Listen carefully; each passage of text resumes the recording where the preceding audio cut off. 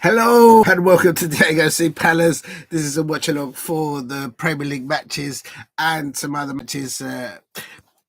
There's one in the Scottish Premiership also, and in Europe as well. But I'm going to concentrate on the Premier League matches as we speak. Please hit like and subscribe at Diego C. Palace. It's currently Arsenal playing against Newcastle at St James's Park, so they're playing away. And just bear with me. I'm going to type this up, please.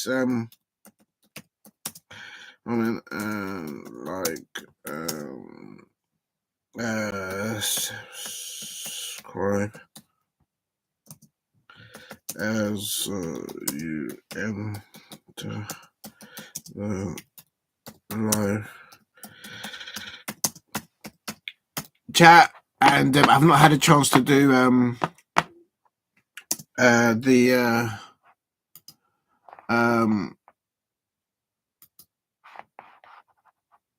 we go. There you go. That's all done in there. And hope you can all hear me and see me all right there. I'm looking for at the moment. Let's quickly go into it. I've just had it. It's frozen at the moment. Yes, it's still Newcastle United 1, Arsenal 0. If you look at my watch along last night, right at the end, I did my predictions for today, Saturday, the 2nd of November in the Premier League. And my prediction was Newcastle United 2, Arsenal 0. The reason why I went for that was because I feel that this one's come too early, too soon for Mikel Arteta. He's got a lot of injuries. I don't think Edu has, the sporting director there at that football club, has done very well during the transfer window for that football club and their fans. And there's the result. The squad in depth is not there. Newcastle United are coming off the back of spanking those jammy Chelsea fans in the League Cup midweek. Although Mascherano, he did change a lot of players for Chelsea, but Newcastle have got a very good manager in Eddie Howe. For me, Eddie Howe should be the England manager right now. I don't know why they went for Tuchel. I know that Eddie Howe's got a high wage and high probably call that clause and all that palaver. But for me, Eddie Howe should be the England manager. Just bear with me. I'm just trying to send. What else have I got to do here? Oh dear. So I'm going to do that. And it's let's have a look. Oh no, that's not working. Just bear with me trying to get the things up and having everything online. Where do I put this? I'm going to put you over here so I can see you there. Right. So it is still coming up to 73 minutes. Just bear with me. I'm going to plug this in. Hopefully no one can hear the live commentary from the match. Oh. Testing. Can you still hear me all right? It looks like you can. So here we go. Let's have a look at what we've got here. Oh my god, it's a yellow card. And now it looks like I think that's Tonelli. He's getting a yellow card. So it's getting a little bit scrappy here. Arsenal are looking down to pull one back. Let me have a look at the lineups because I've not had a chance yet. Mikel Arteta's gone for Havertz and Trossard up top. And Saliba and Gabriel, the two centre backs there. Rice, of course, in top of them, and Merino midfield. Right, so 2 yellow cards apiece for each side. Looks like Willock, he's had a yellow as well. Oh, but he's been substituted by Tonelli, so he's not on the pitch no more. Mikel Merino, he got a yellow card, but he's been substituted by Zinchenko on 61 minutes. That's a double substitution by Mikel Arteta. Why didn't Mikel Arteta start with and Ait-Nouri, Ait-Nouri? What a wonderful strike he scored. Second goal for Arsenal in the League Cup. And but now he started him on the bench, and now he's come on the 61 minutes. Trossard has come off. Gabriel Jesus, it was also scored in the previous match. He was benched in this match. I don't get that. I don't get that when managers do that. If a player scores a goal, a very good goal, let him play the next match. We roll the dice, let it go. Let them do the thing. And Mikel Arteta bench Gabriel Jesus and both Ait-Nouri, and they scored in the previous match. That makes sense to me. That makes sense to me as an outsider looking into that football club. But at the moment, it is still. Oh Lord, let's have a look. Yes, it's still coming up to about 75 minutes, and Newcastle United are winning 1-0 against Arsenal. If you're new to the channel, please subscribe at Diego C. Palace. Doing a watch along for the Premier League matches here today on Saturday, the 2nd of November. It's currently Newcastle United 1, Arsenal 0. I had predicted yesterday on the watch along that I did yesterday that Newcastle would win 2-0. I just think the substitution have come too early for this match has come a bit too early for Mikel Arteta and his squad in depth, and they've got too many injuries. And in my opinion, Arsenal certainly don't have the squad in depth that the likes of Pep Guardiola and his Manchester City, and certainly they don't have the squad in depth and quality that Liverpool fans and Liverpool FC and Arnold Slot have at that football club. Arsenal are way behind on that. So, it's coming up to it's 1 minute. It's all frozen. What's happened there? Oh, Nick Pope. He doesn't look well he's on the canvas. He's getting seen to. He's had a bit of an injury. So, but for me, in the second half, you would have thought the players like Bukayo Saka would come into his own, get the ball to him. For me, he's been too quiet, and on the touchline, you can see Mikel Arteta with his big long coat, and he looks like he's got a tent around him. Real talk. Oh, big up. Good afternoon to Shay Arsenal. Unlucky to you right now. Your Arsenal are 1-0 down. Don't blame me, but I didn't jinx it. But I just think this one has come a bit too early for your squad. You got too many injuries. I don't understand why Mikel Arteta benched the two players that scored on Wednesday, Gabriel Jesus and Ait-Nouri. I'm old school. If you can play, if you're scoring goals, there you go, sunshine. You play on the next game. It's not difficult. It's not scientific. It's just how football should be. And Mikel Arteta has benched those two players. And look at that. Look at that, Arsenal fans. Why did your manager, Mikel Arteta, bench the two players that scored in the last match? Very good, solid goals, especially Ethan and Ait-Nouri. What a wonderful strike there, that second goal for Arsenal in the League Cup on Wednesday. And so he's brought them on the 61 minutes, and there you go. There's another throw of the dice there, but that looks like that was his plan B. I think he should have stayed with the players that scored. What else have I got to do here? Just bear with me. I'm trying to get the matches up. Oh my days. That's not going to work.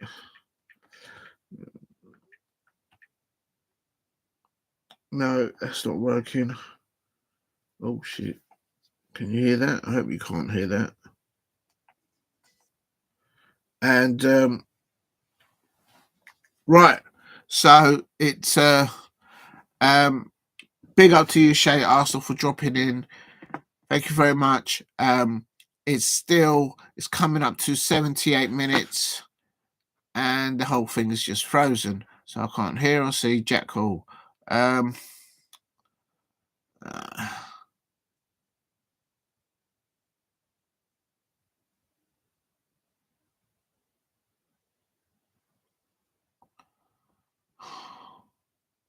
Oh, apparently Gabriel Jesus and Ben White weren't originally fully fit. But this goes to my point. There goes my point where I was saying that I don't think the squad in depth that Arsenal have in place at the moment, and they spend millions and millions and millions of pounds. Real talk. So, Shay, Arsenal, I expect you want your side to pull one back. But it's a full crowd capacity at St James's Park. Newcastle United fans have got their tails up. They're looking to try and get some kind of silverware in one of the cup competitions, and they're looking to climb up as far as they can up in the Premier League, no doubt. So for me, team selection and squad in depth, that's what's causing Arsenal to falter, and we're only in November. We haven't even gone through the Christmas and New Year's period yet, and we've got internationals to come. So who knows what other players might come back injured for all football clubs. So the squad in depth of Arsenal, I think, is what's causing them to be losing today. Right, now I'm going to go to oh Lord. I hope it's on here. I hope you can't hear it. Just trying to get the game up again because the damn thing's not doing much to me. Just bear with me.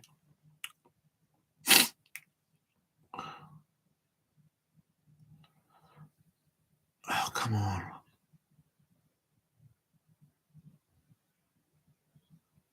Yes, it's come back up now, the match.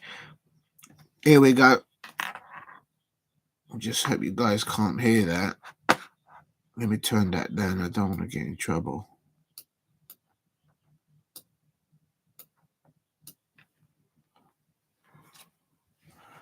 That's Bukayo Saka there on the near touchline there. Everyone's back there for Newcastle United. Not the best of delivery there by Declan Rice on that shot, on that set piece there.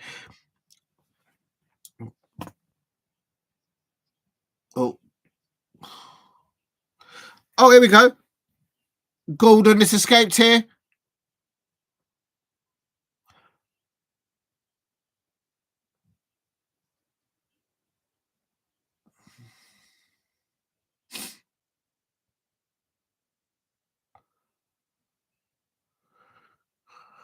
Golden should have done a lot better there. Gabriel Jesus there, pickpocket his pocket there. And for me now, Shevchenko on the ball. Newcastle here, one up against the Arsenal.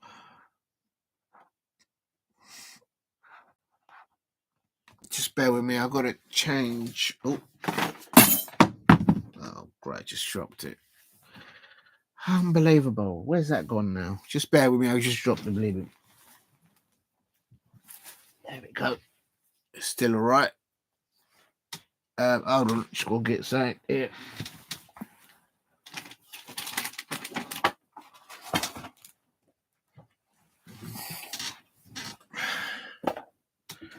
Right, here we go. Just going to change this because I can't see properly with those ones. Arsenal are pegging back Newcastle United here. Eddie Howe is on his touchline, trying to encourage his side to get hold of the ball and play the damn thing away from their half, but to no avail. Arsenal are up in levels here now, trying to get Shevchenko on the ball now.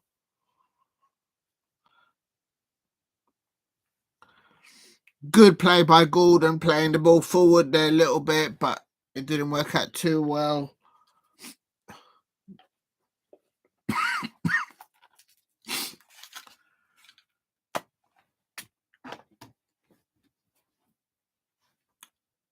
That's not a foul. What's going on there, referee? But he's got to play the game.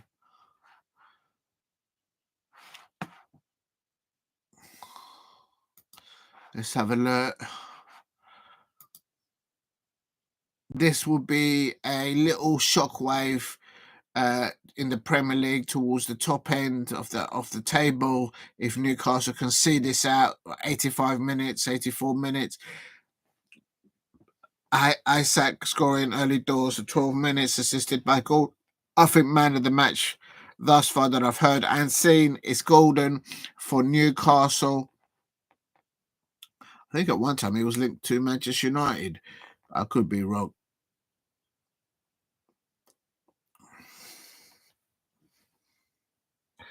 Right, let me put this over here. Oh. Is that all right there? Oh, shoot.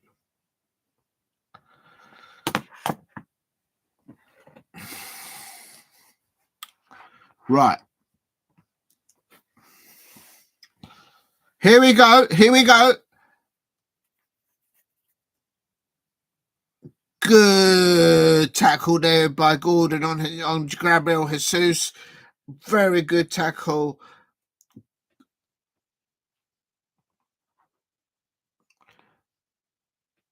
At the moment, on the side of where Bukayo Saka is, he's been welled. I wouldn't say man-marked, but he's been kept at bay. Nothing can get to him, and if anything goes towards him, Bukayo Saka is closed down like instantly. That's not a coincidence. That's been worked on at training ground, I expect. And they're absolutely Newcastle is putting everything behind the ball to keep that one goal lead. And for me, they need to focus, they need to concentrate, because the slight of mistakes, Arsenal do have quality there to pull another one back. And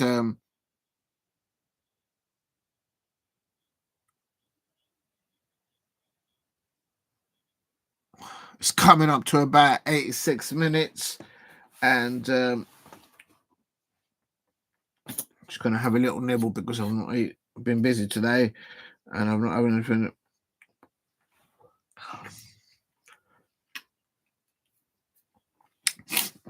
I know Arsenal have only had like one shot on target with all the millions that they've spent, with all the hoo-ha that if Arsenal fans go on about how ready they are to win the Premier League. We are in November, early November, and they can only muster one shot on target against Newcastle United at St James's Park. I said it yesterday during my watch along. This game has come too early for Mikel Arteta, and he's going to be complaining about the players injured. But then we've all had injuries. We've had injuries at Crystal Palace last season, this season, and we just get on with it. You know what I mean? No drama. Right. Barnes here on the attack. Oh, Joe Linton with a header. Oh, David Raya gets the ball for Arsenal. I would have to say, just take the ball to the corner, but Newcastle United, best form of attack to keep the 1-0 lead is to go for a second goal. I expect some Newcastle United fans will be saying, just take it to the corner and keep it there. But it's 1-0. For me, Newcastle United look the more likely to score. Good pressure from Arsenal, but there's not enough squad depth there. And this is going to sound a little shockwave there in the table, in my opinion, for the remainder of the Premier League fixtures this weekend. 1 minute.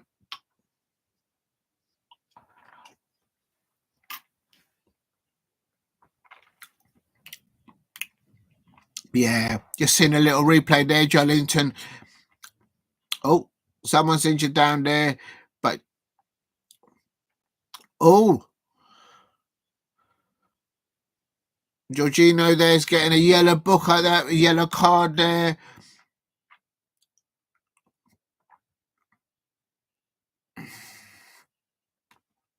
Guimarashi, they're just running across, and I don't think that's a foul, but given the circumstances, the referee needs to have a little bit of common sense. It's just football, but he's given a yellow card. So it's like towards the end of the game, maybe fatigue going in for the referee as well as the players. And it's, well, I've had enough. I'm going to give you a card. There you go. It's football. It's contact sport. Just chill out, ref. But he's given a yellow card there. It's still Coming up to the 90th minute, Newcastle United 1, Arsenal 0. Can the Arsenal pull one back in injury time? We'll see. Definitely Jorginho getting the card there, and Bruno Gomes. But for me, I don't think that's a foul. It's football. Just get on with it. They're not giving up. Declan Rice is playing, for me, a little bit more forward than normal. And since Ethan and Ait-Nouri has come on, he's looked the most likely to score for Arsenal. And that was my question. Why was he benched? Why was he benched after the goal that he scored on Wednesday? Why did Mateta bench the young man? It just takes all of it out of him. And it's just absolutely ridiculous, in my opinion. He's not only scored, and Gabriel Jesus, he scored as well. And they benched him as well. So just if they score, just play them. Ben White. Oh, he couldn't control it there. Newcastle United living it dangerously there at the back. Bukayo Saka decorating the back time that he got on the ball. But we're into the 90th minute. And Arsenal are still looking to dig deep for excuse me, an equaliser there. And a very, very crucial interception there. I'm looking at the fourth official now. He's putting up the board. They've gone for 5 minutes. 5 minutes of additional extra time. There's still time there for the Arsenal to get one back there. Havertz.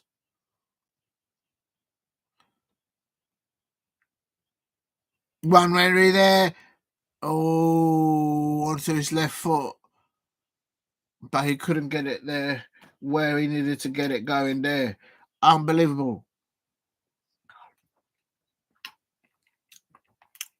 Lovely way he received the ball there on his right foot, and then he tries to have an attempt on goal. Very good prospect of the game. Why didn't he start at the beginning? Since Ethan and Ait-Nouri came on, Arsenal came to light. Why didn't they start him at the beginning? Start with your best attacking players. That's what I always say. Get the job done and see it out.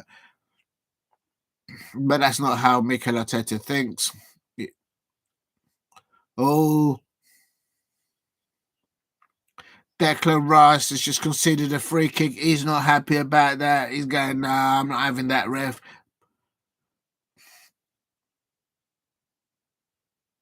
You can hear, you can sense the home crowd at St James's Park rearing their home crowd, their home players, to get the job done, to get these vital 3 points, to push them up the table. For me, Newcastle United look very comfortable.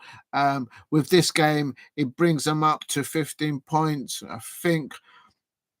And Arsenal are in the mud with only 18, with clubs like Brighton, Hove and Albion, even Nottingham Forest, if they win today, could go above the Arsenal today as the results go by. So for me, I've just lost the whole thing. Here we go. It's another football match without a clean sheet from Mikel Arteta's side. Has he lost his mojo? Did he ever have it? I don't know. I'm not an Arsenal fan. I'm an outsider looking in. Shay Arsenal, are you disappointed? Big up to you dropping in, but are you disappointed in the lineup of your manager today and on the performance? Oh, Declan Rice! Oh, he just hit the outside of the post. What a cross. What a wonderful cross there by Bukayo Saka and Declan Rice. What a cross. That should have been far post. Oh, just on the wrong side of the post. The Arsenal fans will be asking, why did you move it a little bit to the left? What is going on? Declan Rice, that was the moment, that was the chance. Oh my days, that should have been the equaliser. Newcastle United, this is why they were kind of shielding and man marking Bukayo Saka for the whole match. They've let him loose a little bit. He's done a peach of a cross.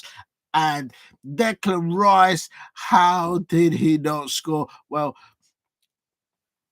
it's like a header where he didn't have the confidence. Of course, it's easier for me to say here, sitting down, having a little bit and munching food.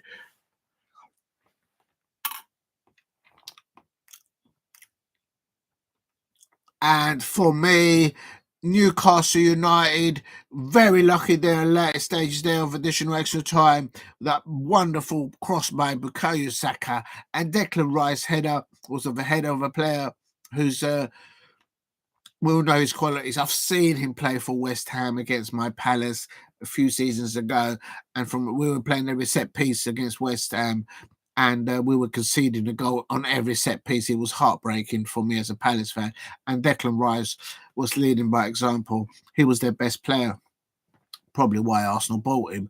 But I'll tell you something. There's been a substitution now. Bruno Guimaraes has been replaced by Lloyd Kelly. So they're probably winding 9 o'clock here. The home crowd at St James's Park, Newcastle United, they are whistling for the final whistle. Who is the numpty? The referee. The referee is John Brooks.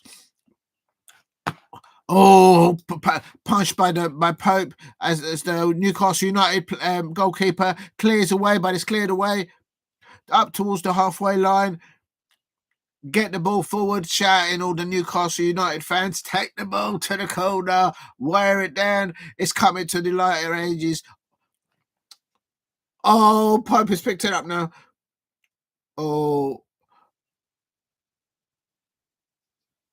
yeah, well, that's a very good interception by Pope there, getting hold of the ball. And for me, this thing's frozen. Don't freeze now. And the thing is, these are big moments for Newcastle United, big moments for Arsenal. Can Newcastle United see this out? It's coming back again. The crowd wants a full-time whistle. They're still playing 6 minutes of additional extra minutes. Havertz getting the ball. He feels foul. That is a foul there. That could well be the last. No, he hasn't blown the whistle. He's going for a foul there. So there's still a bit of nervous there. St James's Park are touching cloth right now. They're a little bit nervous because they know how Arsenal like to nick a win right at the end of matches. But this is going to be a big damage today. If all the other sides below Arsenal win games, they could end up outside the top 6. And Newcastle United making good ground. It is. They said it's over. It is now. And Newcastle United, breaking news here at Diego C. Palace during this live watch along. Newcastle United have won 1-0 over the Arsenal. Bad tip selection, bad squad in there from Edu and Mikel Arteta, in my opinion. We're not even into the latter stages of November.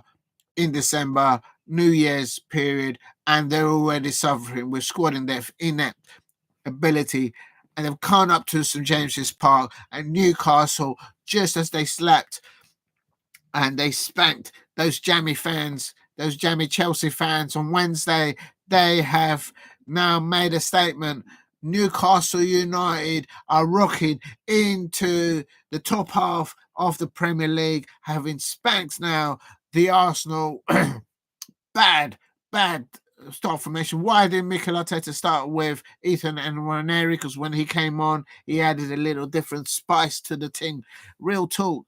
What are we at a prospect of the game? Mikel Arteta does not know how to unlock young players. That's why we've got Eddie Nketiah at Crystal Palace. And in my opinion, you wait and see in the League Cup game, Eddie Nketiah is going to show Mikel Arteta what he's missing. Real talk. But back here at St James's Park, it's ended. It's ended. It's ended. Lucky it ended 12 months ago. Newcastle United have beaten Arsenal by 1 goal to the difference. And for me, Bukayo Saka was silenced by the Newcastle team setup. I've said it before and I'll say it again. For me, um, Eddie Howe should be the England manager, and but I know that obviously things have happened now. Now Tuchel's got it, but Arsenal are now just looking at the table. Arsenal, if I can add properly, they are now 8 points behind Manchester City. 8 points behind Manchester City. 8 puntos behind Manchester City. Écoutez, Arsenal fans, what is going on with your team selection today? Why didn't the 2 goal scorers that scored on Wednesday not starting tonight? What is going on with your squad in depth at Arsenal fans? Is Edu's name all over this kind of result? Is Edu's name? Is Edu and Mikel Arteta at fault here? Because now they are 8 points. 8 points behind Manchester City, and Manchester City have a game to play later on against Bournemouth. That ain't going to be easy, but there you go. If things go against Arsenal with results later on today, Brighton, even Nottingham Forest can go ahead of the Arsenal if they get results today, and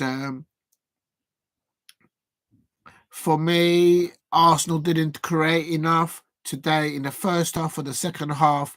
The inept ability of them to consistently have a squad in there. I mentioned it when I started this watch along, and I mentioned it yesterday's watch during last night's watch along that I did.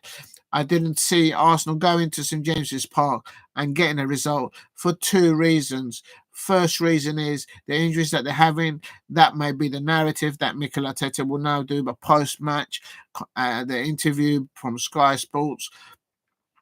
But for me, the second reason is the inept ability of Arsenal FC to have a squad in depth. They've spent millions and millions and millions of pounds. Mikel Arteta and Edu have spent over £320 million net spend since they've been at that football club. They've not delivered any trophies, no Premier League titles, no UFC titles, finals getting to that. They know they haven't done that.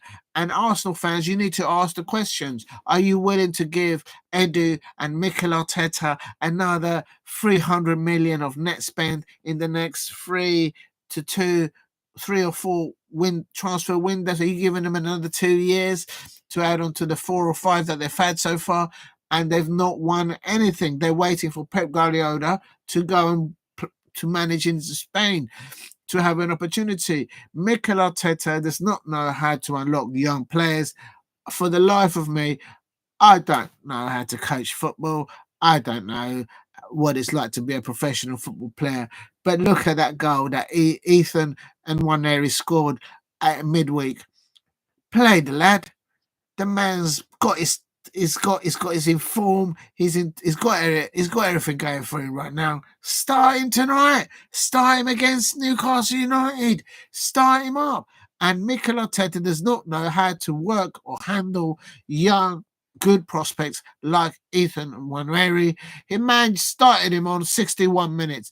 They hadn't made only 1 attempt on the Newcastle goal.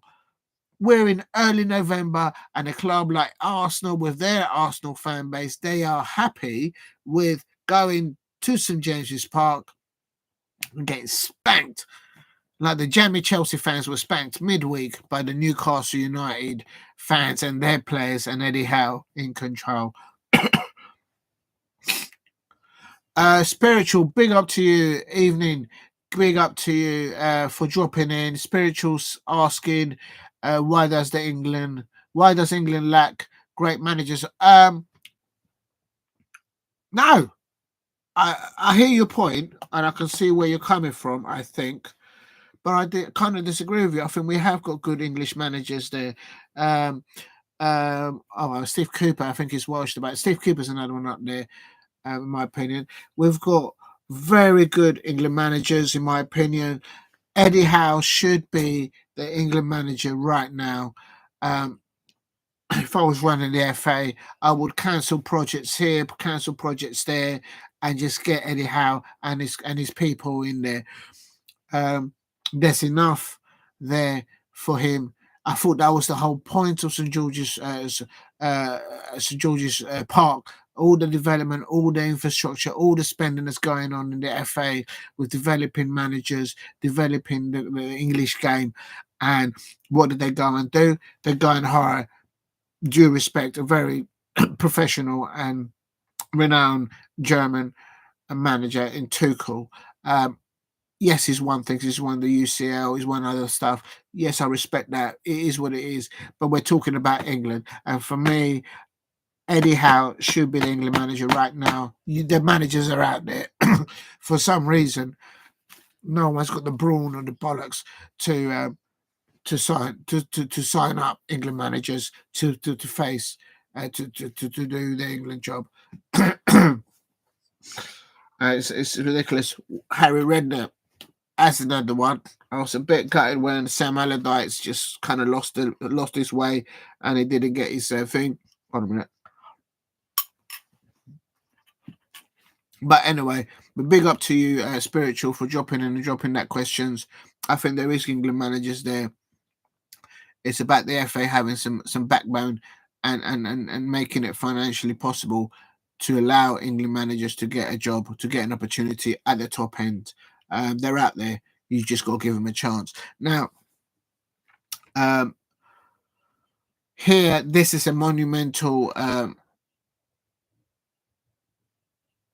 It's Newcastle United 1, Arsenal 0, and actually, you just bear with me. I'm going to take. I hope you guys can't hear that. I'm going to put the commentary away because we don't need it at the moment. Ooh. Right. If you're new to the channel, please subscribe at Diego C. Palace. Do the watch along. Arsenal fans, what is going on with the squad in depth? I was talking about last night during the watch along and the watch along during Wednesday. The squad in depth that Liverpool have, the squad in depth that Manchester City have, Arsenal's bench. I mean, I'm going to go into it again. As an outsider looking in, it's just a no-brainer. They've got Jorginho, Kouari, Lewis Skelly, Neto, and Ethan Nwaneri. Why didn't he start today?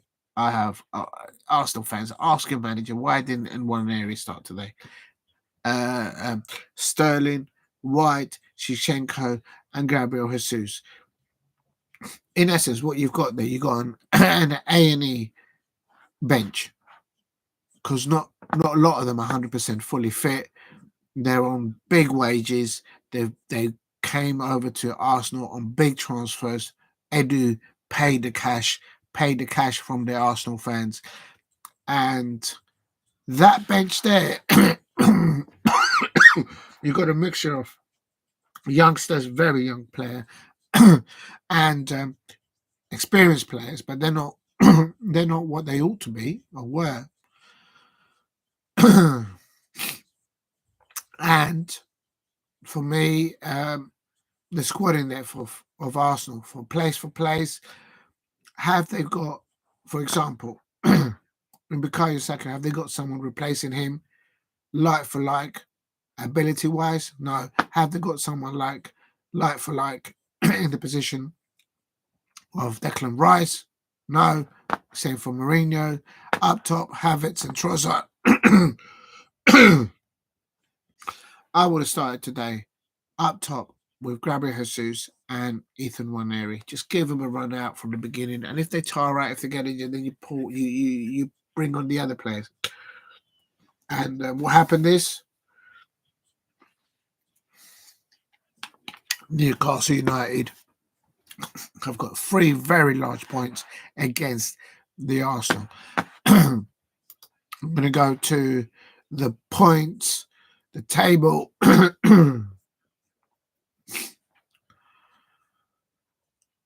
18. Yeah.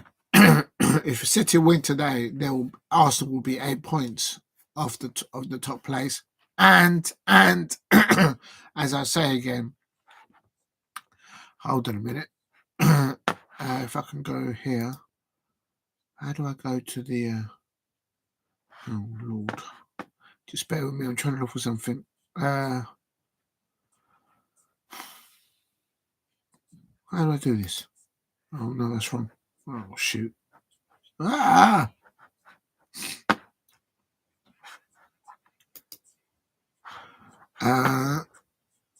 No, I'll leave that one. Is it that one? No, it's not that one. Right, let me just go back. God, I've got a blooming frog in my throat now. Oh, there it is. Ooh. And then fixtures. Right, here we go. As I said, Golden Bennett, what's wrong with me? Losing my voice. This is not a good time to lose your voice. But when I get my voice back, if you're new to the channel, please subscribe at Diego C. Palace. Big up to you, Spiritual. I mentioned this last night. What lineup do you think Glasner's going to start today? I think he's going to start the three at the back.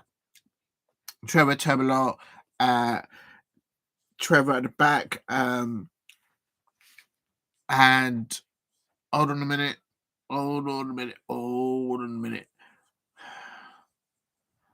It's frozen again. It's the midfield situation that I mentioned yesterday because we've got Emery as a injured, we've got Adam Walton injured, we've got Jefferson Lerma out as well, and who is he going to play in the pivot there in front of the back three? He's probably going to be forced to play Daichi Kamada there, and that worries me. I don't think that's his best place, but he's got a lovely goal there midweek, so he's in good confidence there. I think he'll stick with Tyron Mitchell and Munoz on the other side. I'd like for him. I think he'll stick with JP up top with Nketiah as well, it's.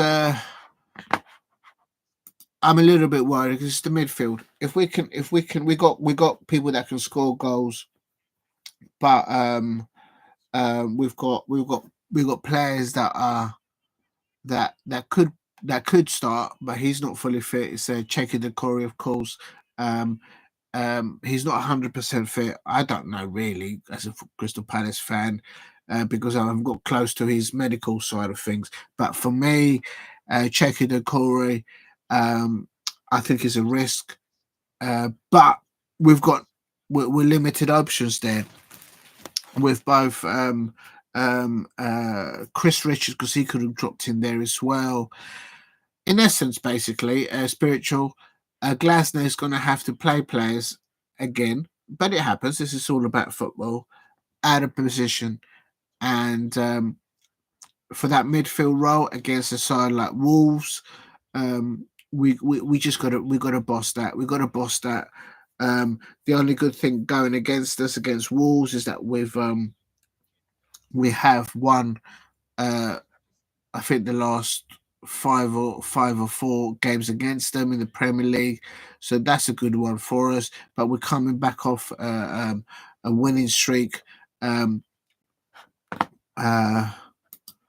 against Aston Villa in the cup. We're coming back off a winning, good solid win against Tottenham Hotspur.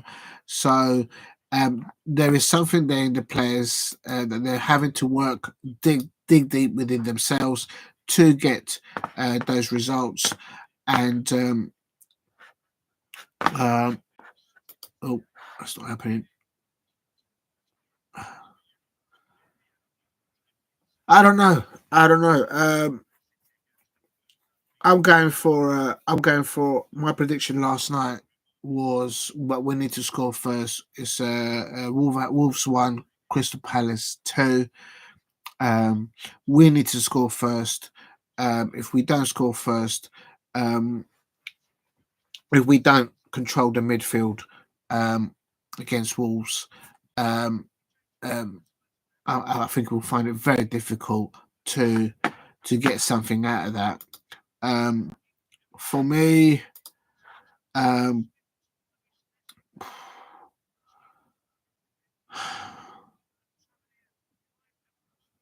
I'm just wondering if I think it'll be Daisy Kamada and Hughesy, Will Hughes starting then in the midfield. They have to, because there's no other options there. Um, um, the thing is, Hughesy and Digi Kamada do pick up yellow cards, and that's kind of worrying. But for me, of course, the American Turner played on Wednesday against Villa, and he did very well. So good time on him on the pitch. But of course, I expect Oliver Glasner to select um, Henderson back in goal. Oh, actually, now you're talking about lineups. I haven't done the lineups, have I? Oh shoot! I was going to do that. Uh, um, He's gonna have to do it. He's gonna have to um, dig deep at what he can pick. He's going to go for Hughes and Daichi Kamada, with, in my opinion, with Tyrant Mitchell and Munoz on either side of them. Up top, I will go with JP and Eddie Nketiah. Um, and I say, you see, for me,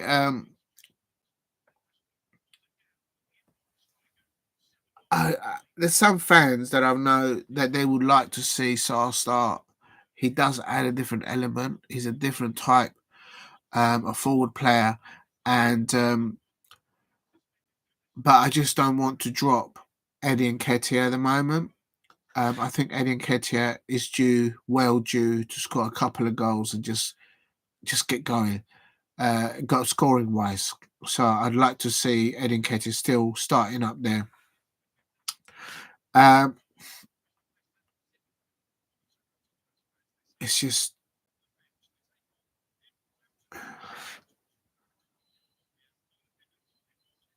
no, that's not going to happen. Right, so I can't get that match up. Just bear with me. I'm trying to get the matches up for 15 minutes from now. In the meantime, I should have got the.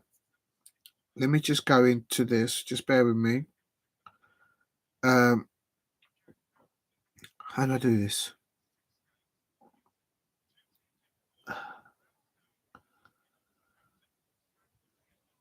Now you're mentioning lineups. Right, that's a full time, so I need to go there.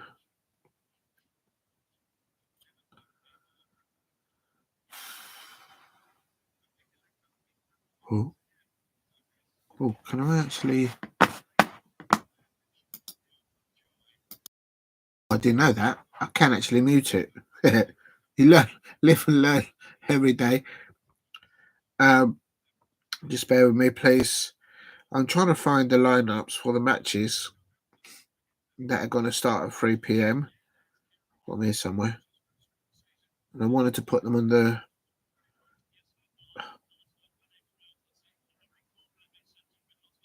Oh.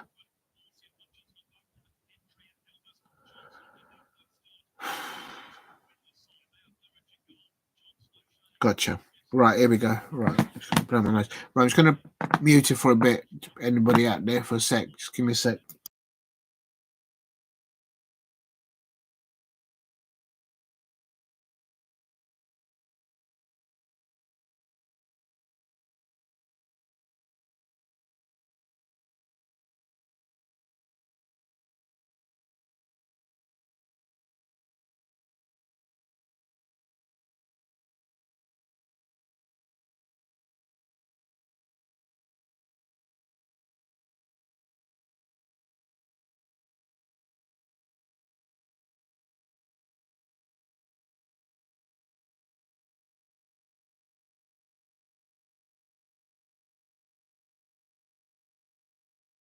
Hopefully you can hear me now. Apologies for that, but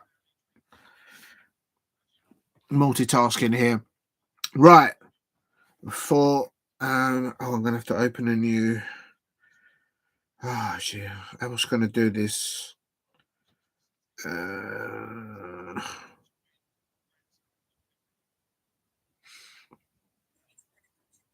Right, so let me just put this down. Hold on a sec.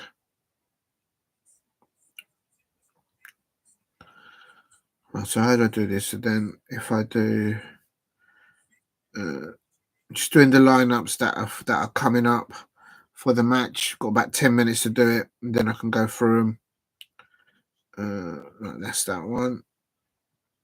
And then you've got...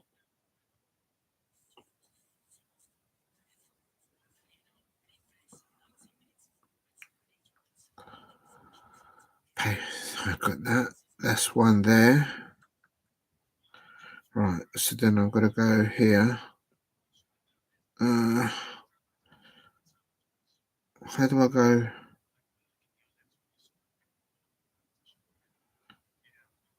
Oh, keep doing this wrong. I'm trying to get the lineups for anybody out there, and then I can discuss them. If I can just get the other one up. Lad, where are you? Oh, that's a bit better. Right, here we go. So fixtures wise,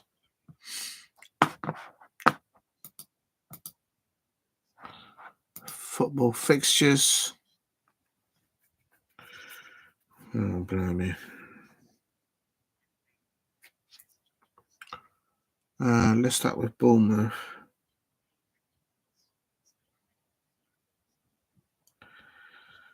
Oh,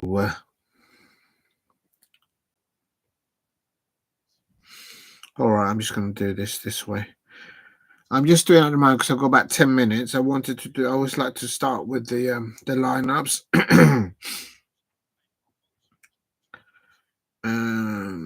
Here we go. Right, I'm just going to do from the bottom end. Southampton first. Got Southampton there.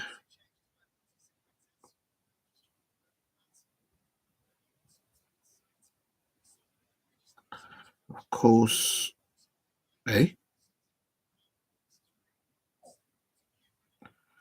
Southampton versus Everton, of course. Ideally, I need those two clubs to drop points, given where Crystal Palace is.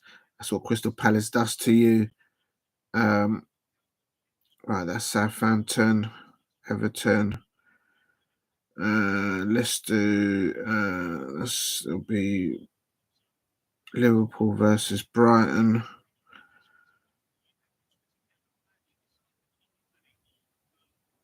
Oh. Oh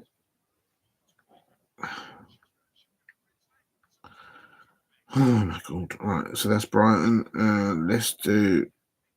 Where's Liverpool gone? There's Liverpool starting lineup. Copy that.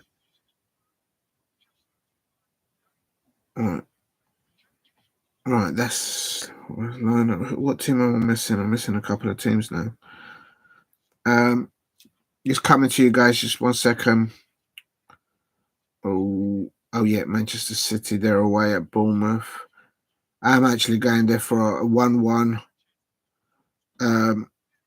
That might help actually the Arsenal fans. I can't lie. I'll follow in today's result.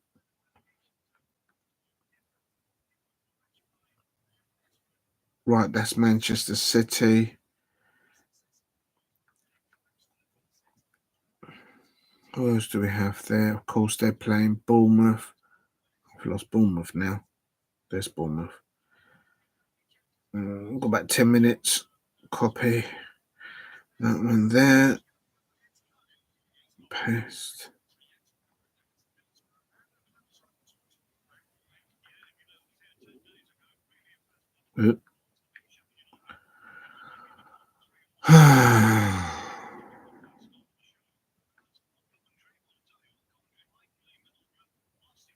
Right, so that's Bournemouth. Now, we've got West Ham.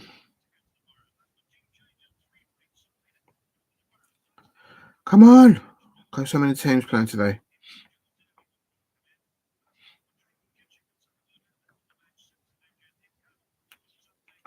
And of course, they're away at Nottingham Forest. I'm going for a Nottingham Forest win.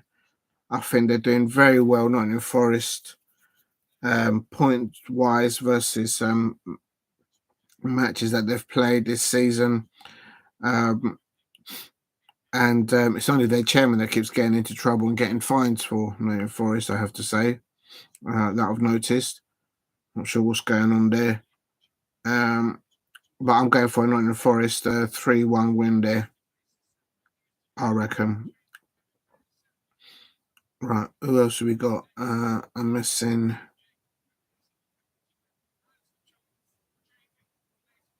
There's another match, Ipswich Town and Leicester. Yeah, where's Ipswich Town and Leicester? Just bear with me. I'm looking for the Ipswich Town. There, I found it. And Leicester starting lineup. I knew there was another match. Massive game for these two sides. Of course, they're at the bottom of the division, like with Palace, and another, I suppose.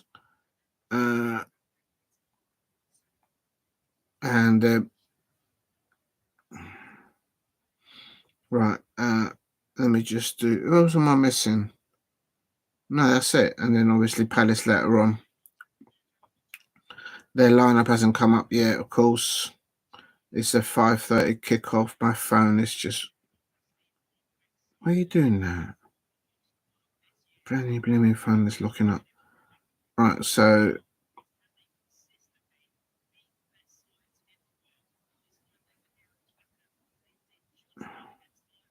Right, I think that's it. I'm coming to you guys. Just bear with me, please. Have I done Southampton and Everton? Yep, I have. Right, so I can go here. Let's just do it. Because I'm running out of time. Yeah, it's 4 minutes. Come on.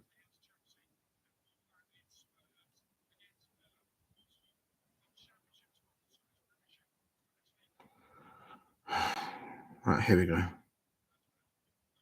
Copy. So then I'll do that. Paste.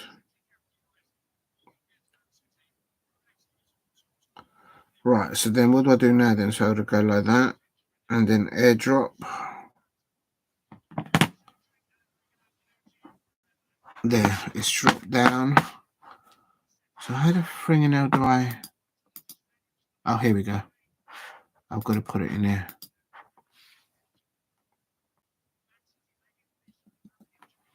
So now I need to just copy and paste, I suppose, what I've just written. Come on. I'm running out of time.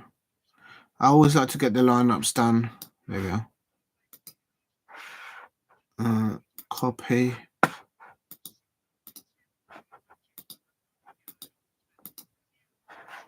Paste. Right. Save. In the description below, you should be able to see the lineups of the teams that have played thus far. Of course, Newcastle United ended 1-0 at St James's Park against Arsenal. Good evening. Good afternoon to Graham Rogers. Liverpool ready to go 7 clear of Arsenal. I would agree with you. My prediction was a Liverpool win. If you look at my watch along yesterday, of course I cannot. It's not permissible for me to predict a Brighton win. It's just not allowed as a Crystal Palace fan. Don't fall over now. Believe me now. Don't fall over now. Unbelievable. So I am predicting for you Liverpool fans. Big up to you, Graham Rogers, dropping in. A Liverpool win. I was looking at your squad in depth during that midweek cup win that you won against Brighton, of course, again, and the squad in depth that your side has. that Arnold Slot has, that Jurgen Klopp built. And it's just formidable. If you guys can stay away from injuries, you should be firing on all cylinders, in my opinion, in all competitions. I'm going for, as a salty Crystal Palace fan, for a Liverpool win. And this is you dressed up posh. No, you got to make a little bit of an effort. I was very late. Into this match because I was busy earlier on in the day. And but bless you, thank you very much for noticing. Got me at my horse is that back there tied up eating some hay, and I'm ready to go for this evening.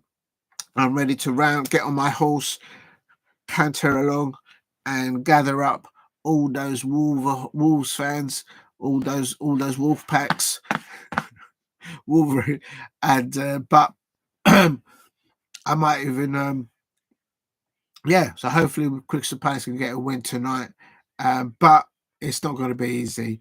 They're about to kick off now. I've put the lineups on the description below if any of you are interested. And actually, while we're here, have I missed Manchester City? Actually, I just thought of something. I don't know if this thing will let me do it this way. Yeah. I might be able to put it on here, actually. I don't know. I'm going to give it a go. Where do I type it in then? Right, I'm going to start alphabetically with Bournemouth.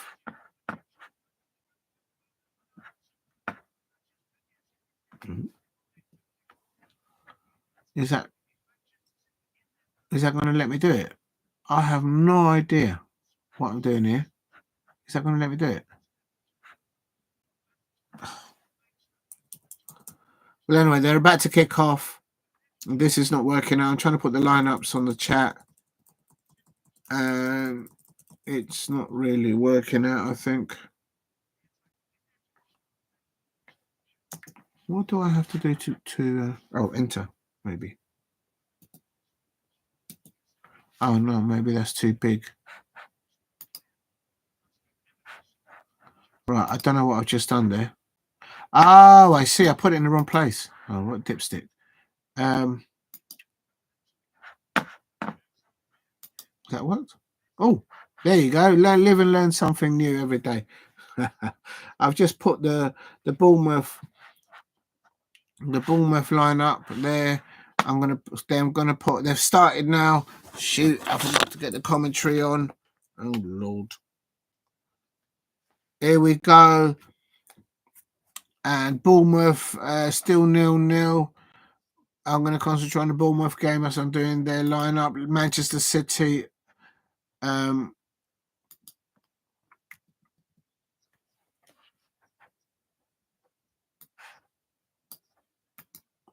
Copy. I'm going to put it. It helps if you put it in the right place. Pardon the expression. And Aki, there's getting the ball. Oh my days, Manchester. Oh, the keeper comes out. It's blocked. Henderson. Oh, Manchester City living dangerously there. Bournemouth nearly scored. The nice block there. Manchester City played it difficult there. Right, so I've done that one. I'm going to do Ipswich Town. If I can find Ipswich Town. Oh, there we are. Mistake there from the centre back of City and Bournemouth. I told you my prediction for this one is Bournemouth 1, Manchester City 1. This is not going to be an easy fixture for Manchester City, although they've got a very good squad in depth. And at the moment, anybody out there, I'm just typing in if I can figure out where to put it. How do I do this? And that is then now the Ipswich Town lineup. And then who else? Of course, they're playing Leicester City. So let's get Leicester City up and running. Oh. Oh, no. I nearly shut down the whole thing. Oh, Lord. Leicester City lineup. I'm just going to put it out there for any Foxes out there. Copy. Oh, my God. This is hard work. Paste. Oh, damn.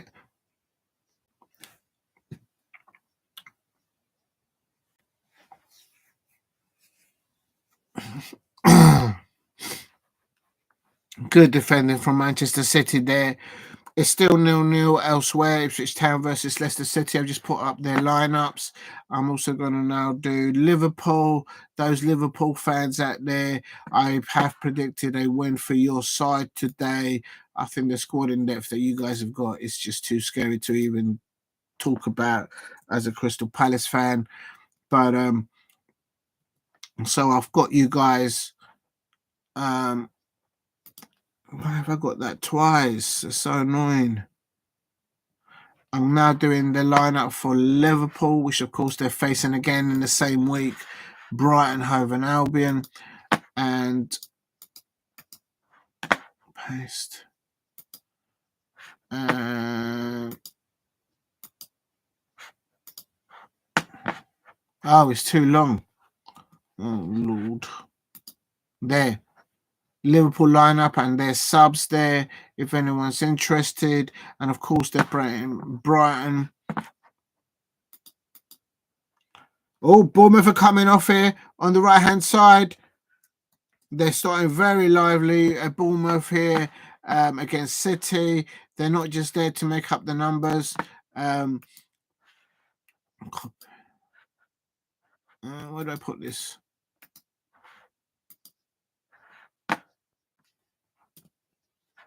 Oh, he's in behind. He's on the touchline.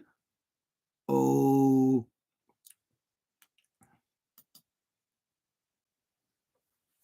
City could be 2-0 down, and we're not even breaking in the 10 minute. We're about the 6 minute, 7 minute. And for me, Bournemouth could be 2-0 up against City with the squad in depth that Manchester City have. This is a mad scene, absolute mad scene. It's still 0-0. Ipswich Town, Leicester City, 0-0. Liverpool versus Brighton, 0-0 versus Nottingham Forest against West Ham, and 0-0 against for Southampton versus Everton. No goals in the other fixtures there. Big up to you, Steve. Good afternoon. Brighton. So I've got to do Nottingham Forest. I'm just putting up the lineups for anyone who might wants to have a butch up, and just bear with me. I'm coming. I'm trying to do this.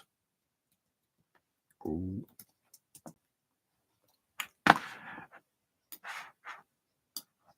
This is now going to be the lineup for Nottingham Forest fans out there. I've predicted for you lot. Where do I put this? Paste.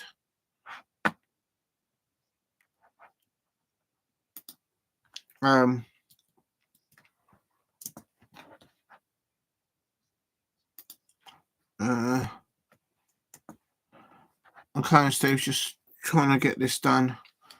This is the Nottingham Forest lineup and their subs if anyone's interested out there. And you got, of course, they're playing West Ham, the Hammers. Bournemouth have never beaten Manchester City. Well, not in the Premier League anyway. Up here. Oh my God. So that's paste. Oh, blimey now.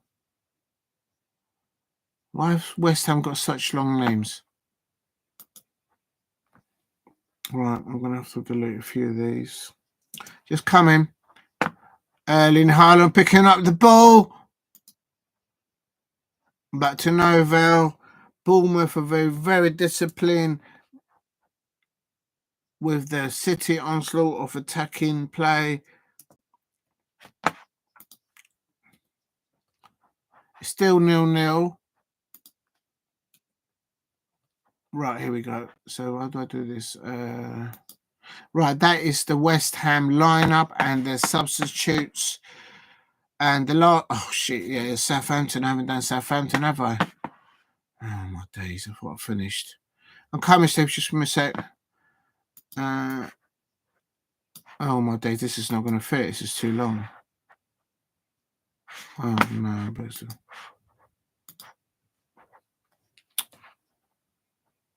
oh, the Cherries are going to score here. Oh my days! I told you. What did I tell you? What did I tell you? Bournemouth have got the best squad in depth that they've had for many years. Even back in the day when they had Eddie Howe in the manager's role, but he had a lot of injuries. But Bournemouth has scored one. Manchester City nil, and there could be 10 minutes into it. Bournemouth are now 1-0 against City fans, and excellent pressure. Oh my days. Build-up play for Bournemouth is very organised, and in my opinion, Bournemouth could have been 3-0 up 10 minutes into this match. Manchester City bringing back a lot of the players, but I can confirm in the 10th minute or 9th minute, there and thereabouts, Bournemouth have scored. It's Bournemouth 1, Manchester City 0, and well-deserved. They deserve that, but the way they've started this game, will they keep the consistency in how they're keeping the ball? What am I doing here? Just coming. West Ham, Southampton. Where's Southampton? Southampton. I'm just going to do the lineup for Southampton. Copy.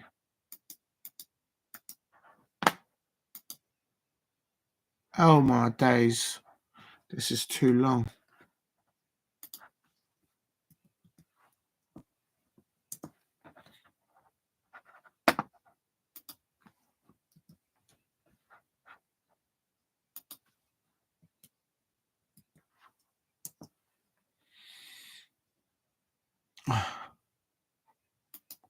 Just bear with me.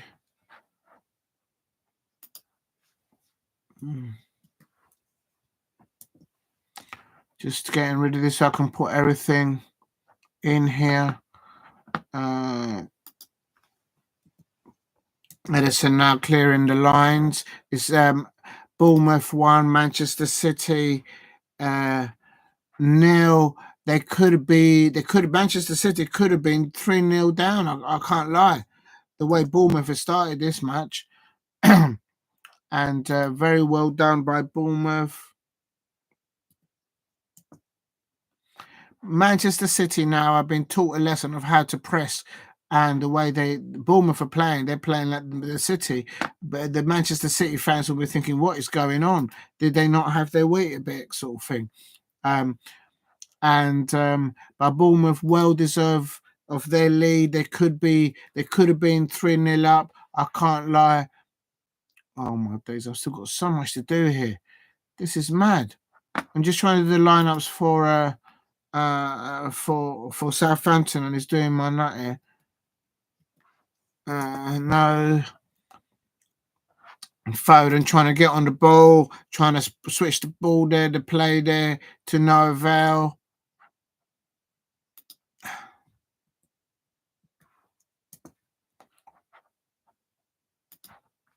For me, Banana Silda is playing on the side now, so I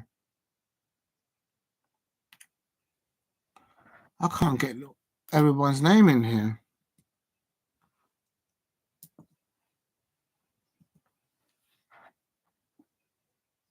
Spare me, I'm coming.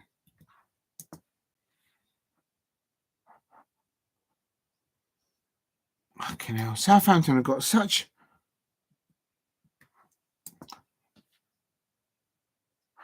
They've just got long names.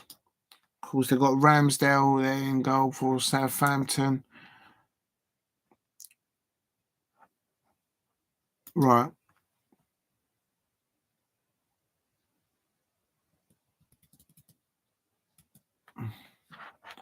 Right, that'll do. That's the Southampton lineup. And now I'm going to do Everton lineup, and then I can concentrate. It's still 0-0 in the other scores. Ipswich Town 0, Leicester City 0, Liverpool 0, Brighton Hove and Albion 0. Nunes having a little attempt on goal there. Is he really Champions League type of player for the Liverpool fans? As an outsider looking in, I don't think he is. Nottingham Forest 0, West Ham United 0, Southampton 0, Everton 0. And Forest looks like they had a good opportunity there in their first early doors, first 10 minutes. But no, the only goal scored at the 3 p.m. kickoffs here, this live watch along on the 2nd of November, Saturday, is Bournemouth 1, Manchester City 0. Bournemouth should really be 3-0 up. The way they've started, oh my God, they are showing Manchester City how to do the press and score. Type of match. It's absolute scenes, Manchester City fans. What's happened to your side? They haven't woken up. And here we go. Gundogan there, vital interception there. But it's Anfield. Liverpool have conceded. Oh my days, Liverpool fans. What is wrong with you lot? What is wrong with you lot? Oh my days. Can't you guys do anything right, Liverpool fans? I'm expecting you lot to win against the Albion, to win against Brighton, and Brighton have now gone ahead against Liverpool at Anfield. Liverpool fans, sort it out. I don't ask for much. I'm asking you, pretty please, with sugar on top, with cream on top, with a little cherry on top, if you like, if that's what you're into. Just beat that Albion, beat Brighton. Can someone just please beat Brighton? Please, Liverpool fans, please, just do your thing. Why are you losing 1-0 to Brighton? Sort it out. Unbelievable. Right. I'm absolutely fuming with that. So, Liverpool fans, pull your finger out, do something, as they say.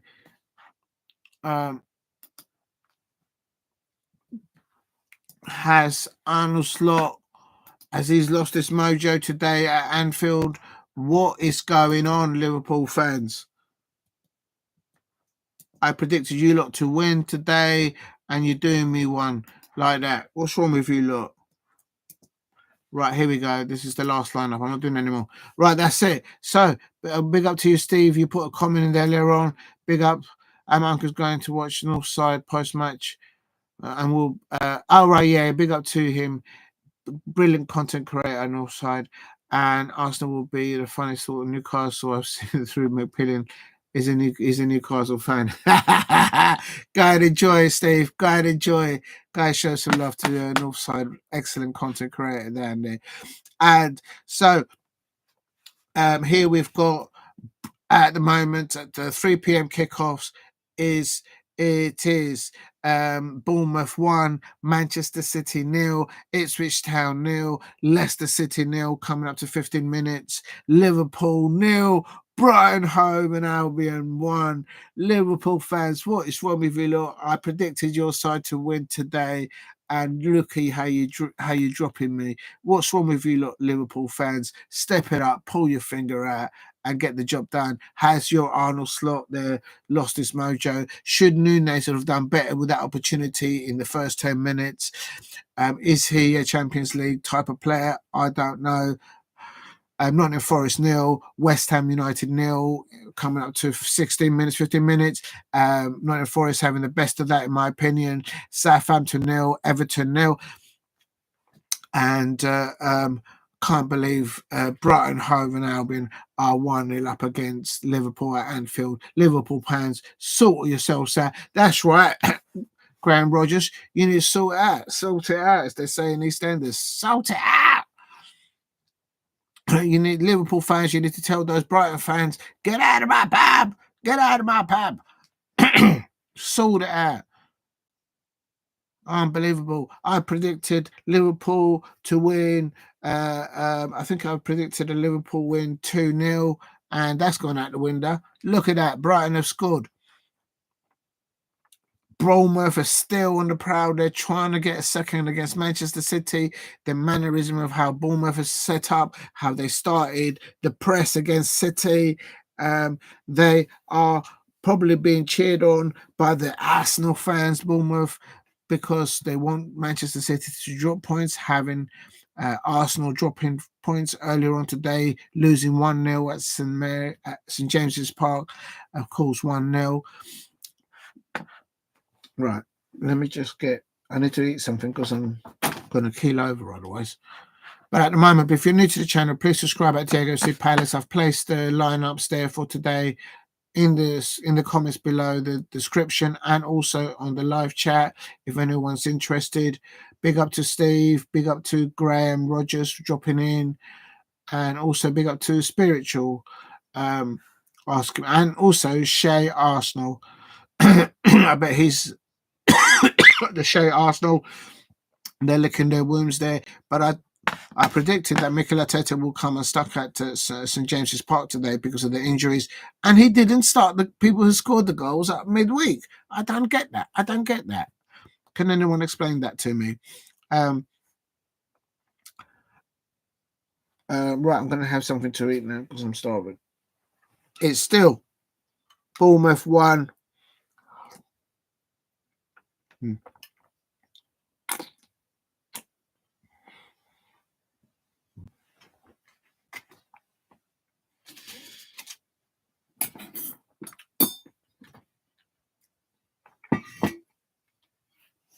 I've got to eat something. I've got some eggs that I made. They've gone cold, but because I've been doing the watch along, I've not had a chance to have a little nibble. It's one thing that I've noticed doing these watch alongs. It does make you hungry. I don't know why, but it does. No one told me there's no like a manual out there for content creators, but you do get hungry when you start doing live streaming. I can't believe Liverpool fans, how are you losing to Brighton at Anfield? Sort it out. Pull your finger out. Unbelievable.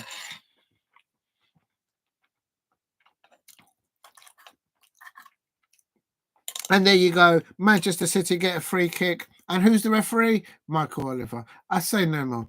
I mean, if that guy is not a Manchester City fan, I don't know what is. I'm telling you something. There needs to be an insurance inquiry there. Michael Oliver, why is he refereeing a Manchester City match? I say no more. I'm going to go back to my egg.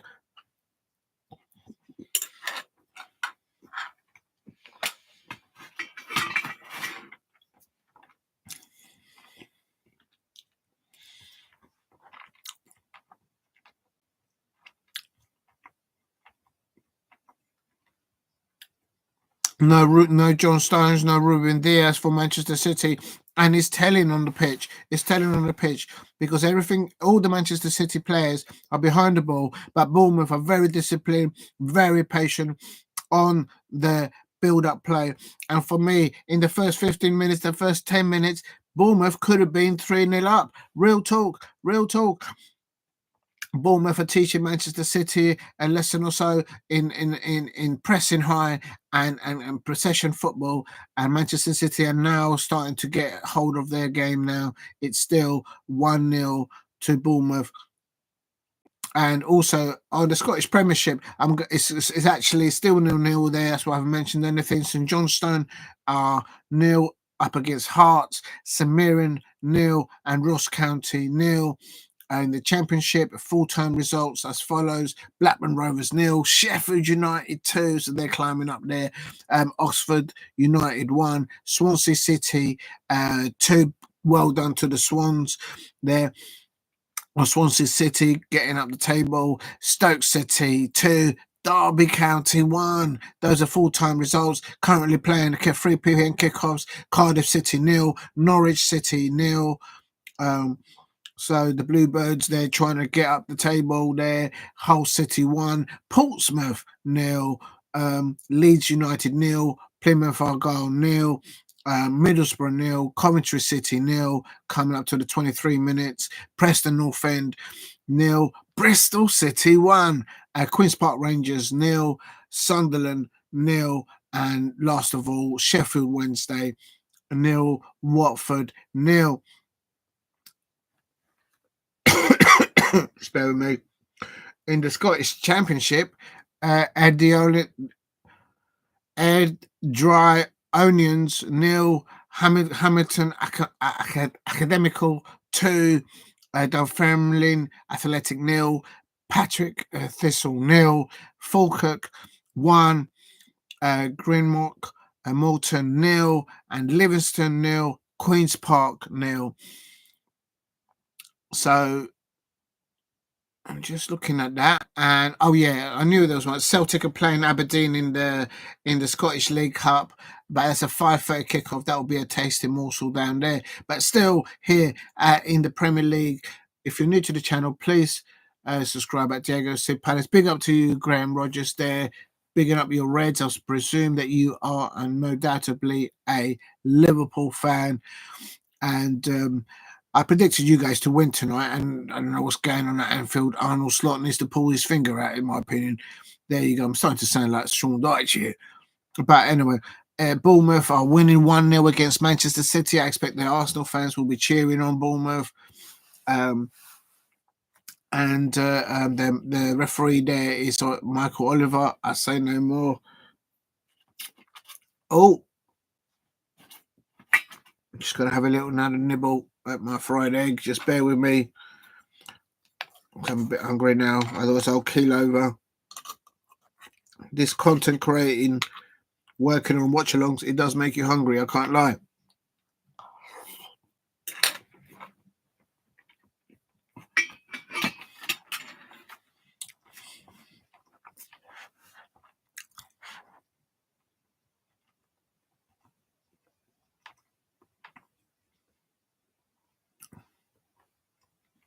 Oh, what's going on here?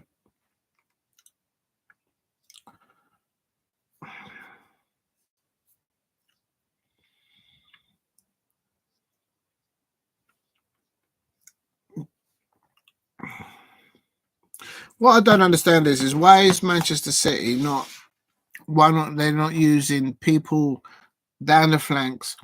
They're not making runs to make options.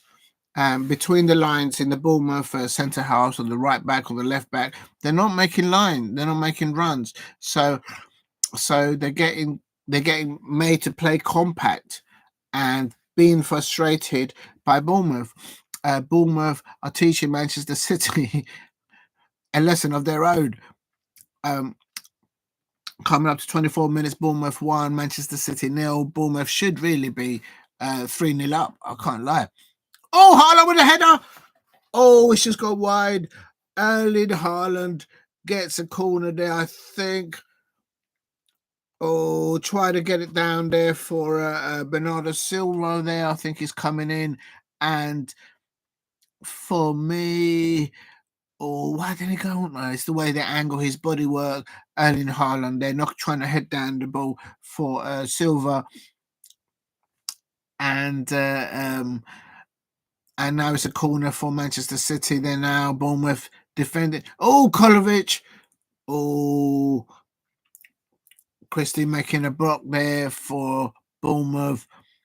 Kyle Walker on the ball now. Manchester City now up in the tempo and up in the intensity. On the Bournemouth, we've got everyone behind the ball now, in my opinion. The target man for Manchester City in their defensive play right now is Erling Haaland. Everything's going up towards his mullet. Real talk.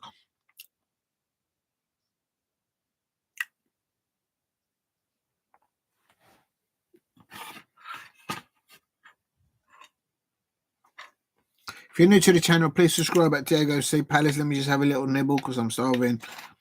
Like, literally.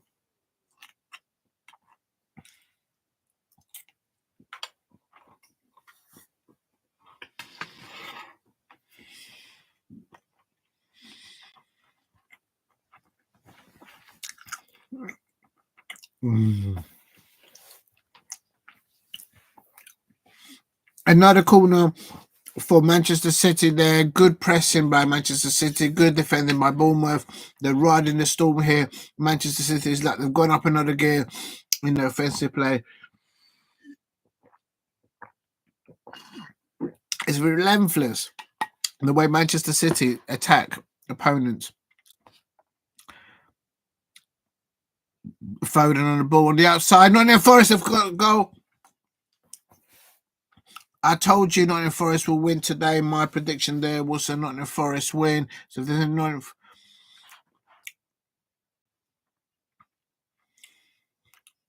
Chris Wood, man's on fire. I think he scored about 7 or 8 goals this season. Lovely little header goal there by Chris Woods. Let's have it. But here in Manchester City, oh, Matt Cliver,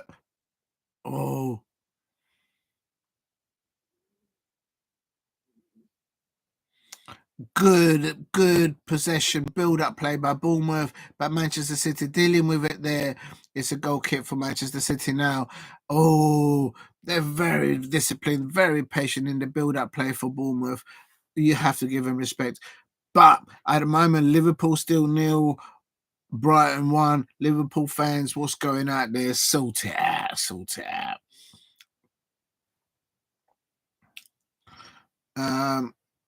It's still Southampton 0, Everton 0. On the 30-minute mark, Ipswich Town versus Leicester City coming up to 29 minutes. It's still 0-0 here.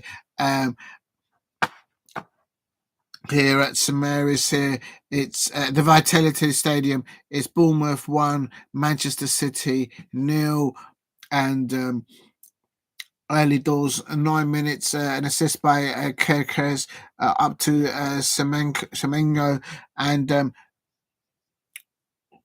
it's just gone past Foden there. Foden has just been outplayed here. Real talk, Bournemouth are really playing with some confidence out there. Absolutely well deserved their 1-0 lead. Pound for pound, every player there.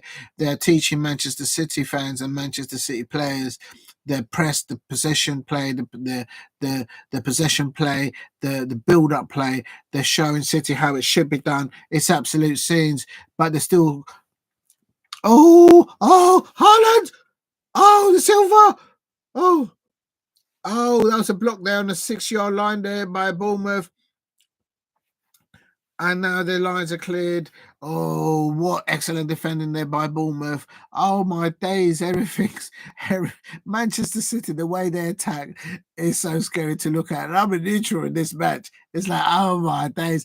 I expect the Arsenal fans will be supporting the Bournemouth fans today. They're winning against City. They should really be. Bournemouth, to be fair to them, they should be 3-0 up. Unbelievable. And big up to you, Steve. Thank you for Manchester. Yeah, Manchester City losing. I predicted a 1-1 draw here last night. And but to be fair to Bournemouth, the way they build up play, the way they are pressing, the way they're showing, they're literally playing like City. And of course, City without Stones and other players, but still, there should be enough there. There should be enough there for them to do a number over Bournemouth. But no, Bournemouth really only winning 1-0 up at the moment. Excuse me, for me, Bournemouth, should be 3-0 up. The way they started watching, yeah, they're good. Those two, go and check them. I'm going to show them some love for Northside and who's some good content creators out there. Big up to them. And here we go. Nottingham Forest are 1-0 up. I had predicted Nottingham Forest to win against West Ham. I predicted that last night. Nottingham Forest they should really be 2-0 up. They had an early opportunity, early doors. Liverpool is still 1-0 down at Anfield. Brighton probably trying to get their revenge, if you like, on Liverpool, having been knocked out of the League Cup midweek. But Ipswich Town still 0, Leicester City 0, and if you're interested in the lineups, I've put the lineups in the description below the content title, and I've also put the lineups on the top chat if you like to have a look at that. If you're new to the channel, please subscribe at Diego C Palace. Please drop a like and subscribe at Diego C Palace if you are new.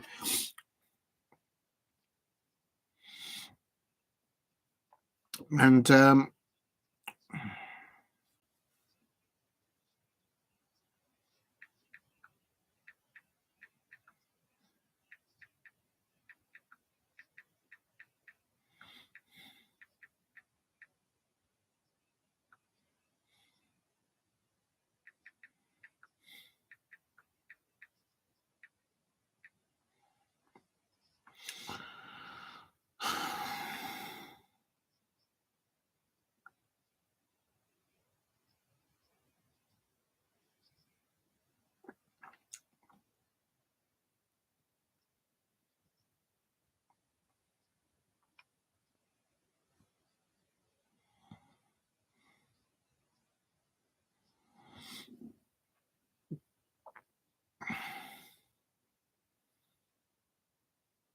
Unbelievable scenes here. Manchester City fans, they'll be fuming in the way their team have approached this first half. For me, Bournemouth as a neutral looking at this match, Bournemouth should be 2 or 3-0 up. The way their possession play, the way they are building up the play, the way they are pressing Manchester City.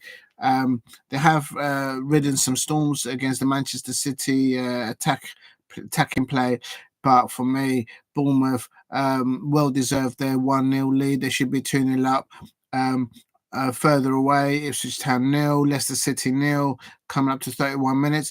Liverpool, okay, now it's coming forward. Guardiola now getting the ball, playing it inwards into the midfield of the Manchester City. Bournemouth have literally got everyone behind the ball. The even the person working in the kiosk in the bar, they're also in the defence there. And Manchester City now looking to build up play. The same with Bournemouth and how they started the match. It's absolute scenes. Liverpool are losing 1-0 at Anfield. Probably Brighton wanting revenge following being knocked out of the League Cup midweek. Nottingham Forest are 1-0 up against West Ham. I had predicted Nottingham Forest to win this match, and Southampton 0, Everton 0. Oh, I thought he was going to shoot then. Ake's got on the ball now. Nunez. Oh, no. Bournemouth are clearing their lines now. So very good defending by Bournemouth. Yeah, Forest are winning. Forest are winning, that's right. And in the Scottish Premiership, Hearts have scored away at St Johnstone. St Johnstone have got serious problems in the defence, I can't lie. At St Mirren 0, Ross County 0, but back here at the Vitality Stadium, Bournemouth 1, Manchester City 0, coming up to about 35 minutes.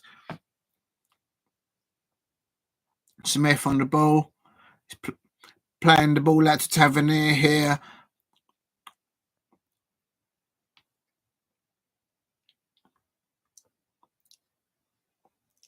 Oh, that's good defending by Bournemouth now. Very good.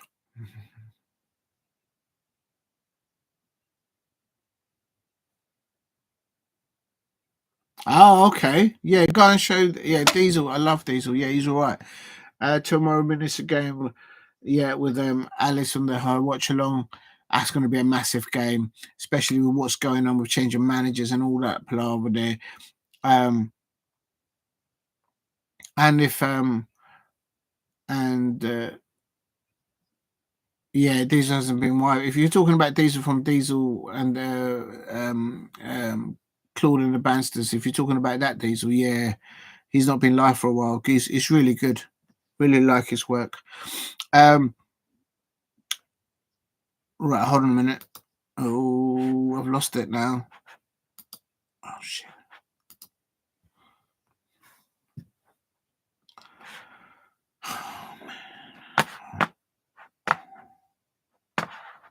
I've lost the. Oh, here we are. Oh!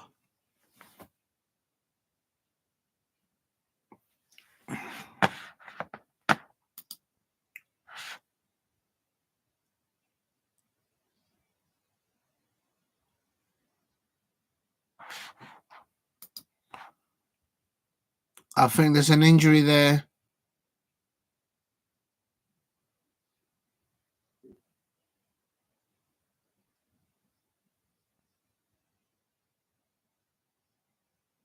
I think he's all right. But it's still 1-0 here between Bournemouth and Manchester City.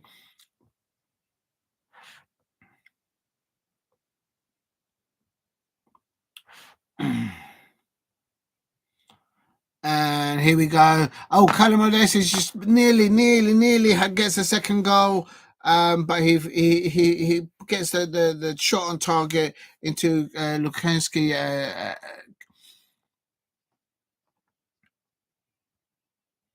Leeds, it look like they're doing a balmy in the Championship.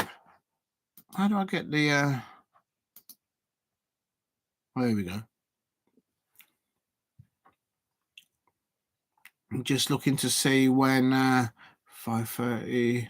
Oh, wait, we're not near the. I'm trying to wait for the lineups for Wolves versus Crystal Palace, but we know we're too early for that. And it's only just now that Erling Haaland gets an opportunity on goal, and this is how good Bournemouth have been. I expect every Arsenal fan will be watching this match between Bournemouth and Manchester City right now, having licked their wounds, having lost to Newcastle United earlier on today. Can Bournemouth do Arsenal a favour here, I suppose, by making Manchester City, Pep Guardiola and his side dropping points? And also, Liverpool are losing. Brighton Hove and Albion are winning, coming up to 41 minutes. Liverpool fans out there, there's any Liverpool fans out there. Yeah, that's Claude. And yeah. I remember Terry. Terry and Diesel, they're brilliant. They're amazing. I miss those days, Steve. I really do. Yeah, if you see Diesel go live, go and show him some love, definitely. Or Tell. I don't think Tell does anything these days. But yeah, they're real ones, as they say. Over there, still in the Scottish Premiership, coming up to about 40 minutes, and Johnstone 0, Hearts 1, Semedo 0, Ross County 0. And just want to confirm, yeah, Leeds United are doing a balmy over Plymouth, Argyle, and Sheffield Wednesday. It's 1-1 against Watford, so that's quite intriguing there.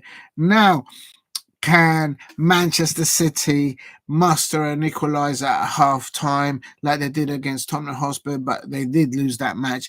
Is it going to be back-to-back losses for Pep Guardiola?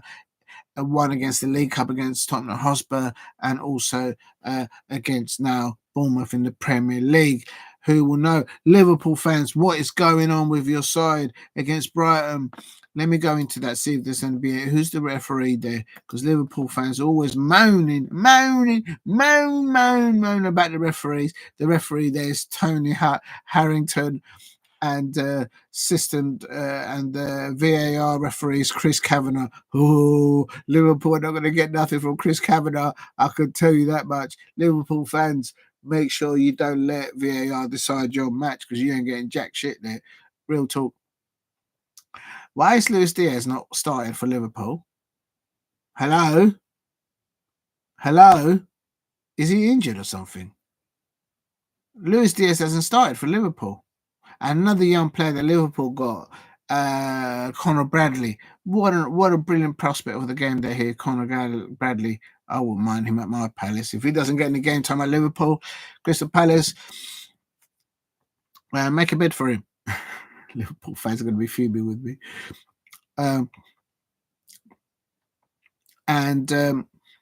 Brighton here, an assist by Bambi Legs, Danny Welbeck, up to Kadioglu.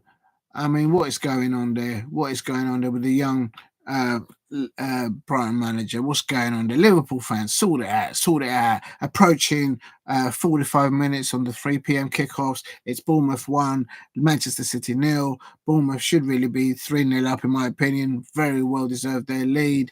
Ipswich Town 0, Leicester City 0. Both sides cancelling each other out. Liverpool 0. Nunes having a little opportunity early doors, but missing again as usual. Brighton 1-0 up there at Anfield, getting revenge on being knocked out of the League Cup, no doubt. I expect Arsenal fans will be wanting Brighton to be winning there. I suppose, I don't know. Maybe, I don't know. Nottingham Forest are 1-0 up against West Ham. I told you last night, everyone out there in my watch along, and I'll tell you again today, Nottingham Forest should see this out. I think Nottingham Forest will win this match. But currently, 41 minutes, Nottingham Forest 1, West Ham United 0, Southampton United 0, Everton 0. Not much to say there, I can't lie. And what is going on? Why is Luis Diaz not on the pitch against Brighton? I don't know. Liverpool fans, what's going on over there? If you're new to the channel at Diego C Palace, please hit a like and subscribe at Diego C Palace. Please do a share if you can, and also I'm going to have another little drink of this.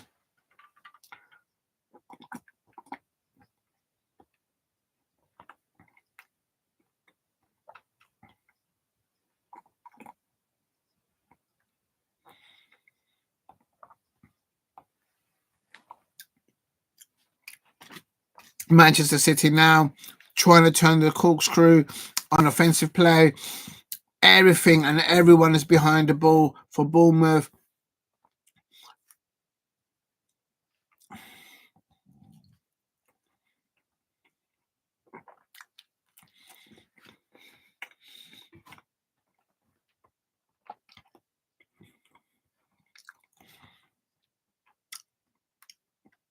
Devenny getting into the balls, the back of the crew for this set piece. Semedo, the goal scorer. Kirkis back to Southampton. Bournemouth are just showing Manchester City how it should be done. Credit to them. Credit to them. Pep Guardiola is going to be fuming at halftime.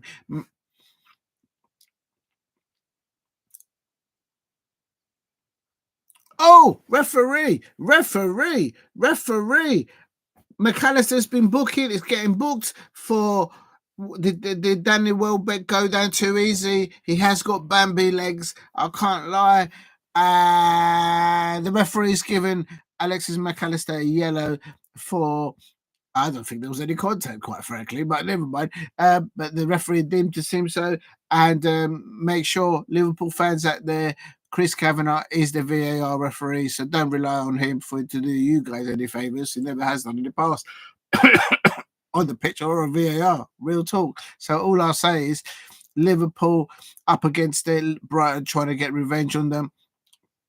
First off, it's finished here at the Vitality Stadium. Bournemouth well deserved this 1-0 lead against Manchester City. They should really be 3-0 up, I can't lie. Their possession, the way they build up their play, they are patient. They are the way they press Manchester City into not being able to settle themselves into offensively playing like they are. In essence, Bournemouth has just shown Manchester City side how they used to play, but they haven't turned up today. Pep Guardiola, I expect the Manchester City away fans that are at the Vitality Stadium, they will be fuming. They will be asking why have they been allowed to be pressed back so much.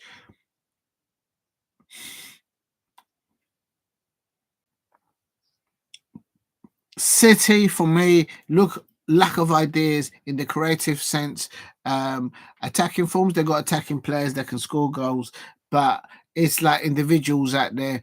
As an outsider looking in, Manchester City, that first half, it looked like individuals versus a team that were disciplined, that came with a focus, with a plan to press high the Manchester City, to press them, keep them contained, and more importantly, on attacking play, Bournemouth should really be 3-0 up against City. I expect the Arsenal fans will be cheering the Bournemouth fans to get a result here, but it's still early doors. It's half time. I can confirm it's Bournemouth 1, Manchester City 0. I can also confirm it's half time at Anfield, Liverpool 0. Brighton Hove and Albion 1. Liverpool fans, what is going on? All I ask of you Liverpool fans, I know I get a little bit salty and I get a little bit rude with you lot sometimes, but I have to say, just with cream on top, with sugar on top, just beat Brighton. What's wrong with you lot, Liverpool fans? That's all you need to do. You're at home. You're at Anfield. Arnold Slot. You got a squad in depth like none other. You've got no injuries. What is your problem, Liverpool fans? Step it up. What is going on in that first half? Nunes, he's missed a couple of opportunities. And Liverpool fans, sort it out. Pull your finger out. I predicted your Liverpool to be winning against Brighton by 2-0. And look at this halftime score. It's Liverpool 0, Brighton 1. Sort it out, Liverpool fans. Come on. Ipswich Town 0, Leicester City 0, Nottingham Forest 1, West Ham United, they're still playing. And it's 1-0 to Nottingham Forest, Southampton 0, Everton 0. Edison. Edson for now this game's done. A West Ham player has just received a red card. Edson. Yeah, you can't do that. West Ham player Edson.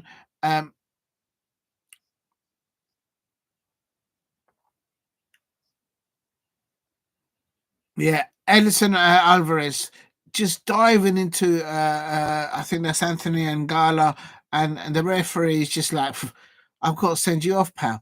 I mean, what are you going to do that now? And the Hammers, the West Ham away players now down to 10 men. I had predicted even if they had 11 players for Nottingham Forest to win. But you know what? Sometimes when you go down a man on the pitch, they seem to do something else. But well-deserved win here at the Vitality Stadium. Bournemouth 1 up against Manchester City. I had predicted 1-1 for this fixture.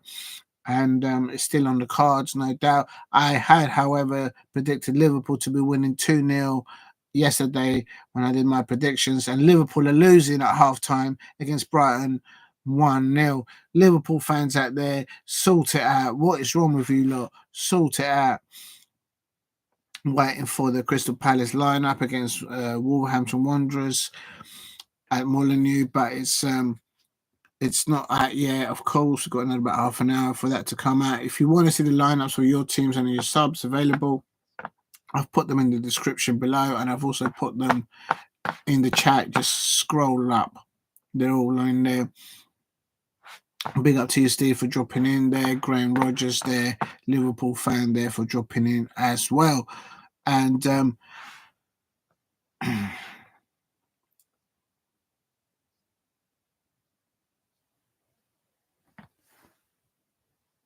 oh,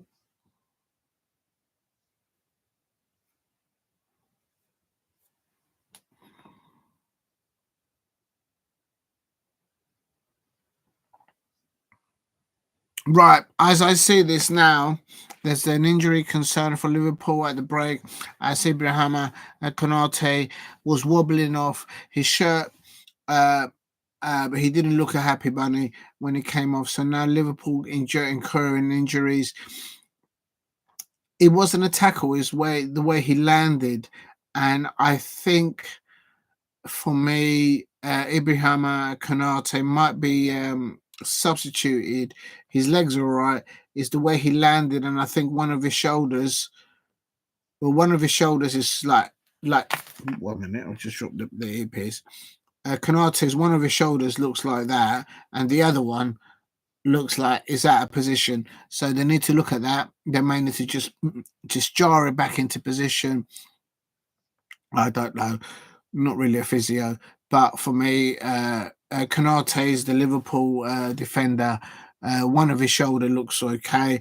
The other one looks all bent up. So they need to look at that. They need to touch that up at halftime if he's going to play. But there is options on the bench. The squad in depth that Liverpool have got is forever. It's goalless at Portman Road. Both have their chances. But for me, the visitors have just not made good opportunities from the last third when they're in their attacking end, and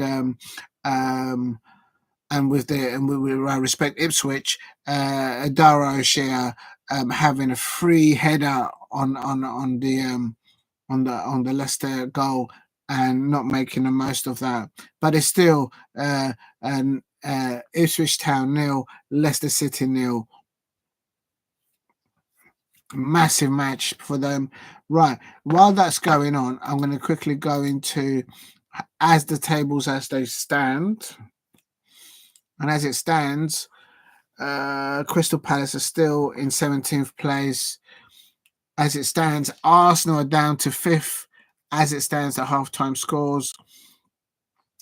Manchester City, of course, dropping points. Liverpool, of course, dropping points. Brighton are up into 3rd place. Nottingham Forest are up into 4th place. Nottingham Forest fans out there, I told you would win today, and that could be the story of the weekend, should it stay like this. Nottingham Forest up in 19 points out of 10. Arsenal dropping out of the top 4. And it could get even worse because if Chelsea and Aston Villa win their games, Arsenal could find themselves in 7th. Real talk. But of course, Manchester United will have something to say about that tomorrow, especially the Chelsea game. Newcastle home win today, bringing them up to 9th place. I beg your pardon. And solid win from them coming following back 2 losses and 2 draws and a loss in the Premier League. So welcome win for them. And later on, it's Wolverhampton Wanderers versus Crystal Palace. Massive game. It's a 6-pointer, in my opinion. We're all in the relegation scrap down there. And with Ipswich Town picking up a point at the moment thus far, with Southampton picking up a point thus far at half-time. Palace, we need to get some points tonight against Wolves. And so we just need to make some ground. Everton, of course, also picking up points there. Ideally, we need Everton to lose and for us to win to go above Everton on goal difference. Leicester City, of course, are on 10 points, so they can go to 9 points. Yeah, so it's one of those. All right, let's have a look. Oh yeah, what happened in the Scottish Premiership? Let me have a look. So how do I do this? So it's not going up. Yeah, I can confirm it's half-time also in the Scottish Premiership. St Johnstone 0, Hearts 1, St Mirren's 0, Ross County 0. That's a half-time result there. Update there.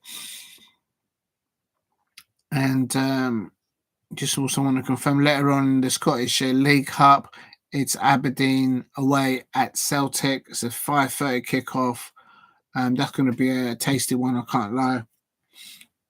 Right.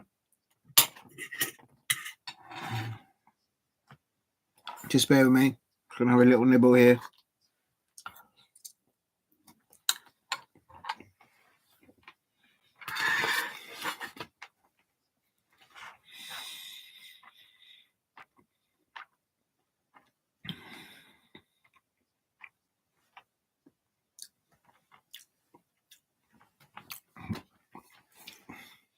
I think Liverpool might substitute Konate. His one of his shoulders didn't look right. It was literally pointing the wrong direction. So they might have to substitute him unless they can jar his shoulder back into place. I don't know if that's what the physios do these days. In my day, back in the day, that's what they did.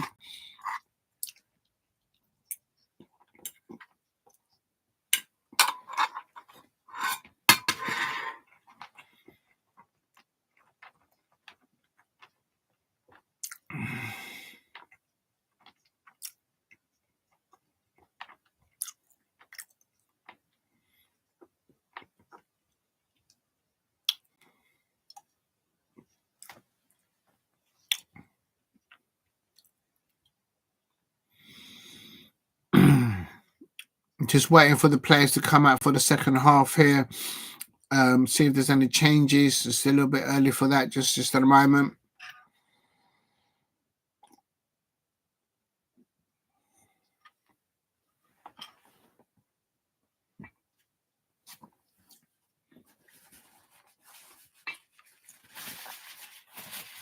If you're new to the channel, please subscribe at Diego C. Palace, doing content for Crystal Palace women, Crystal Palace men, and also other Premier League sides in domestic competitions, Premier League, League Cups, FA Cups, and also in European matches for the English sides out there. Also covering Scottish Premiership football as well, and having a little dabble there at some Irish teams as well.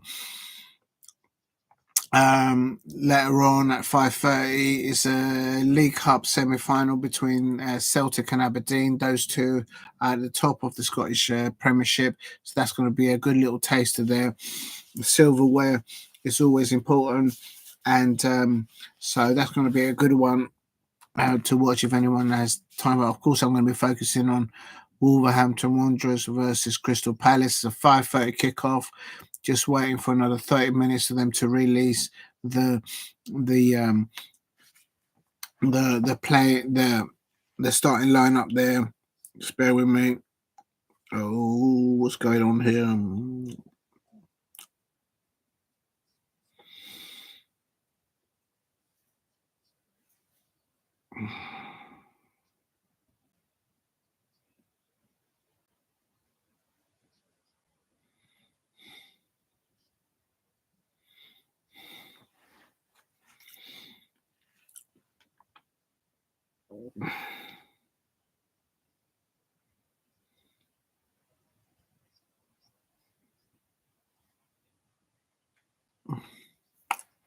Right, the players are coming out at the Vitality Stadium. I'm looking at the players from Manchester City. I can't see any new players coming out, so I don't think Pep Guardiola has gone for any changes.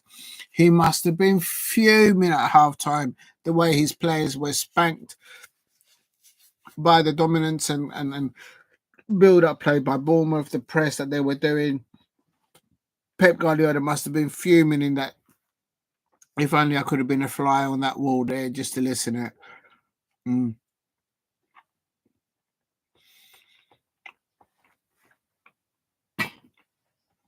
And here they go. They're just kicking off. I can't see any changes for the Bournemouth side or the Manchester City side. Nottingham Forest 1-up against West Ham United. West Ham United down to 10 men.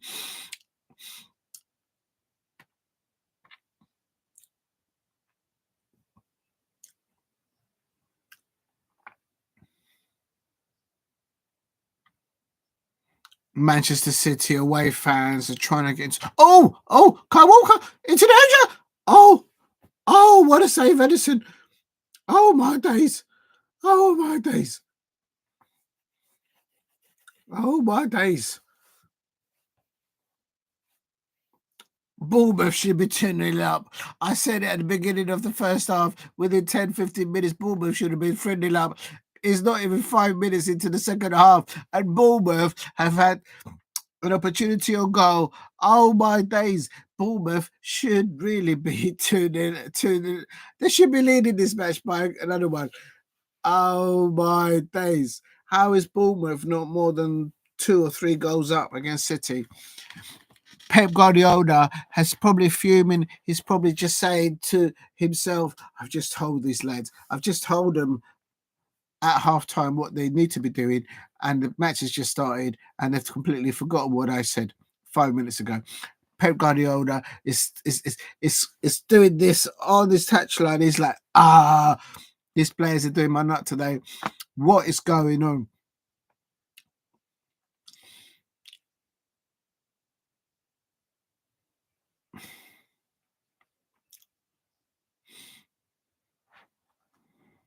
Hold on a minute.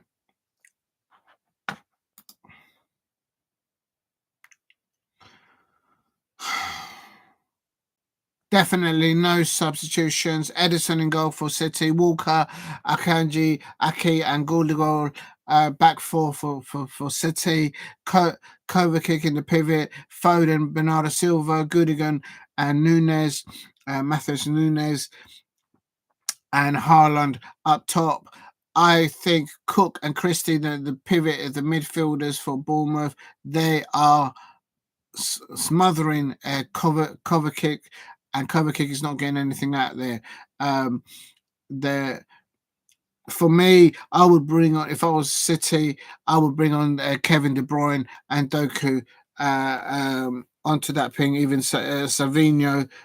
There's options there that City have got on the bench. Oh my God, look at the squad in depth that they've got.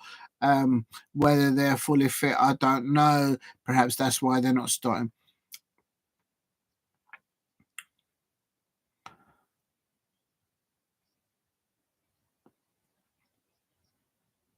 For me, the way the way the players are positioned, there seems to be a pit. There seems to be more room in the midfield, in the mid areas of both sides. So maybe the managers have told their players, "Look, let's keep our shape. Let's spread the play in front of us outwards, not let them play through us."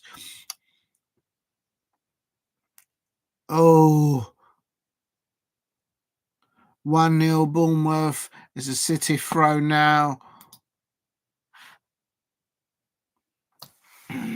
In other matches, it's still Liverpool 0, Brighton 1. Liverpool fans out there, pull your finger out. What's wrong with you lot? Oh, Haaland heads it just over the top. It came off. It didn't really come off the front of his head. It came off that side. Haaland headering the ball over. Goal kick now for Bournemouth.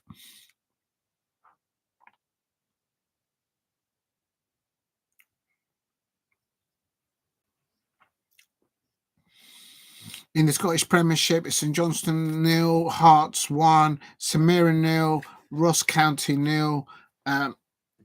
Still, but here at the Vitality Stadium, Bournemouth. Oh, that's offside, isn't it? Akanji.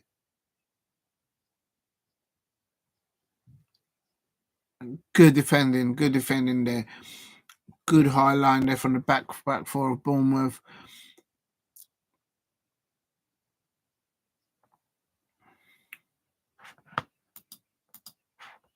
Oh, Foden! Oh, that was Matheus Nunes against Tavernier, and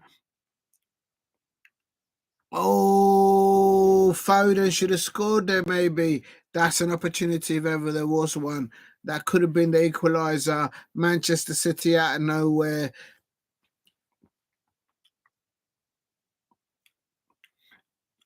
There you see what happens when Matheus Nunes for City, if he cuts in and they start taking in the defenders for Manchester City, opened a little space, a little pocket there. Foden getting on the ball and but just didn't making it over.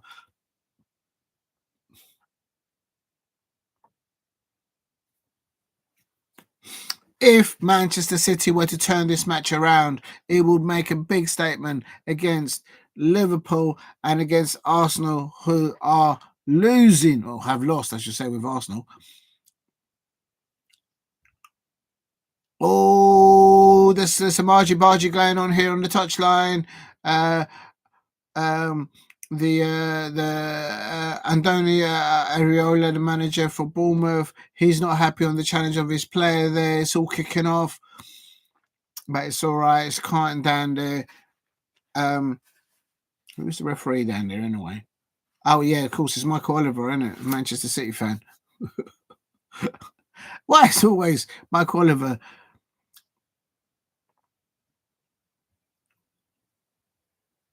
Oh.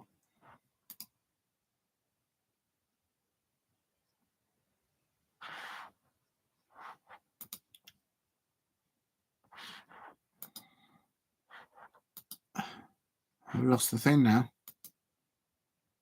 Oh.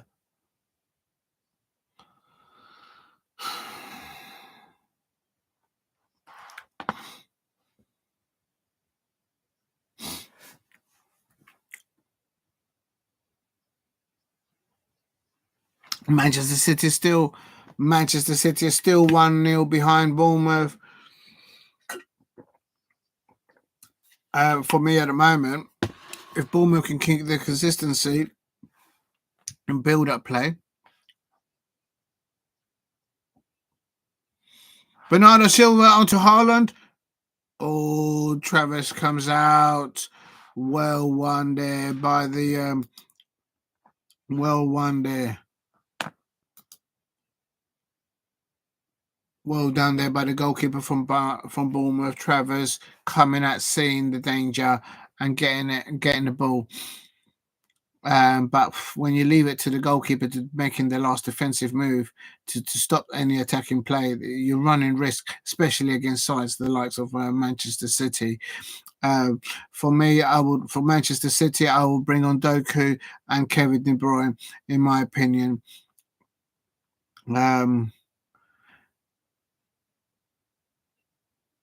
Come on, it's never. If you're new to the channel, please subscribe at Diego C. Palace. Please hit like and subscribe. Oh, this thing's frozen up again.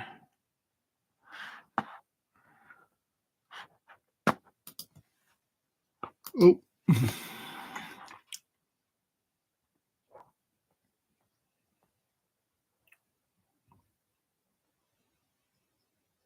It's a lot of football to be played, both here at the Vitality Stadium and also at Anfield. For anyone interested in the top 4 positions, at the moment, Nottingham Forest are in the top 4 positions as it all stands. Well done to those Nottingham Forest away fans there. They started the season very well. Bournemouth are 1-0 up against Manchester City. Newcastle United dominated a successful win over Arsenal, 1-0. It's still Ipswich Town 0, Leicester City 0, Liverpool 0, Brighton 1, and Southampton 0, Everton 0.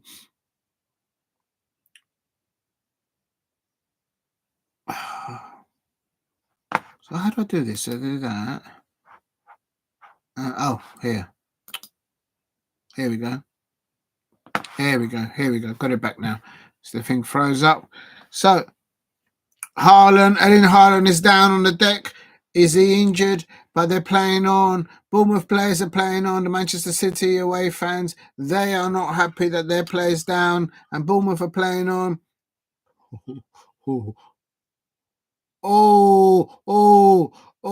The home crowd is not happy with that. It's all kicking off.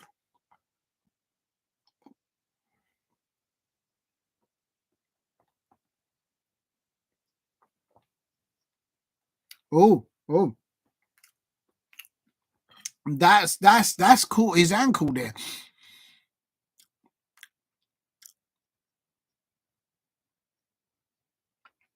He could be the Bournemouth player is in trouble here because he's hit Erling Haaland's ankle. VAR might have to look at that. Ooh, this could be a changing of the match. Great save for Liverpool. Have started very well in the second half. Cody Gakpo cross with McAllister coming in with a diving header. But the goalkeeper for Brighton, Bart, making a very, very crucial stop. Liverpool up on their tendency to try and get a goal back at Anfield, unlike here. And Liverpool should really be 1-1 against Brighton now. But Everton, Liverpool have come out a complete different side, in my opinion, in the second half compared to the way they're playing in the first half. Has Arnold Slot lost his mojo? Liverpool fans, what's going on there?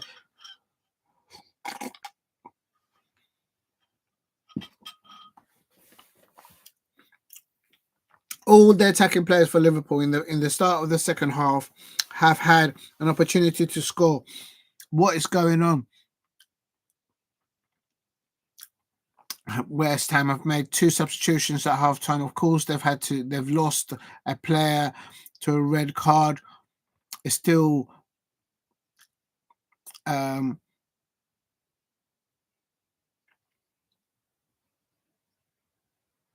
Haaland is wobbling off, is shaking off his ankle injury. I think the Lewis Cook, who the Bournemouth, I think he got away with that. See, I bet you if that would have been a Crystal Palace player, he would have got a yellow booking, or might even got sent off for that. The way VAR go against Crystal Palace, real talk. It's still 0-0, Southampton 0, Everton 0. Everton nearly coming very close there. But again, the Brighton goalkeeper Nunes flicks on a header onto Mohamed Salah, but the Brighton goalkeeper making a good solid stop there against Mo Salah. Still Liverpool 0, Brighton 1.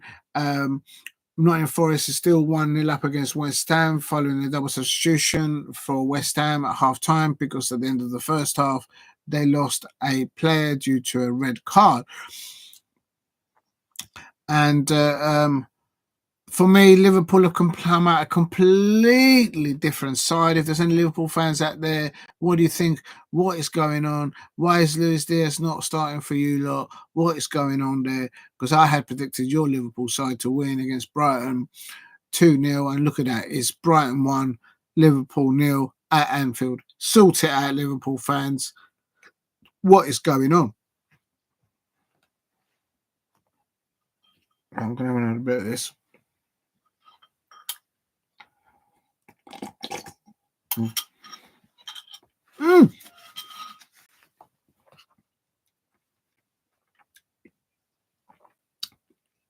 Clive has been held there. Onside. And yeah. Oh, it's just over the bar. Oh, Bournemouth could have had extended their lead there.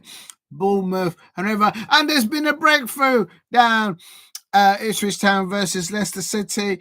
What a goal, Leif Davies, but Ipswich Town. Oh no, that means my Palace have dropped into the bottom three now. Oh no, this is what Palace does to you as a Crystal Palace fan. I am relying on teams below us to drop points. Ipswich Town have got one up. But here, the Vitality Stadium, Bournemouth will look like the most likely to score and extend their lead of 1-0 over Manchester City. Manchester City fans, what is going on with your side? Why did they start the first half the way they did? Portman Road, definitely, I can confirm it. That is a monster of a goal. Oh my days, I just see it. Davies arriving there and took it on the volley. Bish, bash, boom. And what a goal by Ipswich Town. Ipswich Town 1, Leicester City 0. That has to be a 6-pointer there. And I'm looking at the table now. Ipswich Town are on 7 points as it stands. Crystal Palace are on 6 points. And we are now in the bottom three together with Wolverhampton Wanderers and Southampton. We have to win against Wolves tonight. We have to get a win. It's unacceptable. We should not be down there. Absolutely not be down there. Real talk. At the moment, Liverpool are all over Brighton. It's a matter of time before Liverpool get an equaliser and perhaps even go on to win that match, in my opinion. But breaking news here is that Ipswich Town are 1-0 up against Leicester City, which means that Crystal Palace have now just dropped into the bottom three temporarily, hopefully, but it's not good enough. I'm not happy as a Crystal Palace fan. We should not be down there at all. Right. Kovacic on the ball. Munoz there. Gundogan for City. Oh, it's such... The way City are playing, it's like it's not it's not fluid football. It's crappy. It's like individuals trying to work with each other. Unlike Bournemouth, very disciplined in their shape, and it's still Nottingham Forest 1, West Ham 0. West Ham are What did I say? What did I say? I'm looking at a play there from West Ham, and when their player got sent off late in the second half, in the first half, I said sometimes when you go down to 10 men, you start playing differently, start playing with more, more resilience, more consistency. And West Ham look the better side right now against Nottingham Forest, but it's still Nottingham Forest 1, West Ham 0. And Liverpool. Oh, Chalobah is just chopped up one of the Brighton players. He's receiving treatment. I think that might be, I don't know who that is for Brighton, but Chalobah has just chopped up someone there, and the Brighton player is getting treatment. Oh! Oh no! It's 2-0! Oh my days! Oh my days! Manchester City fans, what is going on there? Oh my God! It was coming. What a massive goal in the Premier League this season. Vitality Stadium. Where were you on the 2nd of November at 20 past 4? It's now Bournemouth 2, Manchester City 0, and they deserve it. They deserve it. Early doors in the second half, Bournemouth should have scored that second goal. In the first half, Bournemouth should have been 3-0 up. Manchester City have been taught a lesson in how they play their football, in possessive football, progressive football, pressing football, and attacking football through the lines. And what a goal! What a goal! Evanilson, Bournemouth's best form of defence was to attack against Manchester City. Manchester City, Pep Guardiola's on his touchline. He is not a happy bunny down there. Could this match be the decider of whether Pep Guardiola stays at Manchester City and renews his contract at the end of the season with Xabi Alonso? Will he be coming in to replace Pep Guardiola? Will he be looking into this result, talking to his agent? This is a momentous second goal in the Premier League this season. Bournemouth 2, Manchester City 0. Liverpool fans, Arsenal fans will be thanking the stars, constellations, and how they laid out, because Manchester City here, they're not just losing, they're getting played off the park at their own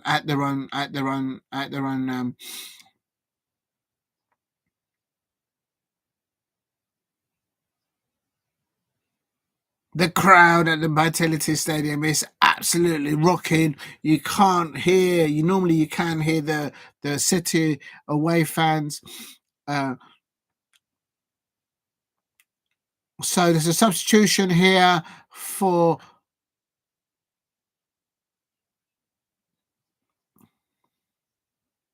Liverpool. Another chance for Liverpool, but another miss. Liverpool fans are getting really ticked off at Anfield because they're not making that late third, getting the ball in the net.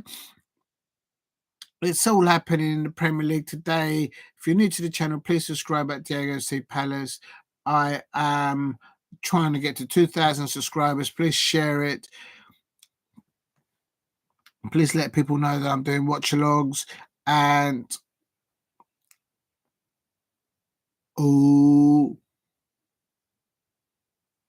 it's still Southampton 0, Everton 0 down there.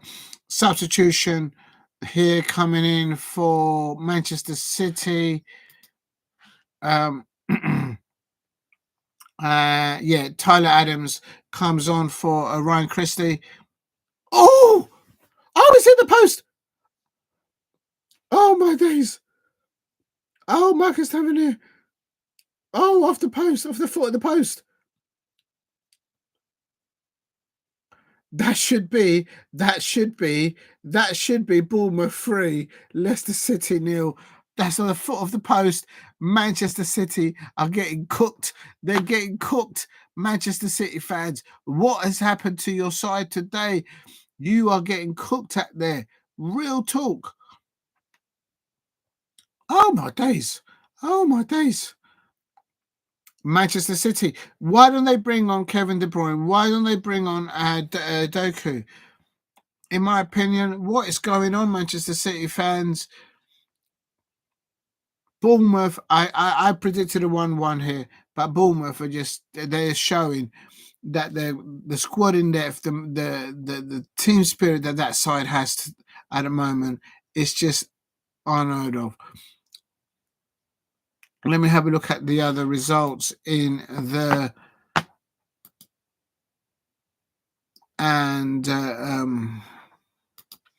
just to confirm here.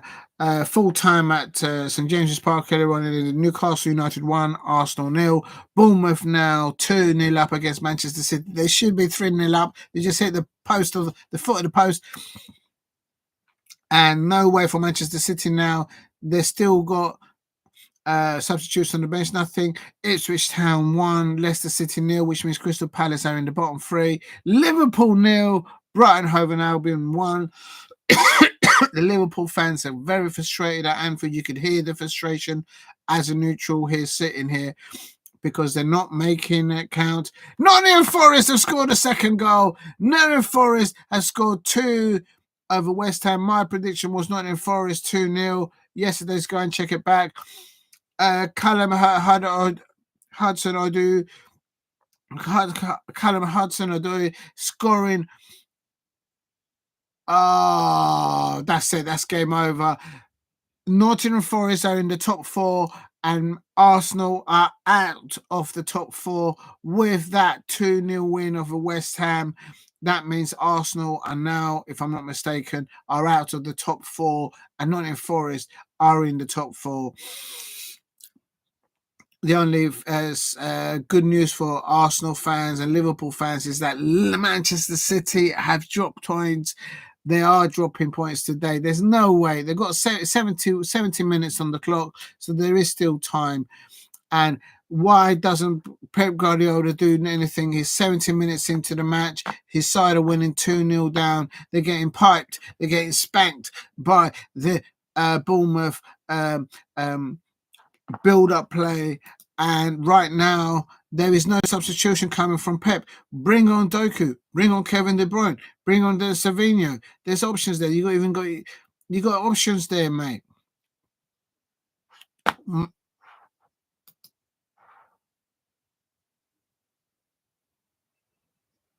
And I'm just looking at it. None of the substitutes for Manchester City have been told to go out there and warm up. They're just like, literally, they're behind the dugout. They're just like doing one. This is like, you know what? They're out there. They haven't performed. There you go. Do you know? Anfield, it's a goal. I told you it was coming. I told you it was coming. And Liverpool have equalised. It was incoming. And of course, none other than Cody Gakpo, who was rumoured to be going to Manchester United, but Liverpool, Jurgen Klopp snapped him in that transfer window.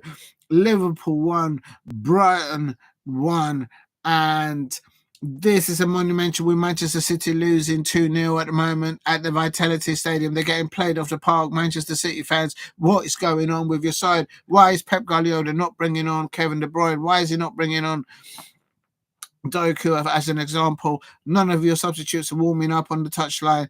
Have they not realised that Liverpool now have just got another point? They're getting a point. They could go on to win it. This is massive. Where were you on the 2nd of November, the 3 p.m. kickoffs, when Bournemouth winning against Manchester City, 72 minutes. There's still football to be played. There's still some football to be played, I can't lie. But it's Ipswich Town 1, Leicester City 0. Means Palace are in the bottom 3 now for the first time this season, and it's not good enough. Liverpool have pulled one back. Liverpool 1, Brighton Hove Albion 1. Liverpool fans, I had predicted for Liverpool to win 2-0. You're making it harder. Nottingham Forest are in the top 4 as we stand with a 2-0 win over West Ham.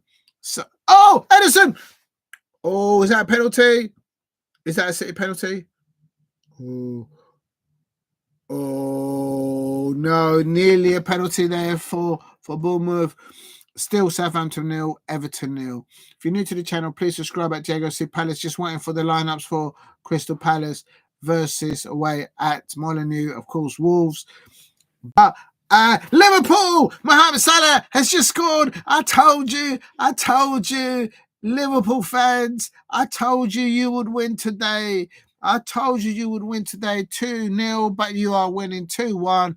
Mohamed Salah, it was long and coming. Well done, Steve. Big up to you, Steve, for pointing it out. Liverpool turning it around. The squad in depth, the ability of Liverpool to turn this type of games.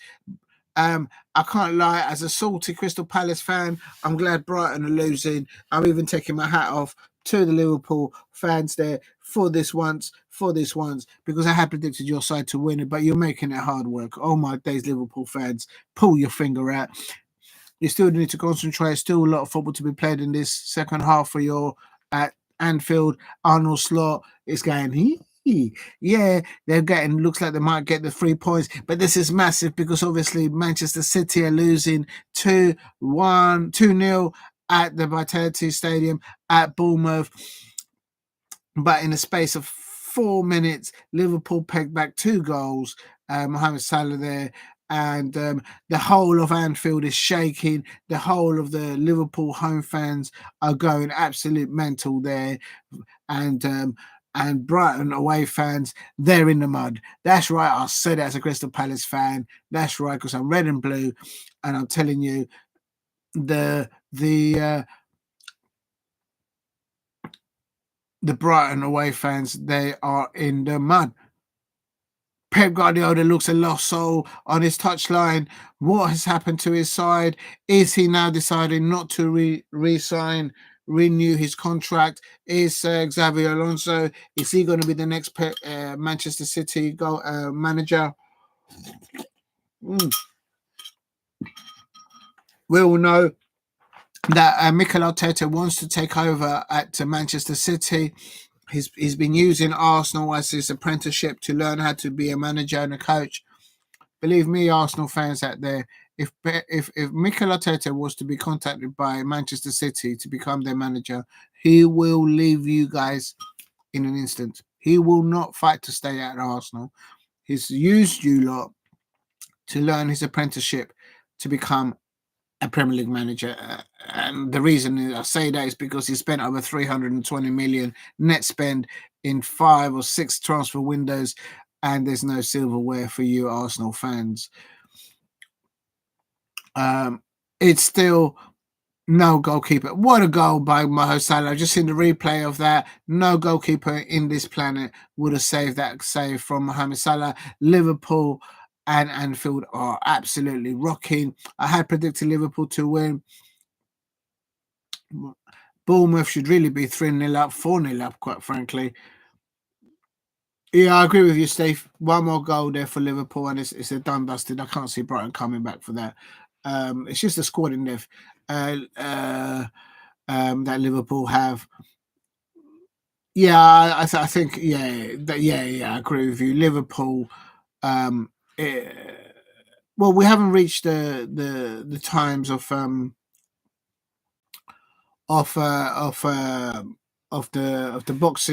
Boxing Day and New Year's time and all that. We haven't reached those heavy schedules there. But for me, Pep Guardiola looks at a lost soul there. I think he's thinking, should I renew my contract, or should I not? Should I go back to Barcelona? He'll be thinking about those things right now tonight. And it's still Ipswich Town 1, Leicester City 0. 2 changes for Leicester City.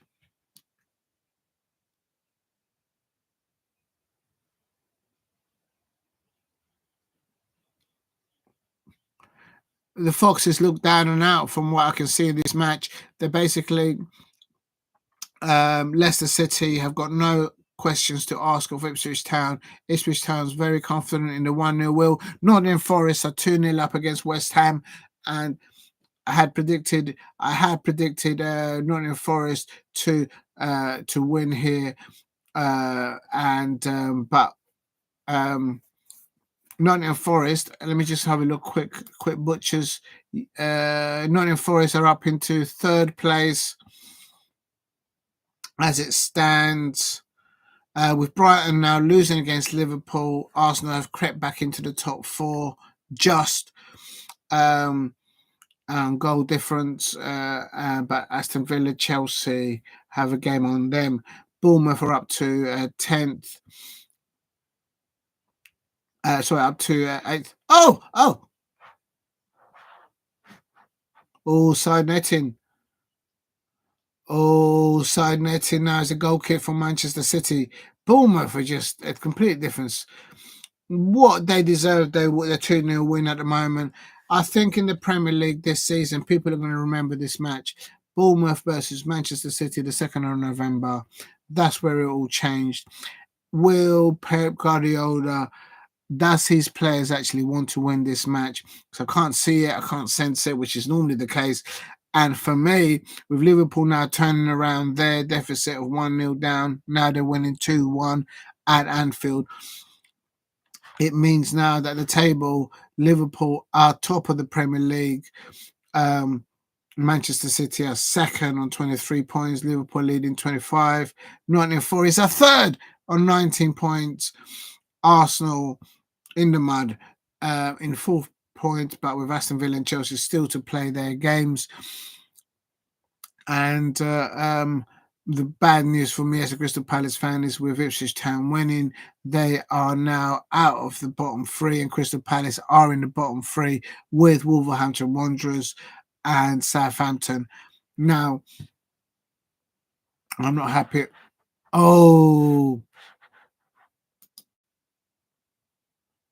Haaland came very close there, Erling Haaland. That could have been 2-1. If Man City get pulled one back now, anything can happen still. And that'll be heartbreaking, I suppose, for Bournemouth fans because they've done so well. Please hit a like and subscribe at Diego C. Palace if you are new. Right, I'm going to have something else to eat. I'm a little bit hungry. I'm just going to... Where's the knife gone?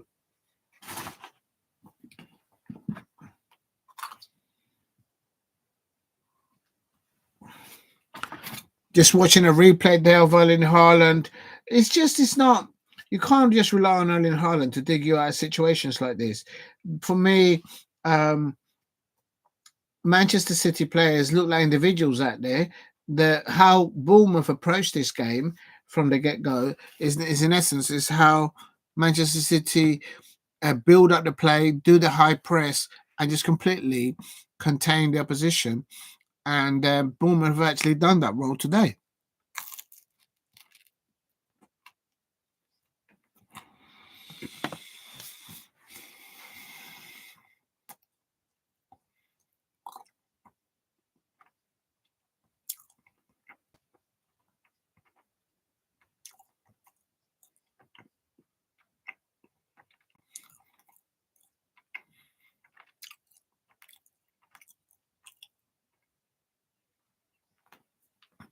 Bournemouth, I just put in numbers.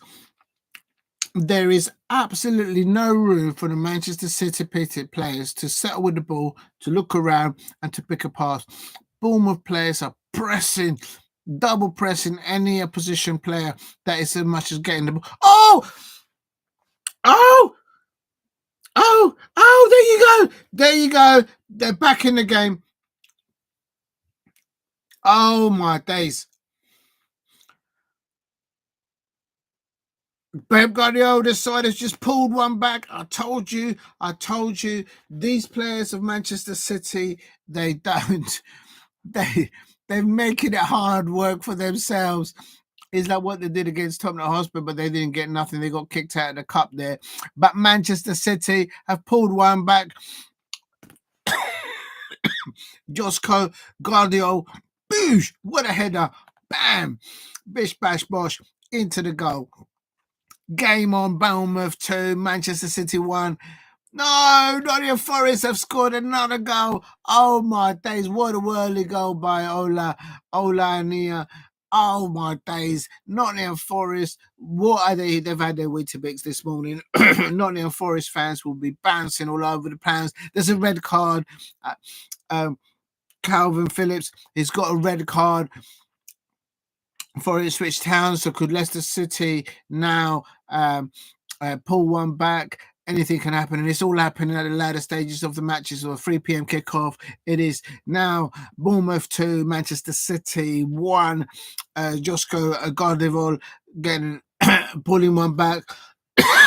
Plenty of football still to be done, and with the squad in depth that Pep Guardiola has, anything can happen. I have to ask the question: 84 minutes into the play, and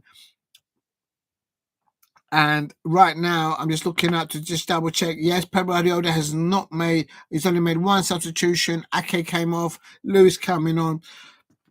But for me, I would bring on Kevin De Bruyne and Doku as a neutral.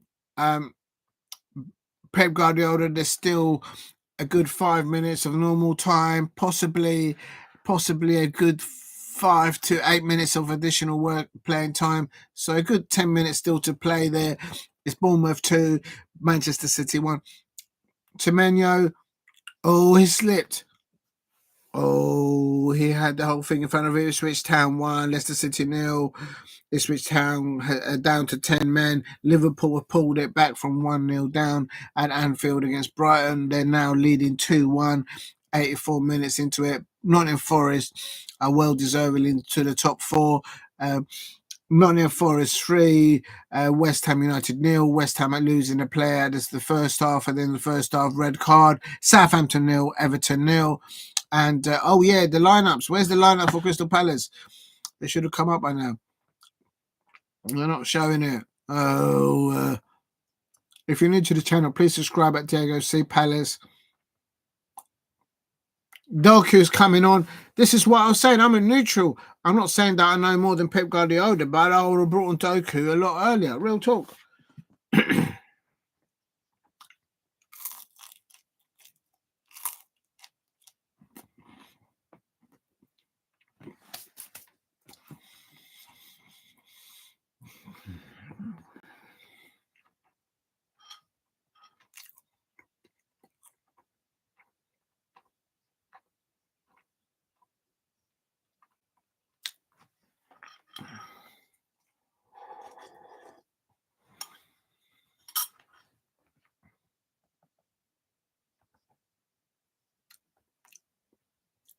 Oh, there is a player down at the Vitality Stadium.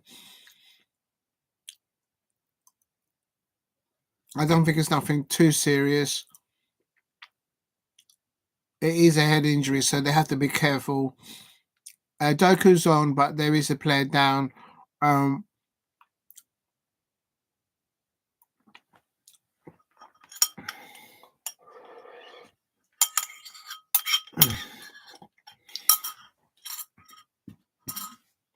Oh, just a minute. I think anything can happen.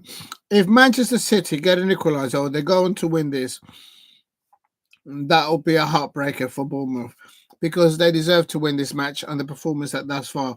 But it is a 90 minutes plus minutes that the football game goes on, and Manchester City are relentless in the pursuit of getting the ball over the line.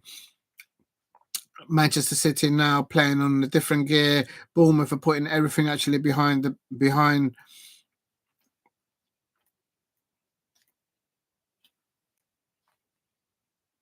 Foden on the ball.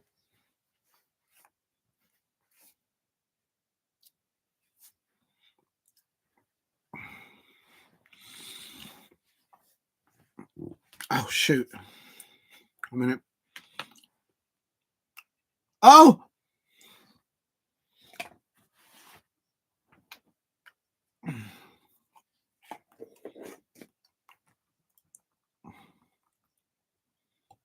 City are now on the counter back. Why didn't Bournemouth just play the ball, keep the ball, play in the corner? Just take the call into the corner. What's wrong with you, look?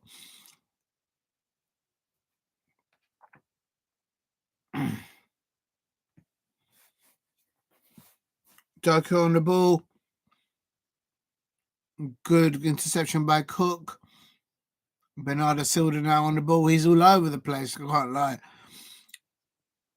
Down up at the left-hand side. City fans away. City fans. Oh.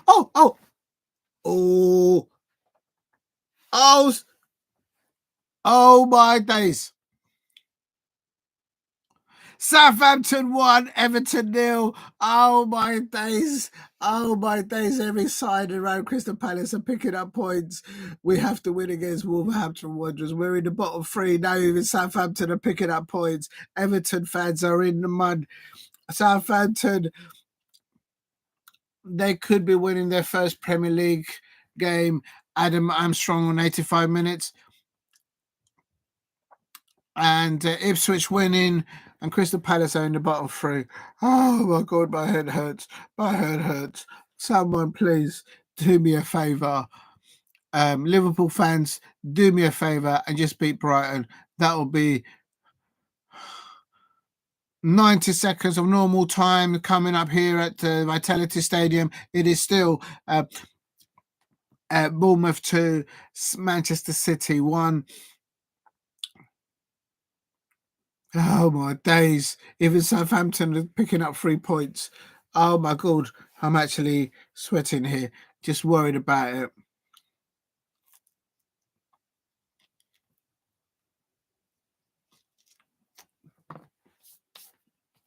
Oh! Corner to Manchester City. Good save by Travis.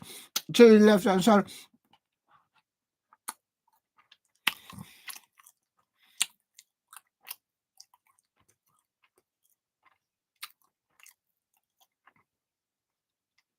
The Bournemouth players do look tired on their legs. Manchester City are relentless in these situations. It's just reaching 90 minutes. Does anyone know how many minutes of extra time is going to be played? So Netzi gets the ball. Oh no. Semedo with Kovacic. Oh. I expect every Liverpool fan, every Arsenal fan will be watching this game right now. Can Manchester City get a goal back and get a draw?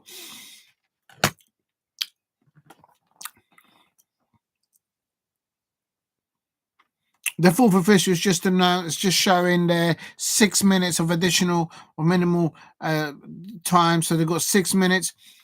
So today, on the 2nd of November, where were you when Bournemouth are trying to hold out their lead, 2-1 lead over Manchester City? Can Manchester City pull another one back?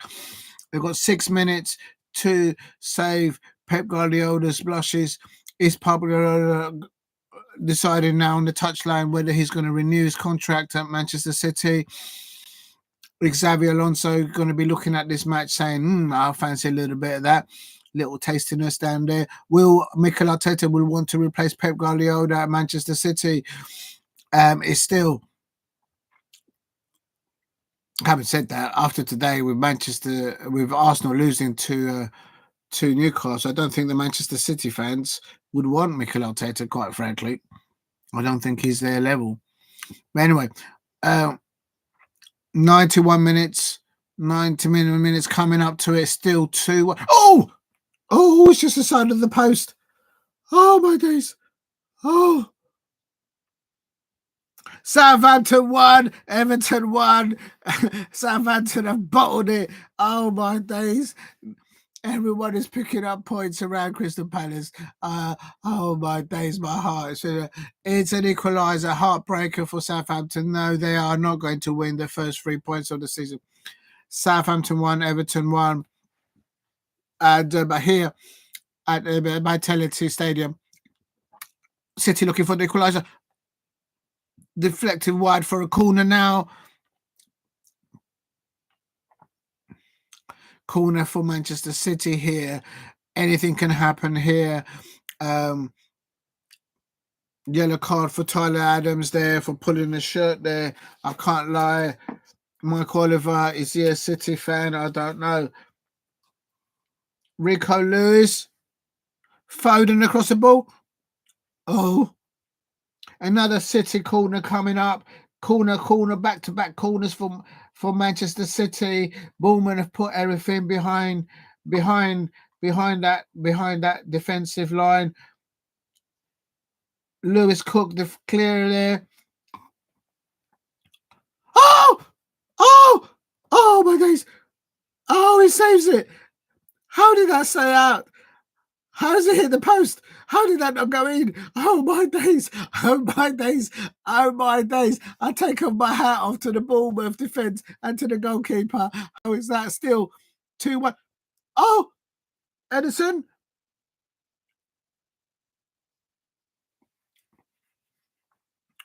It's 3 minutes of stoppage time. This is insane football. Manchester City are throwing everything at Bournemouth. Doku on the ball on the left-hand side now. There was a minute ago. How did that ball stay out? City should have equalised there, but they didn't. It's all too much, too late for Manchester City, as they did against Tottenham Hotspur in the League Cup.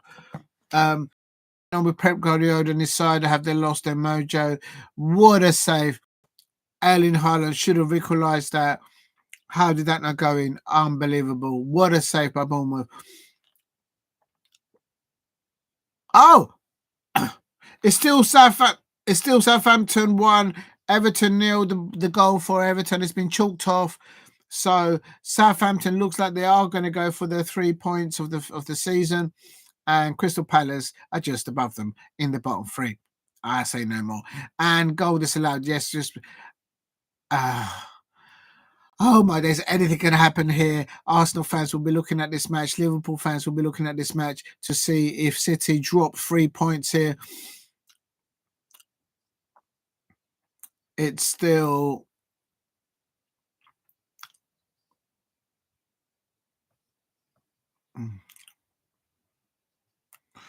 Oh my days. What a brilliant day for Premier League football.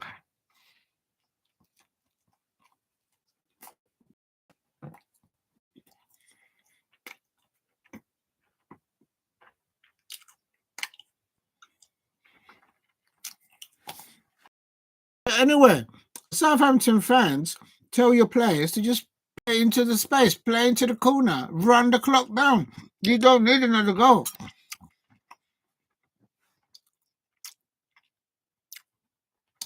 Brilliant press, brilliant press from the Southampton players onto the City players, not enabling them to settle onto the ball. They're not able to create anything. Why didn't Doku, why didn't Kevin De Bruyne come on? That's what I'll say earlier on. Oh my days, it's off the post. Rico Lewis. Has this City got an equaliser in them? Oh, it's just wide. Oh my days, that must have just grazed the outside of the post, of the Bournemouth post. Oh my days. Oh my days. Oh my days. Oh my days. City, how did they not equalise there?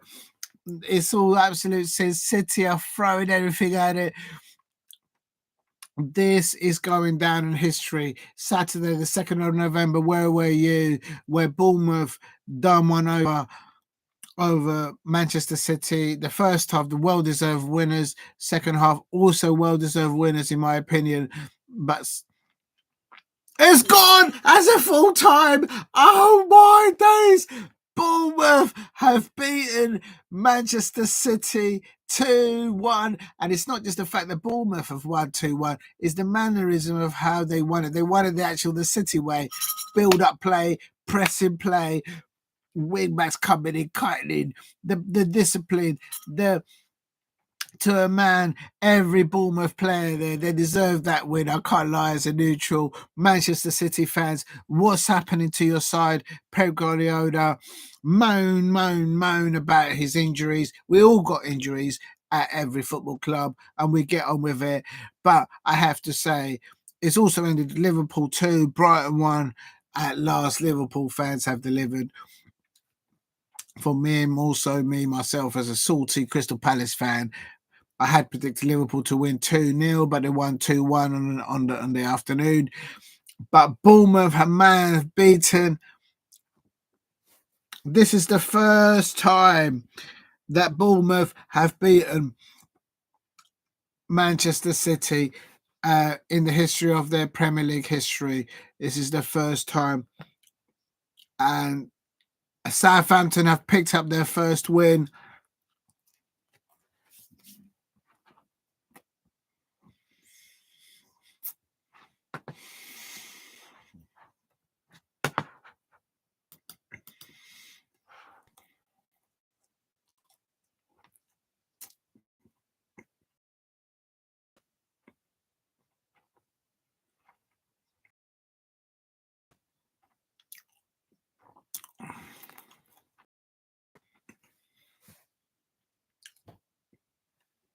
I'm seriously worried. Wolverhampton Wanderers are bottom of the Premier League with 2 points. Southampton are on 4 points. Crystal Palace are on 6 points, and we're 18th.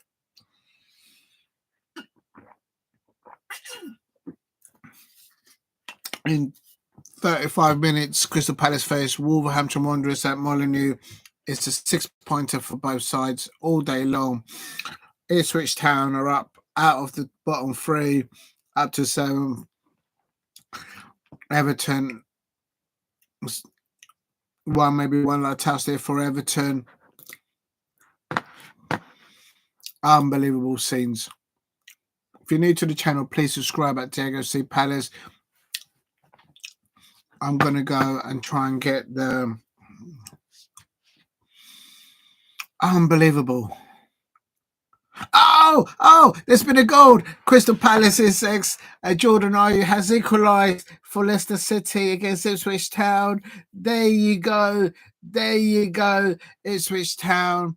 I don't know if they go below us again, but Ipswich Town have bottled it at the end. Jordan Ayew leading the line for Leicester City. Let me just go into that one there. And Leicester City have pulled one back. Jordan Ayew, 4 minutes of additional extra time. And let me just, for Leicester, Jordan Ayew came on the 86th minute. Steve Cooper bringing him on for Christensen. And so there you go. Celebrations down at St Mary's. Southampton have finally won the first win of the season. They've won. They are off the bottom of the Premier League, and what a massive win for them. There's a red card for Ipswich Town. I think that would probably have been crucial. What a wonderful day of Premier League football thus far. Hope it gets better with Wolverhampton Wanderers versus Crystal Palace, with Crystal Palace bringing 3 points back down to Selhurst Park. Back Molineux on the evening kickoff, so not it can be formidable down there. It is definitely Anfield. They ended 2, Liverpool 2, Brighton 1, and well done those Liverpool fans for making my evening worse. Crystal Palace are in the bottom. Let's have a look. No, now Crystal Palace are out of the bottom 3. We're into 17th because Ipswich Town have equalised. Conceded that goal against Leicester City, which means Ipswich Town are now on 5 points. And Crystal Palace, of course, still on 6 points, but they're going to play Wolverhampton Wanderers, who are now at the bottom of the table. But for any side in the bottom 3 or the bottom 4 to get a win, it's massive. It is massive. I can't tell you how massive it is. And Southampton has landed the first win in their Premier League campaign, 24-25 year season, and they are now they're on 4 points now. So Liverpool are top of the Premier League thus far. 10 10 games played, 8-1, 1 drawn, 1 lost, 19 goals for, 6 against, goal difference is 13, and they are on 25 points. Manchester City losing for the first time in the Premier League tonight against Bournemouth at the Vitality Stadium. It's ended Bournemouth 2, Manchester City 1, back-to-back losses for Pep Guardiola. Midweek, they lost against Tottenham Hotspur in the League Cup. Well-deserved win by Bournemouth, I can't lie. I don't think that you'll find a Manchester City fan that won't think otherwise. They'll be disappointing about what's going on. There's a lot of injuries going on right now, but so is everybody else suffering injuries, in my opinion. And Nottingham Forest fans, what is going on with your side? You are up to third. You're way past the Arsenal. Nottingham Forest are third in the Premier League, 19 points, having played 10, 3 back-to-back wins for Nottingham Forest in the Premier League. Arsenal losing today away at St James's Park. Newcastle United fans up to 9th place on 15 points. Bournemouth with that win today over Manchester City, just pipping Newcastle United into the 8th position, also on 15 points. And quite frankly, well deserved there. Brighton dropping down to 7th following their loss against Liverpool. Chelsea haven't played 9. Also, Aston Villa haven't played 9. They are on 6th and 5th place, respectively. And Arsenal dropping like a stone now. Haven't played 10, only on 18 points. As I say, Aston Villa and Chelsea still to play their matches. If Chelsea beat Manchester United, they will go above Arsenal, and Arsenal will drop out. And I presume, yeah, of course, yeah. Tomorrow, Tottenham are Unai Emery and Aston Villa are at the Tottenham Hotspur Stadium. So if Aston Villa win against Tottenham Hotspur tomorrow in the Premier League, although I think Tottenham might win that, Arsenal could find themselves in 6th place out of Europe altogether, having played 10 games. I say no more. I can see Chelsea winning against Manchester United, although my prediction is Manchester United 1, Chelsea 0, because of what's going on there.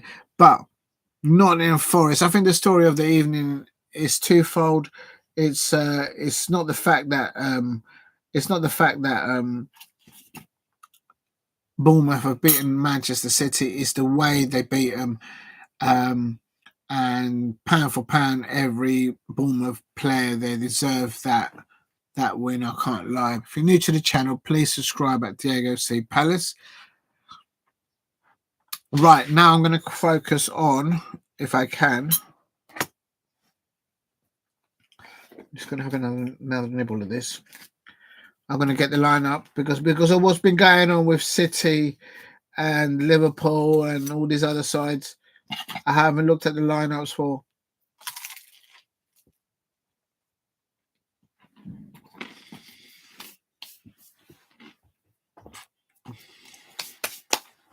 Now,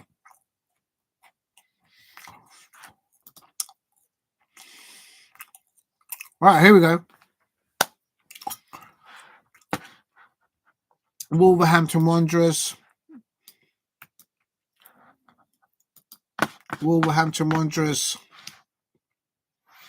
How do I do this then? Edit.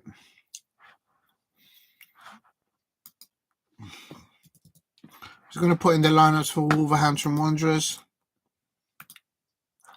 Paste.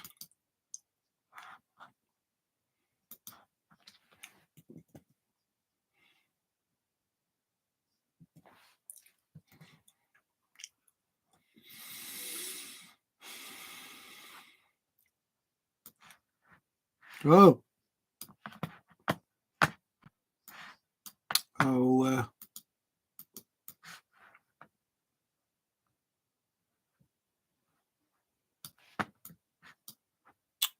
I can't do this.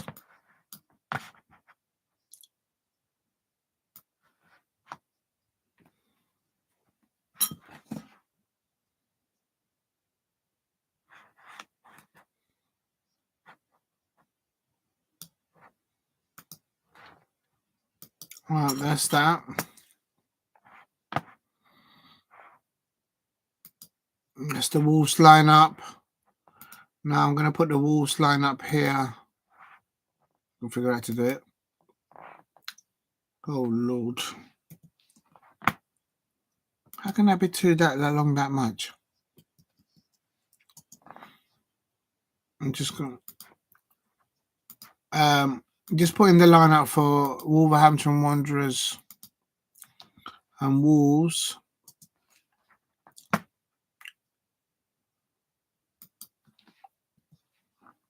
Just bear with me, I'm coming. Better hurry up because the match is going to start.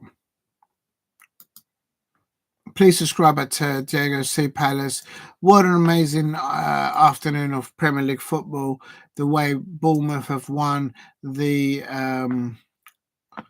match against Manchester City. Manchester City fans, I would be a little bit worried about how the players are responding to what they're used to, basically, how they're used to winning games. And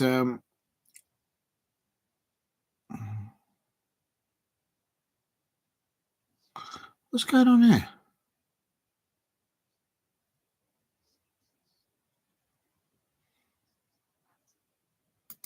Oh, this is really annoying me. I have to do the whole thing again.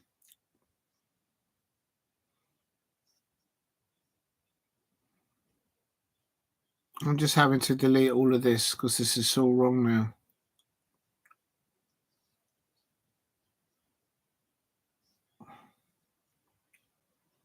Just bear with me, please.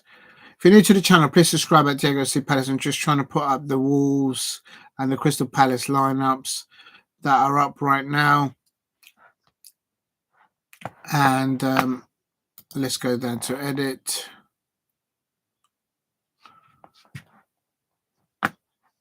Yeah, why did I do that for? Idiot. Right, I'll do that again. Wolves lineup. Oh, this is really getting on my nerves now. Right, copy. So how do I do this now? Save.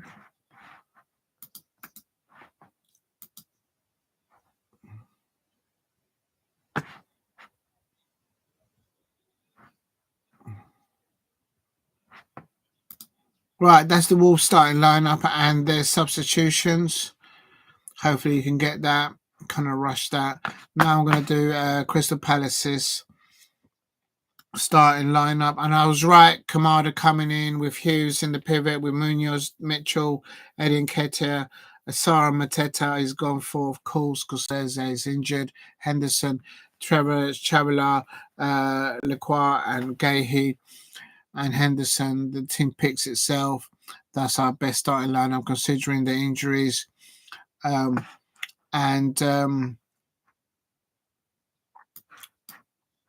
is wrong with this?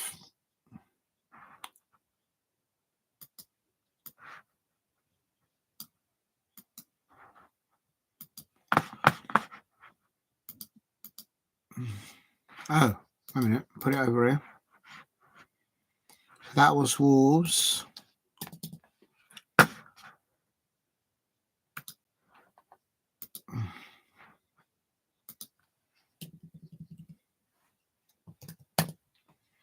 Right, that's Crystal Palace.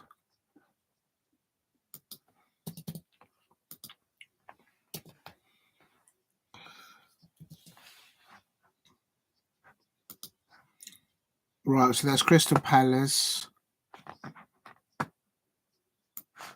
We've got a lot of youngsters on the bench.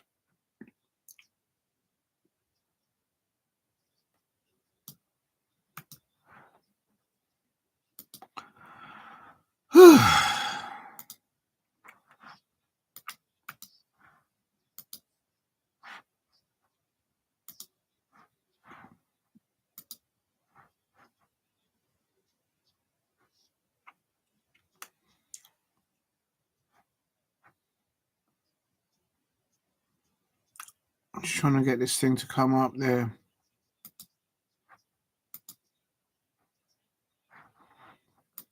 There we go.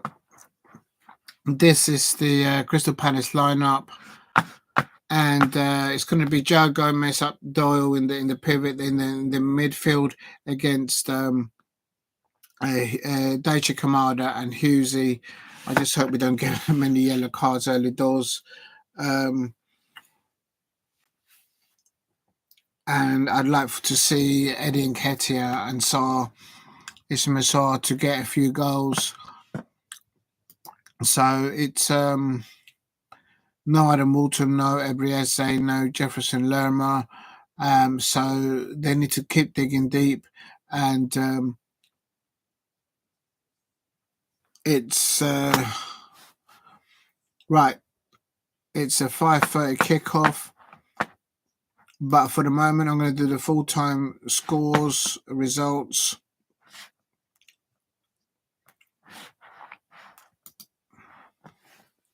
I'll pull that over there for a minute because we've got half a time. But yeah, what an amazing it's Jordan I was speaking on Sky Sports now, saying that it was a difficult fixture, a difficult game, but he feels that it's a fair result. I don't think so.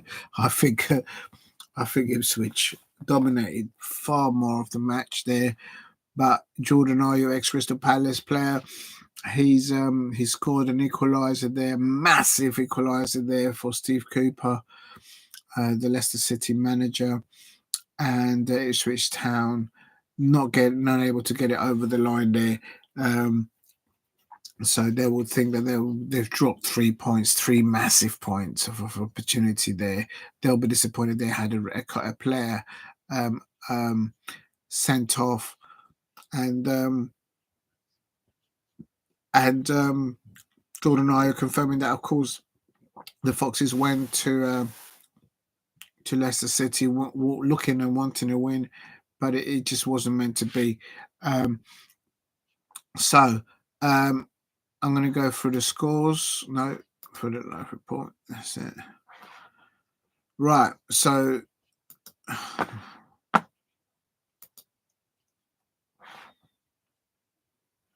right, that's that done. Just going to move this a little bit. We've got some nibbles here, but I need to have a little stretch. So I've been doing this since midday, roughly. Yeah, if you're new to the channel, please subscribe at Diego C. Palace. What an amazing win by Bournemouth. The way they won against Manchester City. Manchester City fans will be having a steward's inquiry into what happened today, what happened against Tottenham Hotspur, what's happened there. To me, most of the time, Manchester City look like individuals out there, and it's not like them to be like that. Bournemouth actually played them at their game and beat them. In the first half, Bournemouth could easily have been 3-1 up against 3-0 up against Manchester City, but he ended 1-0 at half time. And in the second half, early doors, Bournemouth again could have been further up ahead.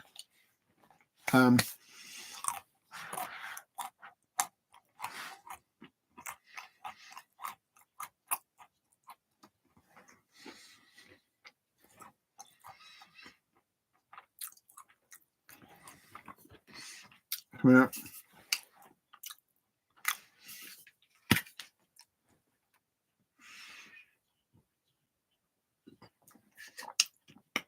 And a well-deserved win by Bournemouth. You can't take it away from them. They deserve to win that match. And City at the end of the match came back trying to throw everything at them.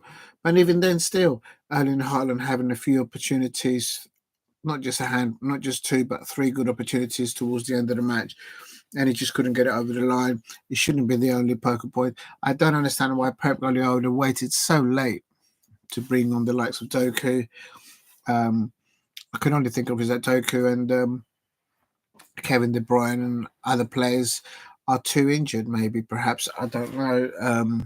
But for me, it just doesn't make any sense to me. Oh, I'm just trying to get something. Oh, fuck's sake.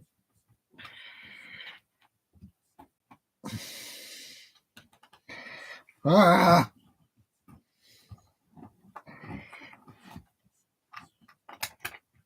Damn. Right. And yeah, so for me, the substitutions in the second half, why Pep Guardiola left it so late, I don't know.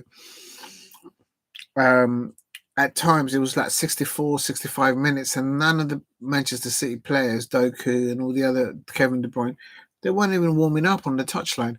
They were just like, opening a packet of Rothmans on the bench and doing a Julie one. So I'm just wondering why Manchester City didn't do earlier substitutions to try and change it up a bit. I don't know. Maybe it's Manchester City fans could explain that a lot better. And I just hate it when this keyboard gets dirty. Right, so halftime scores. I'm not surprised to see Arsenal. There we go. The Bournemouth defender's just talking to media. He's saying it is a great performance. We stuck to the plan and worked really hard on his. That's Milos Kerkez. He said it finally came working on the crosses and improving. I'm happy I could go and get to. I could get to today. That's 2 assists there for Milos Kerkez. On Manchester City, he went on to say, we tried to keep the ball to give us the energy to attack. Everyone went hard in the duels. Absolutely. Every time a City player got the ball, boo, the press from Bournemouth City was not a coincidence. They actually practiced it and they wanted to do that. Then he goes on to say, we respect Manchester City, but when you are on the pitch, we are not friends. So that was Milos Kerkez talking to the media after the match, it's it's spot on. They were on it, absolutely on it.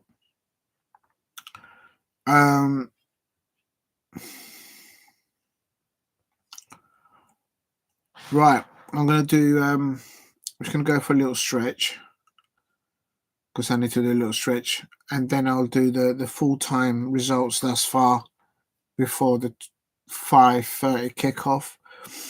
The players are just coming off the pitch here at Molineux. They're going into the changing rooms in the next 5 to 10 minutes. They'll be coming out to start the match for the 5:30 kickoff between Wolverhampton Wanderers and Crystal Palace. So just give me a sec.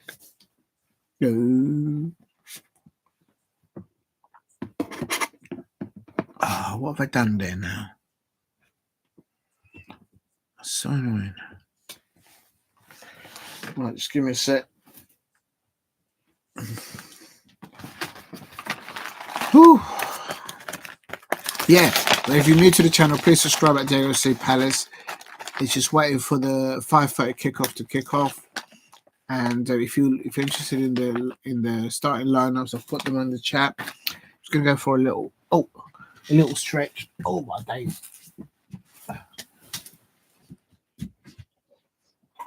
Oh man.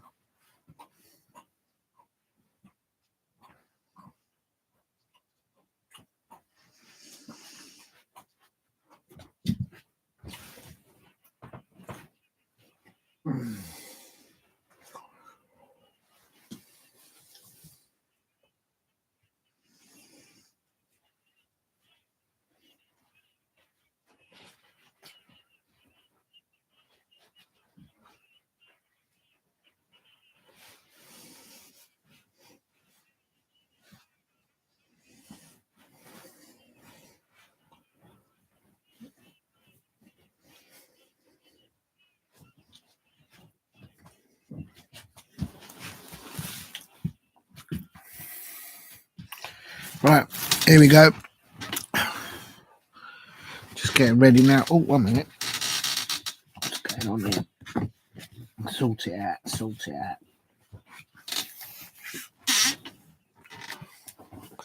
Just getting ready now because, of course, Crystal Palace versus Wolves at Molineux. That's not going to be an easy tie for us. And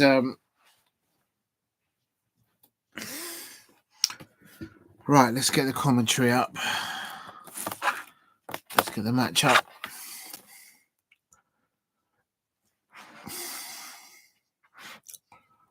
Oh my God.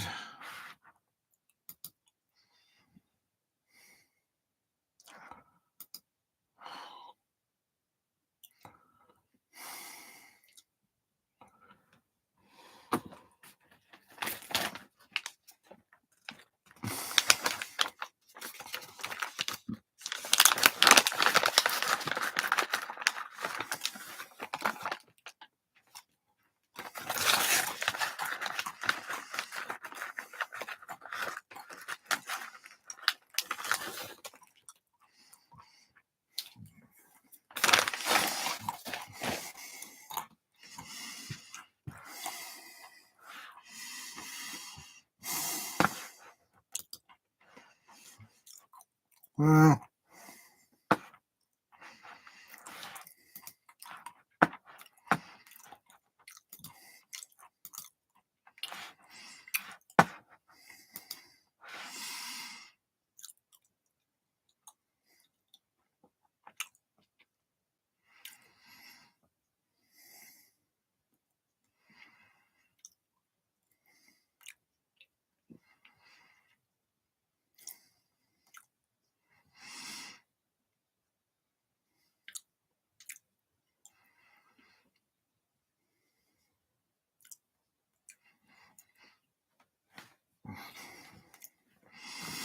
can't see it.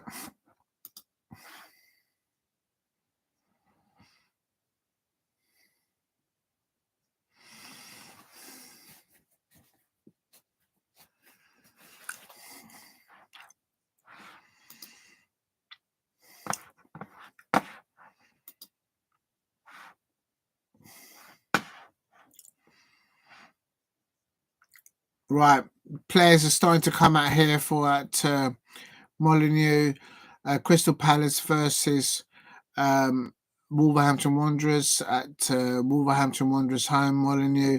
And but before I go into that, I'm just going to quickly read out the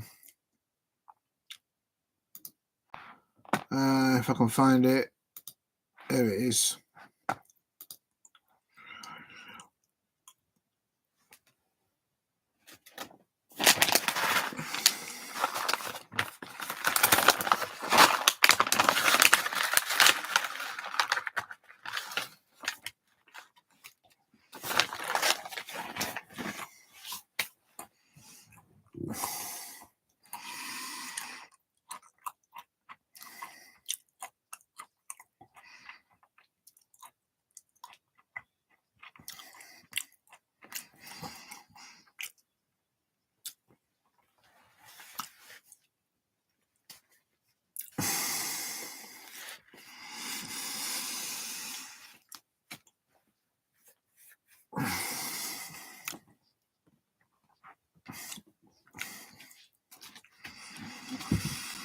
Crystal Palace players, only one change for Wolves.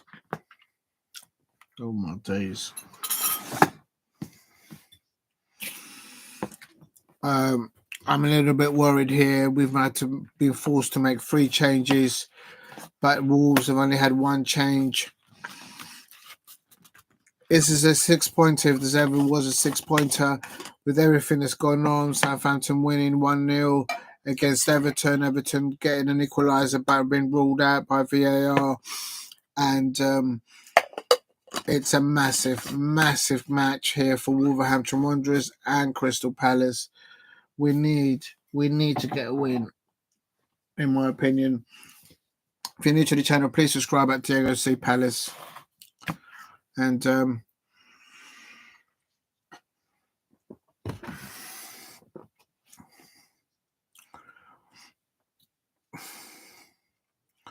How do I change the... Hold on a minute. I'll break it.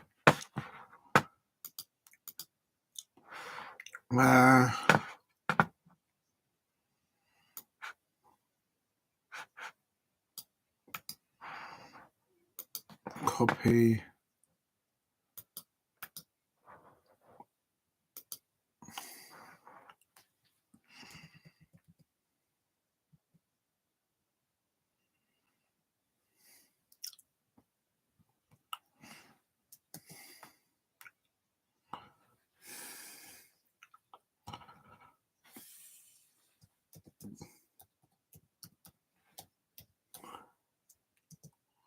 Oops.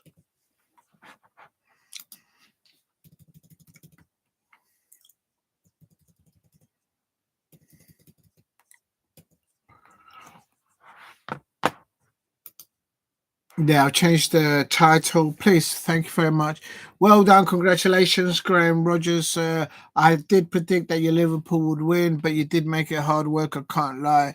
And yes, you're right. It's a huge game for Graham Rogers here at My Palace. So we're away at Molineux, Wolverhampton Wanderers. They've only made one change. We've had to make some forced changes due to injury to Adam Walton, to Ebrieze. Jefferson Lerma is also out. So in the pivot there in defence and midfield, we've got Daichi Kamada alongside with Hughes. Hopefully they won't pick up too many yellow cards early doors. And yes, your Liverpool won. I think the first game of two halves, the second half, your Liverpool players came out completely different. And when you guys get a little nibble at the bone, you won't let go, and you turn that match inside out in the second half.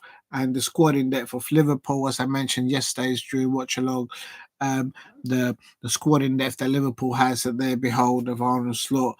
They overturned that. Massive day for Liverpool, in my opinion, with Arsenal dropping points, with Manchester City dropping points. So Liverpool are now top of the Premier League, if I'm not mistaken, and well deserved there. But the surprise of all we could see slowly there, dark horses there, it's Nottingham Forest creeping into the top four, and you can't argue with that, quite frankly. So well done to those Nottingham Forest fans who are in third. Should Villa lose against Tottenham, should Villa win against Tottenham Hotspur tomorrow, should Chelsea beat Manchester United tomorrow evening or late afternoon, that will mean that Arsenal will drop into sixth place out of Europe with 18 points. So a lot of things are gonna happen in the next 24 hours. But for now, it's about to kick off. The players are coming out. They're shaking hands out there on the pitch at Molineux. It's Wolverhampton Wanderers versus Crystal Palace, and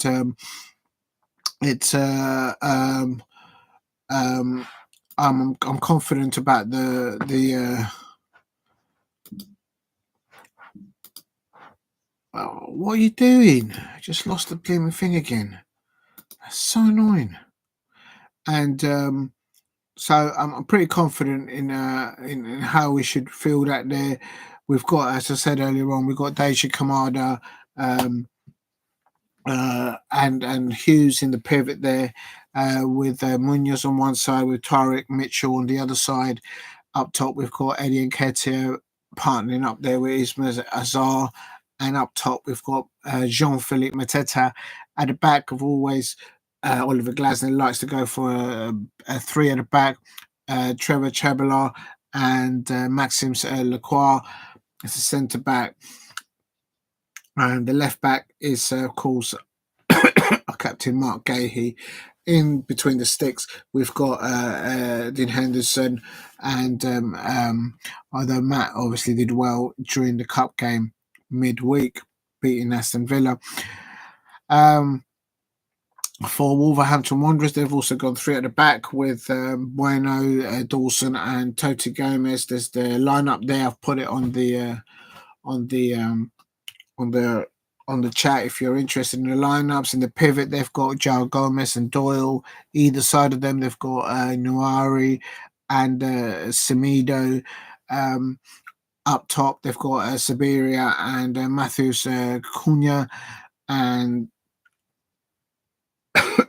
in the number 9 role, they've got false 9 Strand Larsen for Wolverhampton Wanderers. Of course, their goalkeeper is Jose Sarr, the Wolverhampton Wanderers keeper. There's no Sam Johnston playing for Wolves because he's injured. So that would have been one because he used to play for us. But at the moment, players are just shaking hands, and now they're into their own halves, about to start the first half, and I'm going for this. I'm going for Wolverhampton Wanderers 1, Crystal Palace 2. If you're new to the channel, please subscribe. Diego C. Palace, and I agree with you, Graham Rogers. It's a massive game. It's a massive game for us Crystal Palace fans out there. We need to get a result tonight with all the other sides picking up points. Southampton picking up 3 points. Oh my days. Oh my days. It's a kickoff.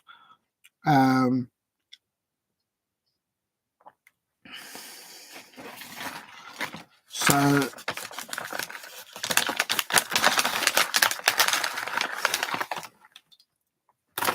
right, here we go.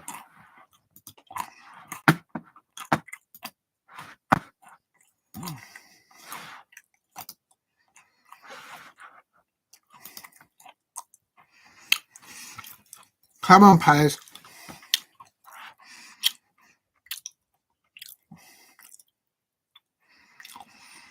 And they've kicked off. Come on, Palace. Come on, Palace. We can do this. We've got to do this. We've got to get 3 points here. With Southampton picking up 3 points. Jeez. Come on. We have to pick up points. Please. Do me one. Someone do me one.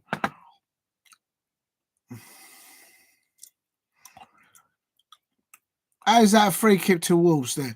Referee. Don't we start going on the referees again already? Palace are playing in the gold and black there.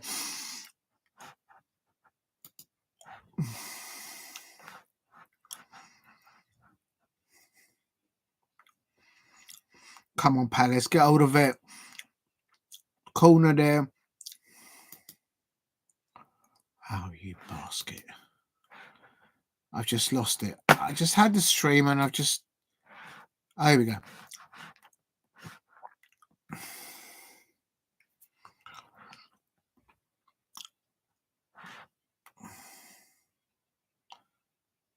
Come on, Palace. Defend this corner. Palace defending the corner now. Guehi hitting the ball out. Doyle on the ball for Wolves. Come on, Palace. Clear this ball from here, please. Fucking hell.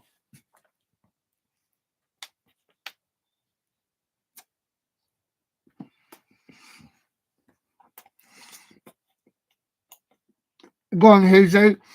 Passing the ball to Munoz. Daniel Munoz.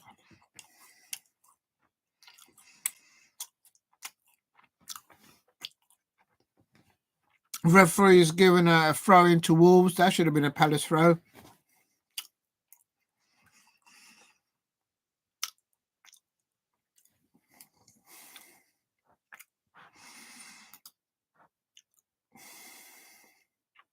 Oh my God, the referee is Anthony Taylor. Oh my God. Oh my God. And the VAR referee is Paul Tierney. Tierney. I say no more. Oh my days. I don't even know why I looked that up. That's just ruined my evening. Right. Let's be positive. Come on, Palace. Let's get the job done. We got goals in us. Let's get 1 or 2 goal lead, and let's see this game out. At the moment, early good start from Wolverhampton Wanderers. Referees given 2 decisions already to Wolves. That should have gone to us.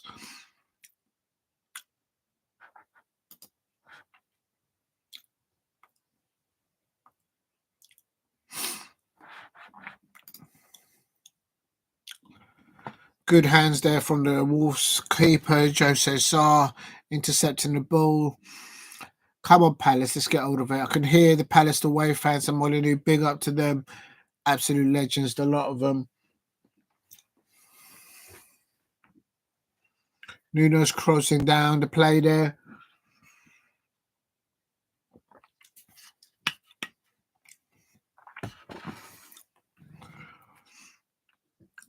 That's trying Larsen. It's a lanky player. Oh my God, how tall is he?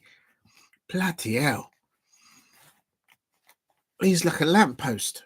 How tall is he? I mean, Mateta's a tall player. I stood next to him, John Philip Mateta, but that Strand Larsen is even taller than him. Believe me now. Oh my days. What does he eat? Raw meat? You know. Come on, Palace. Palace want to be starting to dominate this early stages.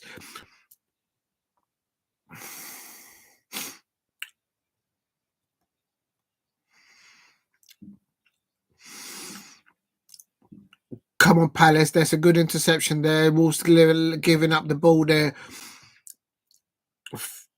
Sarr there on the players in it onto Nketiah. Oh, back to Hughes. Oh, off the line. Oh, my days.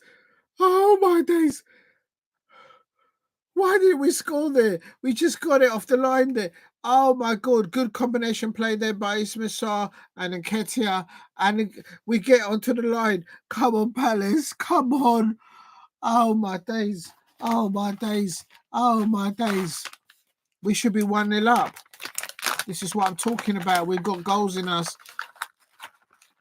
Hughes and Kamada, when they get the ball, or Munoz get the hold of the ball and the ball to play forward, we've got options up top. Unbelievable.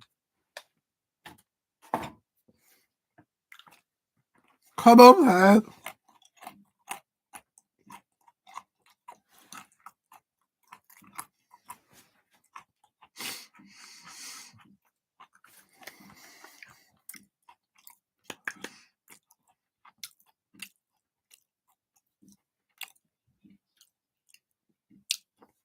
Doyle distributing the ball there. I told you this is between Joe Gomes and Doyle versus Hughes and Kamada. Those two sets of players up against each other, the ones that dominate that midfield areas, to stop the others from. When we're not on the ball, we need to be closing them down, pressing them. Oh my God. Good defended there by Trevor Traveller on the back post there. Come on, Palace. Still 0-0. We've had the ball off the line. We should be 1-0, 1 goal up. Please subscribe at JOC Palace if you are new. Trying to get to 2,000 subscribers. Please share the live stream if you can.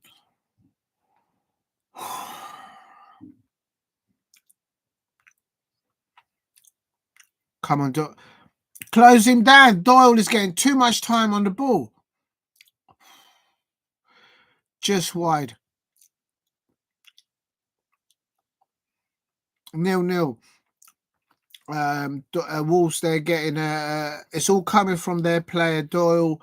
I wish Daichi Kamada will get a bit close up to Doyle and stop him from distributing the ball. And this is why I'm not fully convinced with Daichi Kamada playing in that number 8 role. But it is what it is. It's what we've got available. But he'll do a job there, no doubt. That means Cheki Dakori is not fully fit and they're not risking him. We've got options there. We've got Sloppy there as well there. And then we've got a load of youngsters on the bench. I can't lie. And Nketiah,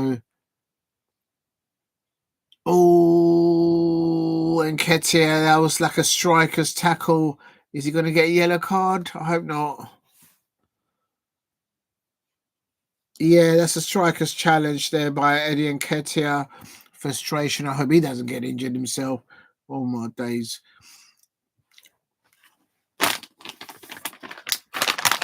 Nottingham Forest are up in the top 3rd positioning. Arsenal in the mud. Manchester City are in the mud. Liverpool, big game, big day for Liverpool. They are top of the Premier League. And if Manchester United lose to Chelsea, Chelsea will go above Arsenal. And if Aston Villa beat against Tottenham Hotspur tomorrow, they will also go above Arsenal.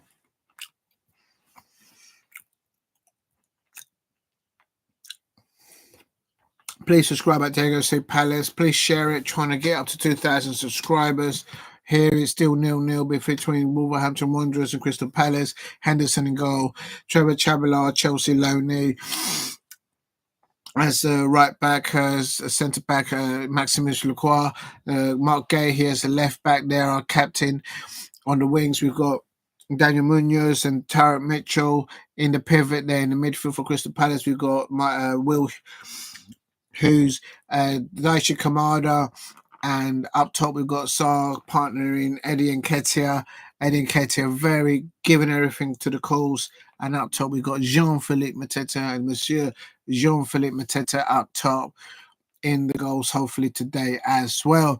That number 9, there's the centre forward there for Wolverhampton Wanderers, Strand Larsen. He's a lanky fella. I mean, how tall he is. I mean, he's taller than Jean-Philippe Mateta. Real talk. Big up to you, Steve. Thank you for dropping in again. I'm putting Palace again for a bit. And Celtic Aberdeen delayed due to Fogan play. Oh yeah, I forgot. Of course, in the Scottish League Cup, Celtic versus Aberdeen. Of course, in the Scottish Premiership, Aberdeen are up there, tops there with Celtic, with Rangers nowhere to be found in third place. But I'm not surprised that there's flares and fogs at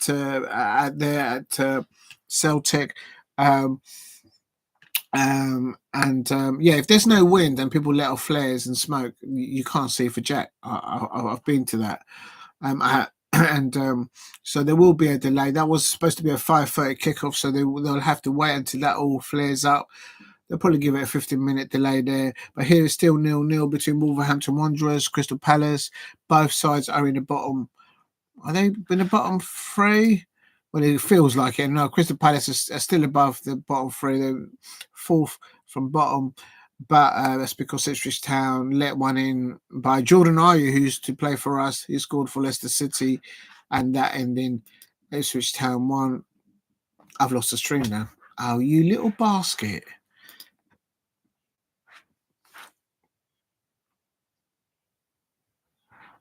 So what happens now?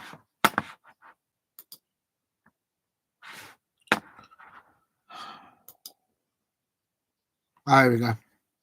Corner for Crystal Palace. Come on, Palace. Touch the lucky hat. Lucky hat. Palace. Why is my t-shirt at the back there going down and down? Oh, Cunha is they're defending it well, Wolves. Dawson.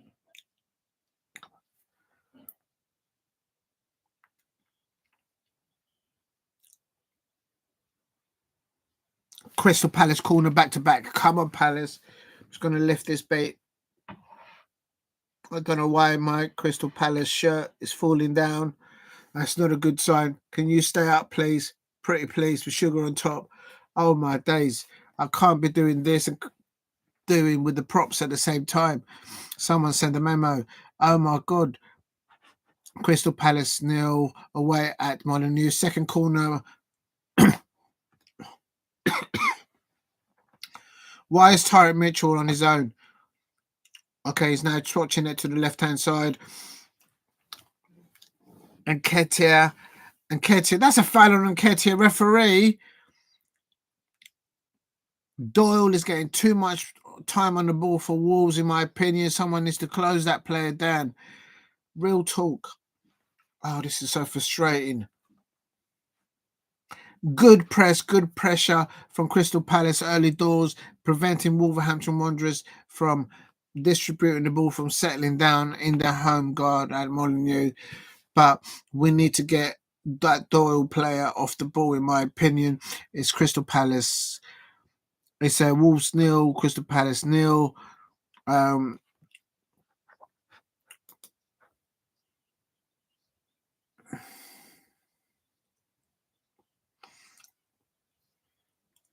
just hearing here what Sky Sports are saying.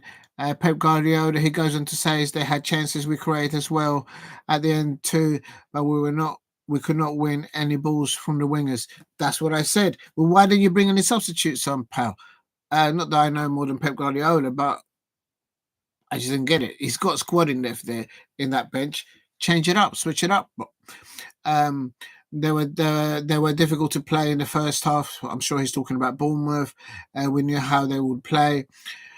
It was well deserved. The guys give everything because after 9 years together, they always will. So he's back in the corner of his players, and rightly so, Pep Guardiola, and he's backing his players there, talking on Sky Sports there. Big up to Sky Sports, and that's Pep Guardiola. But here at Molineux, Crystal Palace, doing the high press against Molineux, stop the Wolves players from distributing the balls, trying to get through between the lines between us. And it's for me, Doyle, the Wolves players getting too much time on the ball, and in the pivot we've got Daisha Kamada and Will Hughes there.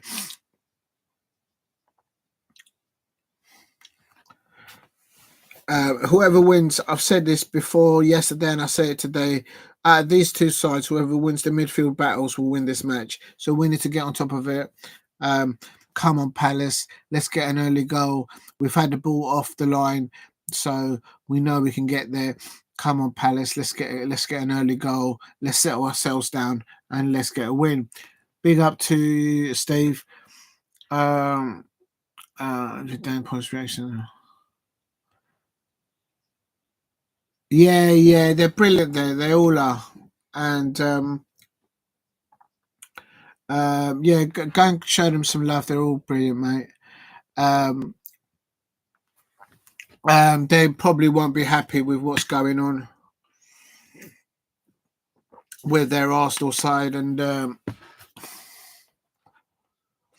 yeah, it's a squad in depth. I said it. I called it, Steve. I said yesterday, and I said this morning that I didn't expect Arsenal to get anything out of it. Yeah, follow. Yeah, Kenny Ken is a true gentleman. Follow him on Instagram. He does some really good takes on when he gets things about football and boxing. There's no one better than him on Instagram. Big up to Kenny Ken. Oh, have they started off at Celtic, Aberdeen? Yeah.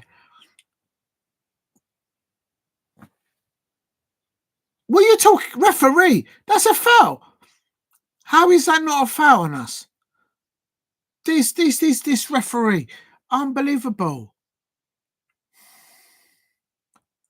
Palace is starting well. I'm happy with the way Palace have started, but we need to get a goal early doors. Let's get this goal done and dusted. Am I happy with the Palace lineup? I can't complain, Steve, because we've got players injured. We've got Eze injured. We've got Adam Walton injured. We've got Jefferson Lerma, which I think is our best number 8. Some people say that Cheikhou Doucouré is our best number 8. But he's on the bench, but he's not fully recovered from his injury from over a year ago, in my opinion. So don't risk him. We can't risk players that might never. For me, Eddie Nketiah was fouled just there. This referee, Anthony Taylor, I am not happy with him. Never was, never have been. And unbelievable. Same old, same old. One rule for other teams, another rule for Crystal Palace players. That should have been a foul on Eddie Nketiah. End of. Yeah, I agree. Saturday's 5 games are good to watch. Yeah, definitely. Bournemouth, the way they played against Manchester City, also Liverpool turning it around in the second half against Brighton. I knew they'd do that. And because of their squad in depth, and also Arsenal completely, they've got no squad in depth. They've got a manager that doesn't believe in youngsters. Why didn't Mikel Arteta start today's game against Newcastle United? Why didn't he start with Ethan and Ait-Nouri? The goal that he scored, the other goal scorer, Gabriel Jesus, he scored at midweek. He was also benched. Doesn't make any sense. Yeah. Fulham and Brentford are on Monday. Oh,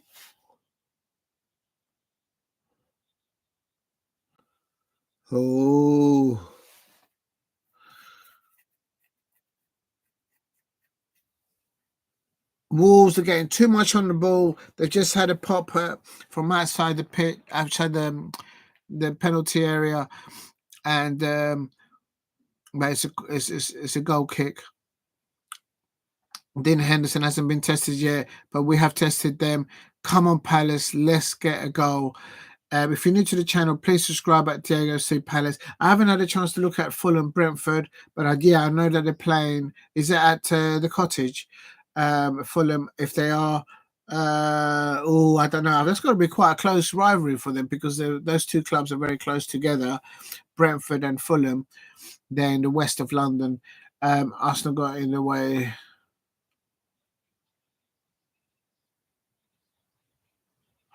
Oh, there you go. Arsenal got Inter. Well, I tell you something. If Arsenal play like how they started this today, I'll tell you something. Inter gonna cook them, mate. I can't see Arsenal with their squad in depth and the way Mikel Arteta's got them. I can't see them getting anywhere near the final stages of the Champions League. But I could be wrong. Maybe it's not how you start a competition; it's how you end a competition. What do I know about Champions League as a Palace fan? But it's just my opinion. I don't think Mikel Arteta will ever win any silverware for Arsenal. He's not. I wouldn't want him in my football club. And my football club will never give him £320 million of net spend in transfer windows, in 5 transfer windows. We wouldn't do that to a player like that, to a manager like that. We just don't do that. We don't work like that. So there you go.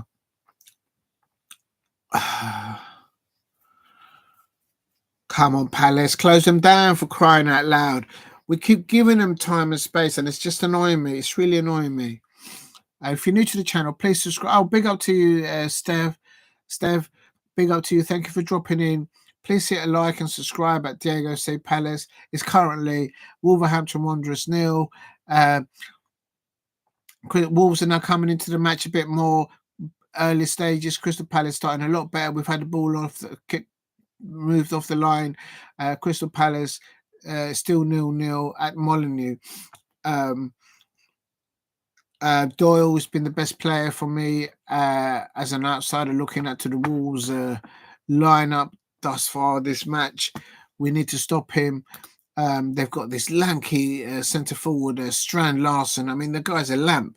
He's taller than Jean-Philippe Mateta by about 5 meters. It was like madness. This guy's, I don't know how tall he is. I mean, he's taller than a basketball player. Real talk. But Crystal Palace, Remark Guehi, our captain there, well in control thus far. And I've just lost the stream. Oh, there it is. And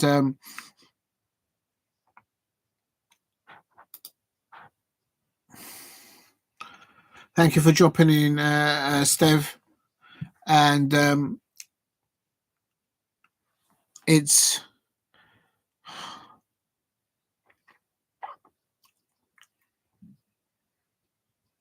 a throw into Wolves now.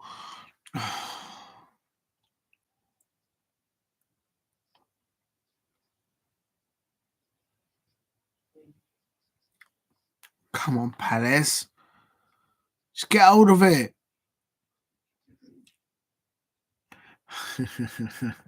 You're a funny one. You know that. You're a funny one. No, I'm not supporting Wolves. This is my lucky peanuts. Tie. Big ups to Peanuts. This is my lucky Peanuts tie. And with this one, win, I never lose. So come on, Palace. Let's show Steve. Steph.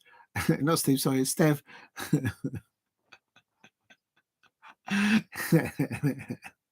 No, I could never support Wolves. They make too much noise and they don't let you sleep. Woo, woo. How do they do it? Wolves do it. No, they do it like that and they pull their ears back. Woo. No, I'm not having that. I'm an eagle. Whoa, whoa, whoa. Oh, yeah, I mean, we're eating wolves, mate. No animals were hurt during this live watch along. Not my fault. It's them they're saying that I'm supporting. No, I'm not having that. Celtic have Leipzig on Tuesday. There you go. So a lot of teams there featuring this weekend have got European football midweek. So maybe that's what's on their minds. I don't know. But I don't think that was the reason why Pep Guardiola's Man City side lost the way they lost to Bournemouth. Bournemouth deserved their win. Even Pep Guardiola, after post-match comments with Sky Sports, said they deserved the win. You know, it is what it is. You know what I mean? He was aware of how they were going to play some. From what I don't understand is why did Pep Guardiola do substitutions earlier on? A double substitution, say on 62 minutes, 60 minutes. I don't understand it because he has options on the bench. Many more options than many other sides. If you look at our bench at Crystal Palace, we've got youngsters there. I'll say no more. Please subscribe at Diego C. Palace. Trying to get to 2,000 subscribers. If you're new, please share it.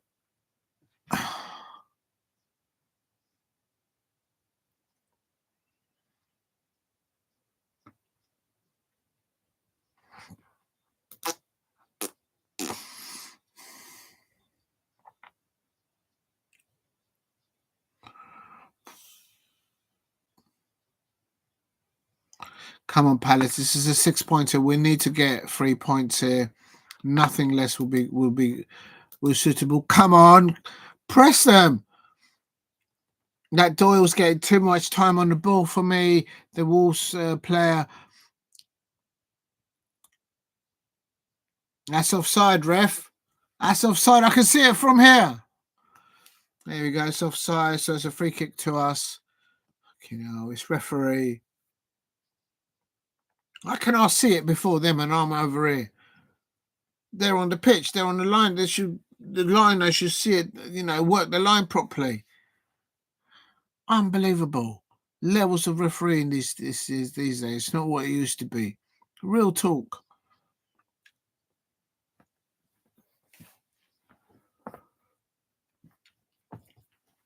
Oh. Can someone get the ball off this Doyle player that plays for Wolves? He's doing my nut.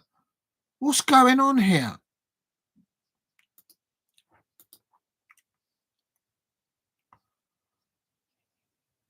Oh, Nketiah with his left foot. Oh, good save there by the Wolves keeper to his left.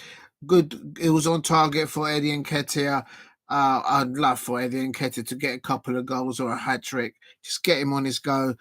He's got the goals in him. I know he has. So he needs to just keep digging in there for the calls. That was close. Well, it's on target, but it's not going to. He's got to do more to challenge Jose, the Wolves keeper. There, no doubt. Totti's passing the ball there forward for Wolves. Go on, Munoz. Daniel Munoz with the ball. Munoz gets the ball back here. Come on. And the goalkeeper has read the play well. The Wolves keeper reading the game properly. So come on, Palace. Just a little bit of sharpness in the last third. And let's give some real questions to that Wolves keeper. Oh. Unbelievable. Come on, Will. Oh, I've lost the bleeding thing again.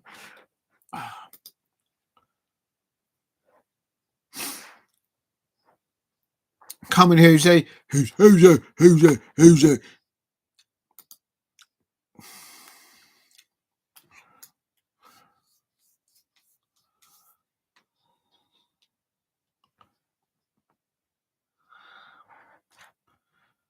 Well done, Mark Guehi, getting hold of the ball, controlling it. Sarr's on the right-hand side, passing on to Munoz. The goalkeeper for Wolves gets the ball again.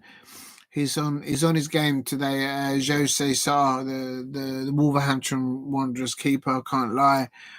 But that's good. That's good. They can't harm us where we're playing right now. So come on, Palace. Let's just get one goal. Come on. If you're new to the channel, please subscribe at Diego C. Palace. Good luck to the Crystal Palace women who are playing at Selhurst Park tomorrow at 2 p.m. against Manchester City women in the Barclays Women's Super League. Good luck to Laura Kaminsky, Crystal Palace women manager, and to Amy Everett, the Crystal Palace women's captain. All the players. Come on, Palace. For all the information to go and watch Crystal Palace women tomorrow, go to the official webpage at cpfc.co.uk. I have nothing to do with a football club. I'm just like a football fan like you. But please go and support the Crystal Palace women tomorrow at Selhurst Park. They're playing against none other than Manchester City women, who are high and high, Rye and Rye. They are top of the women's Super League. And so that should be a good match there. Hopefully we can get a draw there. Come on. Coming up to 30 minutes, Crystal Palace and Wolves now cancelling each other out. And Nketiah just nearly caught it there, but he's trying to link up there with Jean-Philippe Mateta.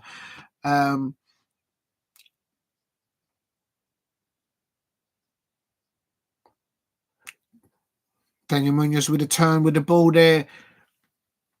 Come on, up to Jean-Philippe Mateta. Good control there by Jean-Philippe Mateta. Come on, Palace. Let's get a goal before half time.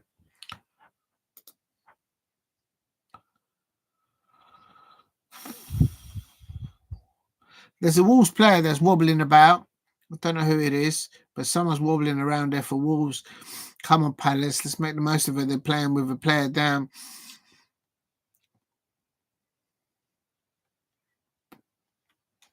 Come on. Get out of the ball. I think that's Joe Gomes for Wolverhampton Wanderers, who's wobbling about. Corner coming in.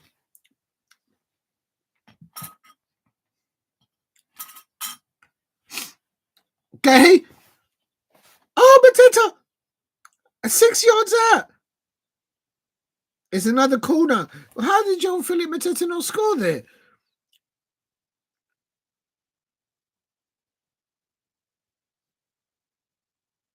Oh, he's offside. It's offside anyway, so it doesn't count anyway.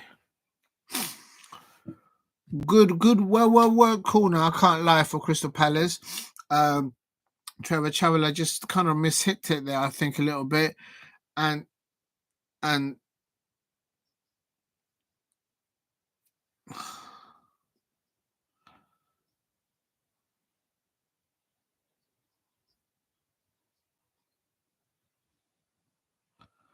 for me, Crystal Palace should be 2-0 up. Trevor Chalobah should have got there something on that one, and earlier on, Will Hughes should have buried one.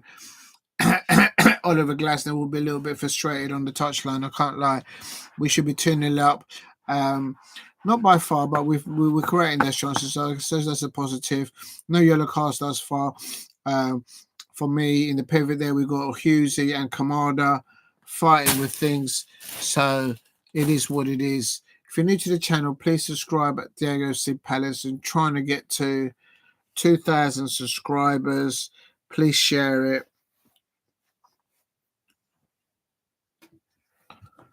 And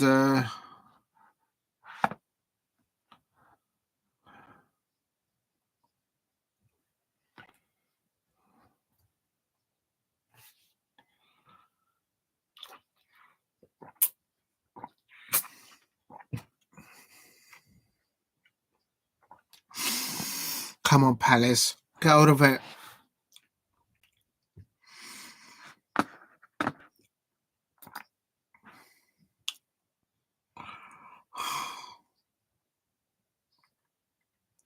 Crystal Palace should be 2-0 up. Trevor Chalobah should have scored there.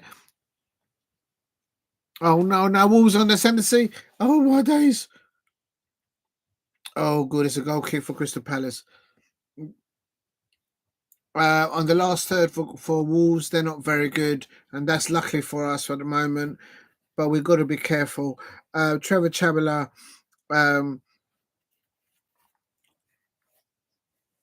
oh no, I just seen a replay of Trevor Chalobah.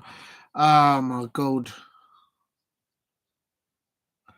Chalobah, why did he stop the ball on the line? Oh my days. Oh my days. I know we've got to put bodies forward, but there's Trevor Chalobah not understand that he's defending for Palace and not for Wolverhampton Wanderers. Oh. Come on, Palace. This first half, I can't lie, it's flown by. It's only like 9 minutes or 10 minutes to go for the first half, but we've had a better of the chances. We've kind of denied ourselves a goal opportunity. That only happens to Crystal Palace fans. Real talk. Unbelievable. Come on, Palace. Why are they still playing? It's a clear offside. Anyone... Why can't they just pull up the flag and just tell everybody and just stop the damn thing? It's wasting something.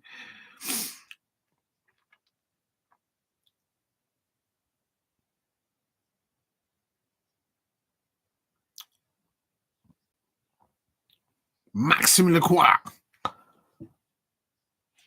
Come on, Palace.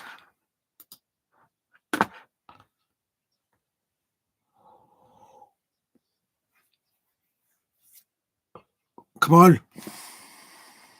Mateta. Oh, it's blocked. Oh, Munoz. Oh, Nketiah was right behind that. I think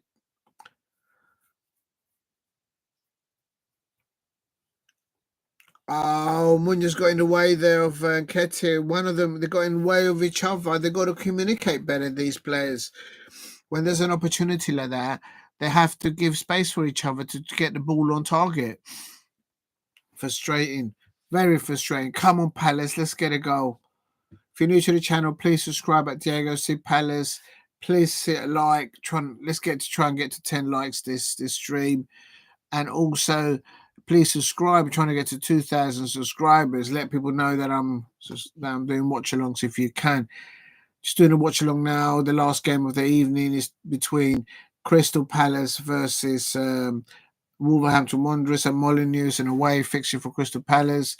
Also in the Scottish League Cup, it's Celtic versus Aberdeen, the top two sides in Scotland at the moment. Rangers are nowhere to be seen at the moment. But at the moment, Crystal Palace, come on, we started a better. We should really be 2-0 up. We should have scored by now. Come on, Palace. Referee, that's a free kick to us. Thank you. Referee taking his time out there.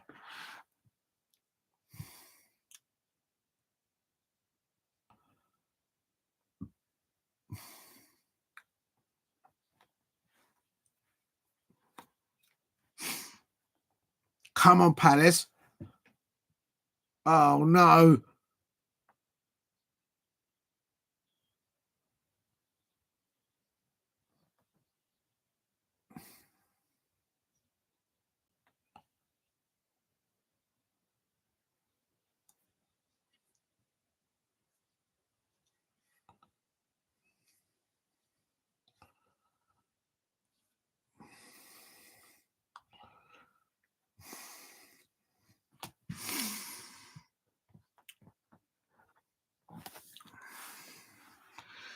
Wolverhampton Wanderers are starting this match at the bottom of the Premier League. Crystal Palace are not far off. They're in fourth of the bottom, just because Ipswich let going scored by Jordan Ayew, who plays now for Leicester City, which ended 1-1. And but Crystal Palace, this is a massive. We need to get 3 points here. This will be a massive game for Wolves as well, but it's a massive game for us, Crystal Palace. Come on, Palace, let's get 3 points. We should be at least 2-0 up right now. Unbelievable. Daniel Munoz getting a lot of the ball. Always a busy bee everywhere on the pitch. Had he left the ball earlier on, though, Nketiah would have had a clearer point on goal, though, I can't lie. And Trevor Traveller, I don't know why he defended, but he got in the way of a goal for us, and he's supposed to be our player. I don't know. Agent Trevor Traveller, Chelsea Loney. I'll say no more. But he's actually a good player. He's doing well for us. He's working levels. So come on, Palace. Let's get a goal. Come on.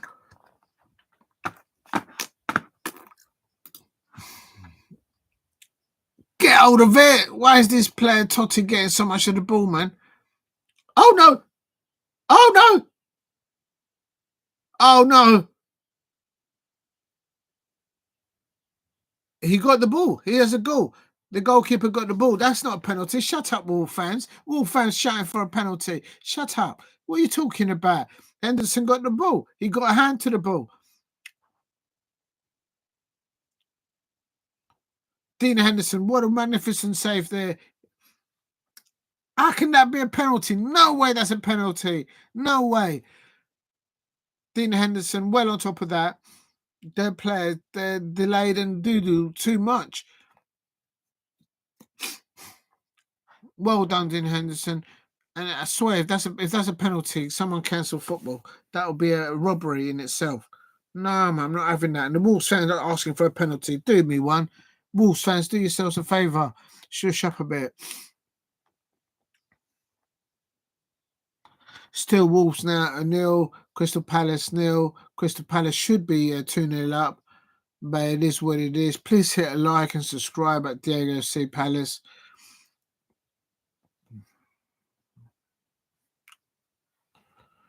Unbelievable. Come on, Palace.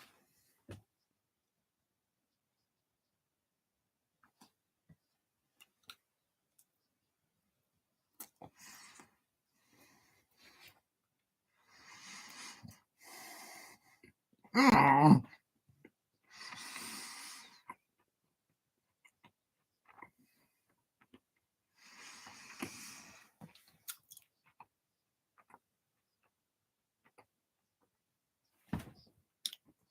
Come on, Palace.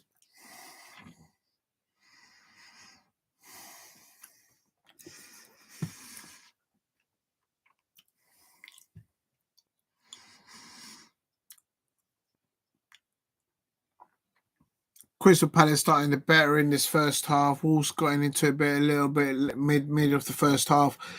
But we should be winning 2-0 Crystal Palace on the chances. Our players getting in the way of our own goals. Oh, my days. Oh, no. Oh, Dean Henderson grabbing that. Oh, my days. Palace, concentrate towards the end of the first half. Please concentrate. After all that hard work we've done in the first half, let's capitalise on it. Let's get a point.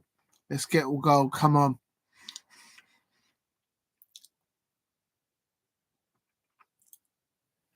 Dean Henderson now clearing the ball from his goal area. Will Hughes. Gomes is now on the ball for Wolves. 1-2 with Tommy Doyle. This is what I'm talking about. This Tommy Doyle's getting too much of the ball. Can someone close him down, please? Oh, it's so frustrating. And it's gone back to Dean Henderson who covers it up. Oh, hello. Celtic 1, Aberdeen 0. And there was a delay because of the fireworks and the fog and all that. Big up to Steve mentioning that. Oh, there you go. Thanks for that. Celtic has scored 1-0 up. Thank you very much. Yeah, I'm getting confirmation here at this end as well. Come on, Palace. Unbelievable.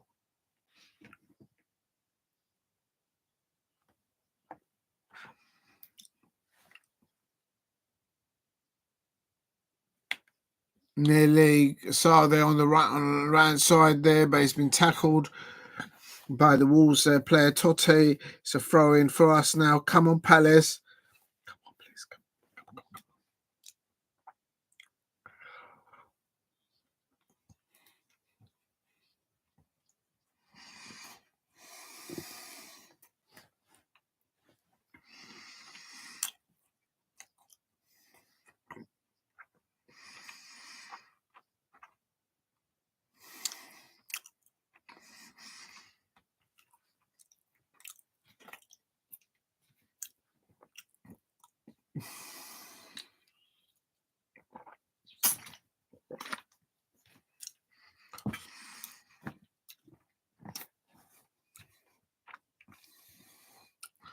I mean, it's just madness. We should have been 2 goals ahead. Will Hughes had a good opportunity. Trevor Chavilla getting the ball, hitting onto JP, and then JP hitting it back, and then hitting back his own player and preventing us from scoring. I mean, it's like getting in the way of each other. We should have enabled that. We should be 2-0 up. Come on, Palace.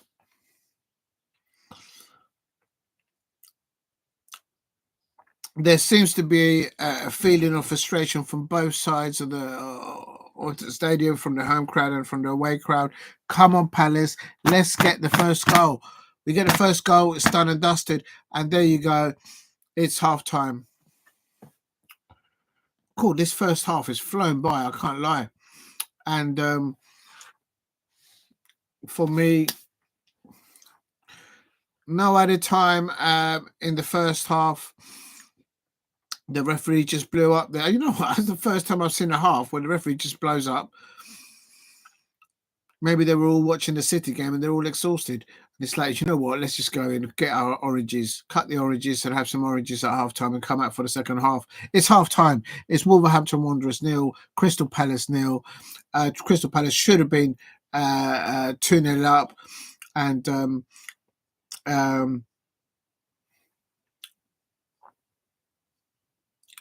we should be 2-0 up. And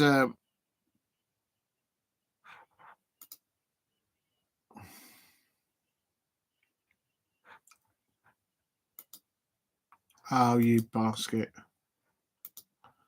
I've just lost the stream. Just bear with me.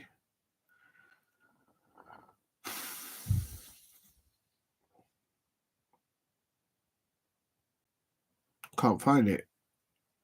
Oh, there it is. Oh, Celtic have scored a second one. There you go. It is a goal. Celtic in the League Cup, in the Scottish League Cup. It's the semi-finals, actually. I didn't know. But it's Celtic 2 now, Aberdeen 0. Of course, Celtic and Aberdeen are the top 2 clubs in the Scottish Premier League, up there out top. But this is a League Cup semi-final, and Celtic are winning 2-0. Yeah. I'm surprised to see that, to be fair. But, you know, anything can happen in a cup game, I suppose. There was a delay there at Celtic because of... All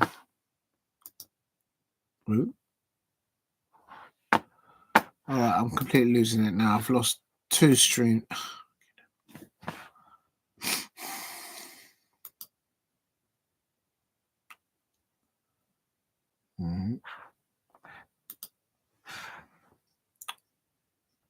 Right, so it's 0-0 at half time, and Molyneux Crystal Palace should really be 2 goals up, but it's still 0-0. I'm just going to have it 1 second. Oh, please.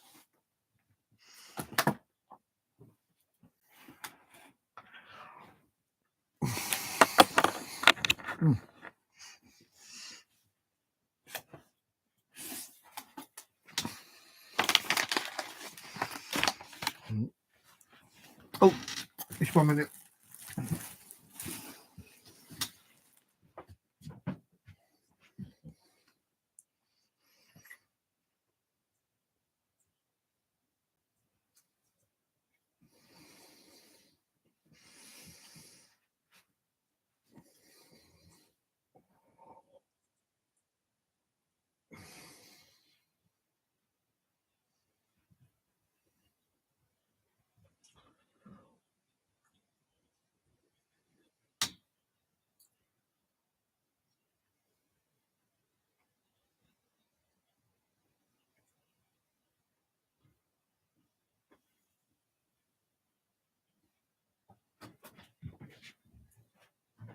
Oh, my gosh. Yeah, well, no, it's half time. It's done settle. I'm just stretching my legs because I've been taking there for and then become in. Que ya va fine. Gracias por la comida. Yo me comí la comida. No sé qué día abajo. Esto que se acaba en una vez.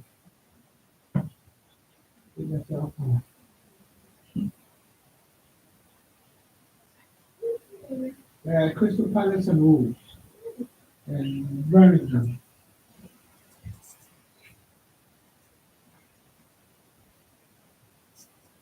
I'm just taking a break.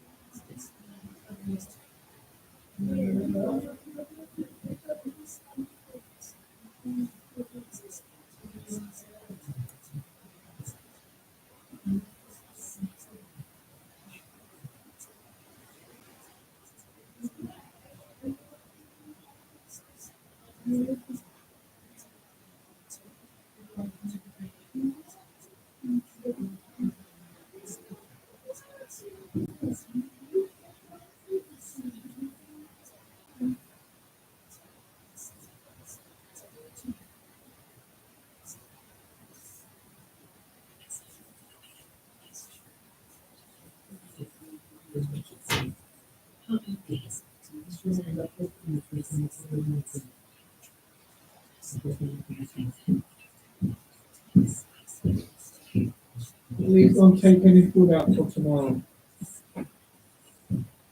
I want to eat my haggis tomorrow.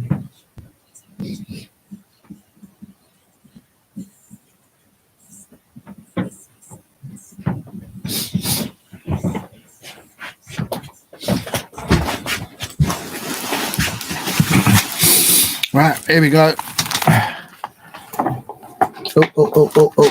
Just got some biscuits. Now, oh my days. Yeah, big up to you, Steve. Yeah.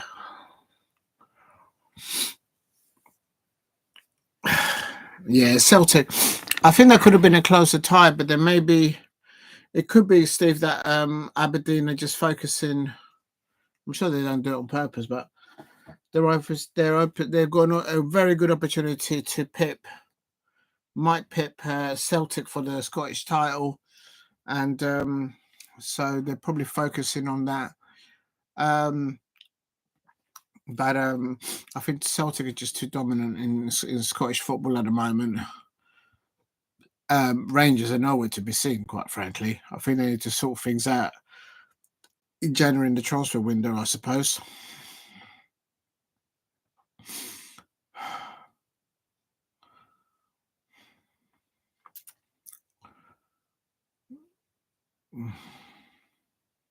Yeah, I would say, yeah, I agree with you. Rangers and Celtic in the League Cup in the final.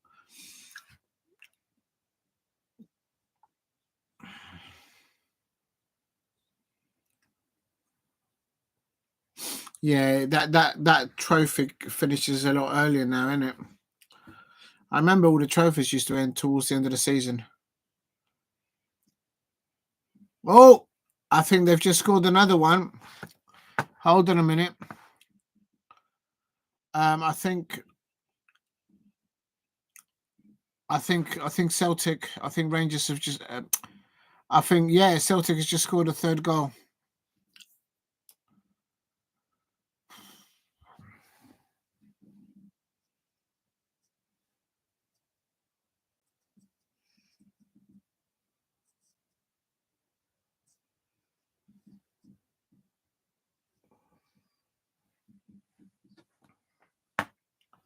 Oh, why are you doing this? Piss off.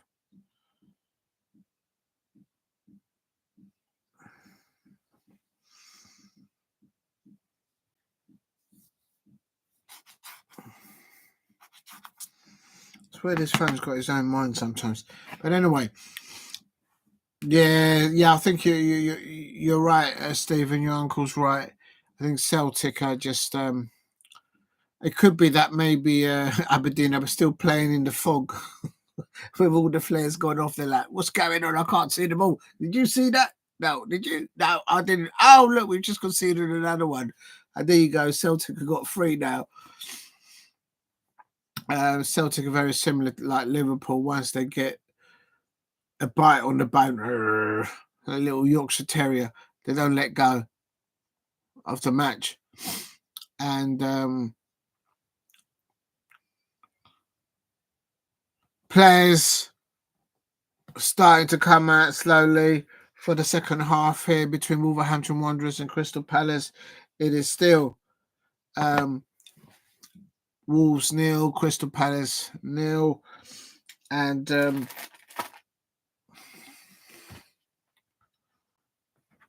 1 minute. I'll put this over here before I drop it over there. Come on, Palace. Let's just get. We started the first half. We should be 2-0 up. We prevented ourselves from scoring. What happened between Trevor Chalobah and Jean-Philippe Mateta, themselves getting in the way of each other, and Crystal Palace not going ahead is calamitous, if to say the least. And nah, mate.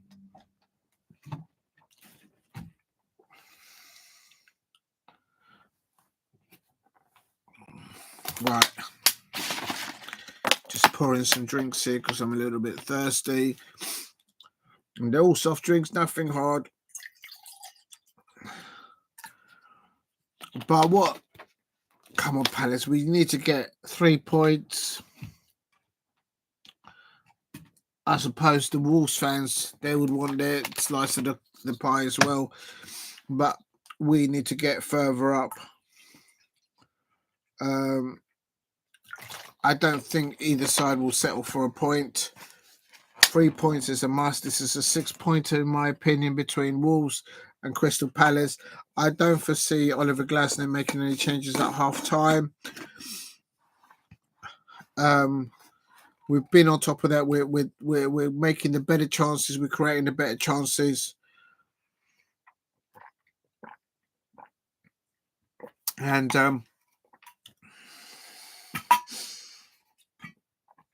for me, we should be 2-0 up. Right.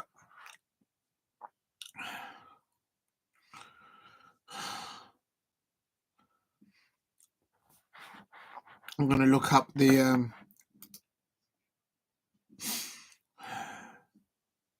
There you go. On target, Crystal Palace have had 3 shots on target.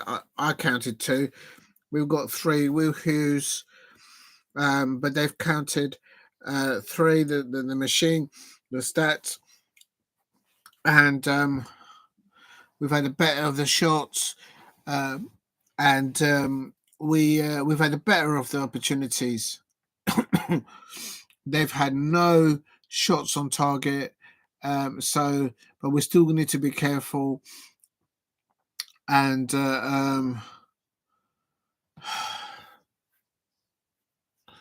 we've had more set pieces as well, so that's quite interesting. Even Stevens on fouls. I'm looking at.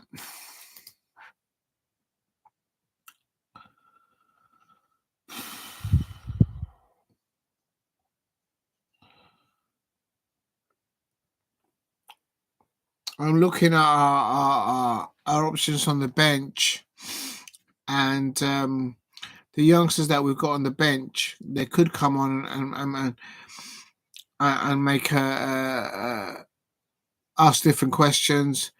Agbogoni, he could come on, I suppose, but we're thin. With him, we've got youngsters on the bench at the moment, and it's up to whether Oliver Glasner feels that he wants to let go of the stronghold that he's done so far in the first half. We should be 1-0 up, 2-0 up, surely. This is a Wolves sides that are there for the taking. Come on, Palace. And even without Ebrieze, even without Adam Walton, even without Jefferson Lerma, we should be well ahead with this side, Wolves side. There's a reason why they're the bottom of the Premier League, and we need to unbelievable. So come on, Palace, let's get 3 points.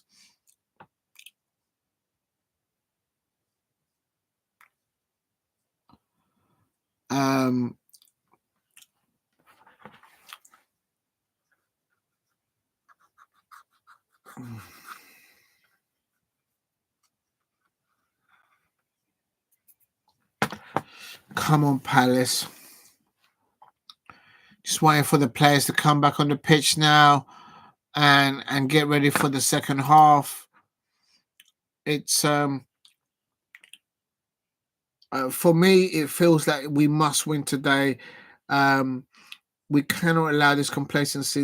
What I mean by that is that Wolverhampton Wanderers is a side that is there for the taking, and not to take advantage of this, not to take the 3 points away back to Selhurst Park will be criminal, in my opinion, given the injuries that we've got at the moment. So for me,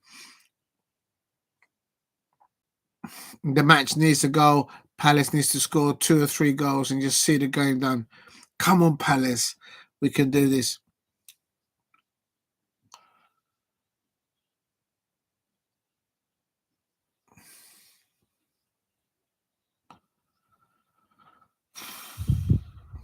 Here they go. They've just kicked off. Come on, Palace.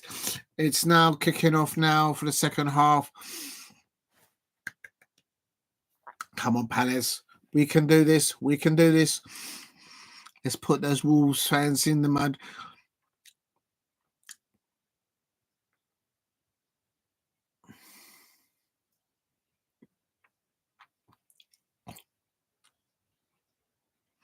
No, Wolves have got a free kick there earlier doors in the second half.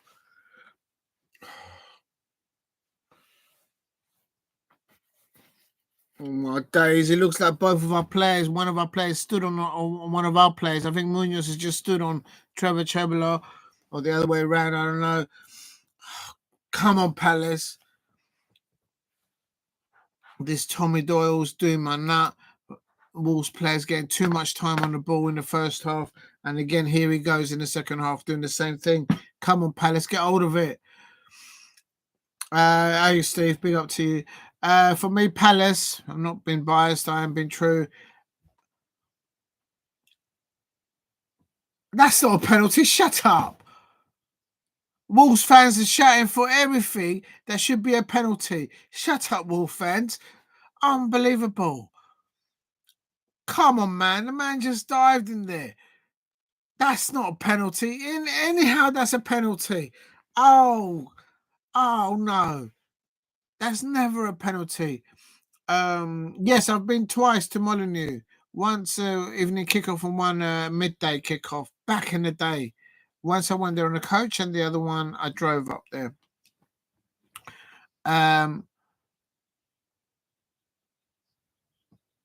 Oh no, Wolves are on the counter here, so they didn't get their penalty. Oh no! Oh no! Oh, Henderson saved us again. Oh my days! Oh my days! How are we still in this game?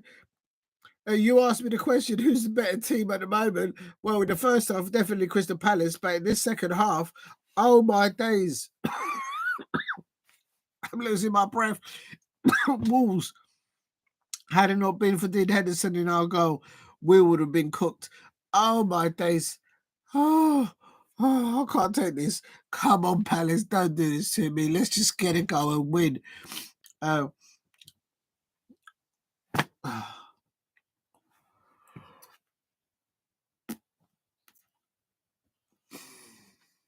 was a handball. I think one of the Wolves players handled it there.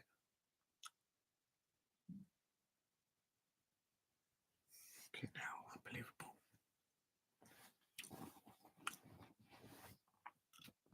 Unbelievable.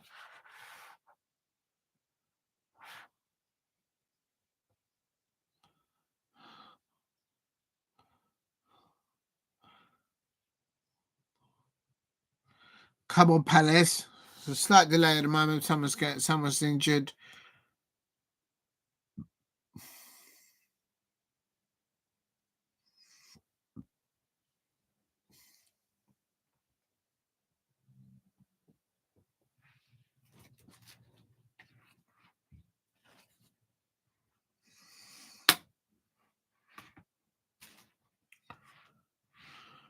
See, this is what I'm talking about. They just showed a replay. Maxence Lacroix, the Wolves fans are saying that should have been a Wolves penalty, but no, none of them are actually noticing that their Jordan Strand Larsen has got like 2 handfuls of Maxence Lacroix's t-shirt tucked in his pocket. He's grabbing them. They don't see that, do they? It's Wolves fans. Unbelievable. But if you're new to the channel, please subscribe and there you go see Palace. Come on, Palace. We can do this.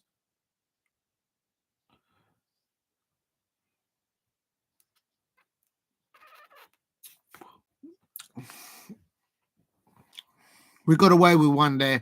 Dean Henderson making that save. He raced off his line to put off the Wolves player. I think that was Sarabia. And come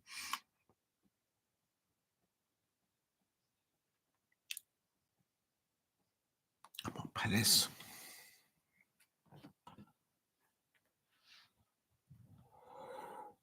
Come on.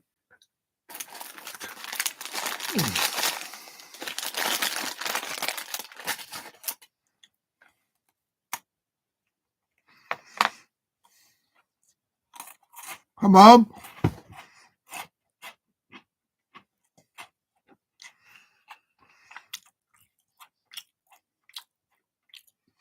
It's a goal kick now for Wolves.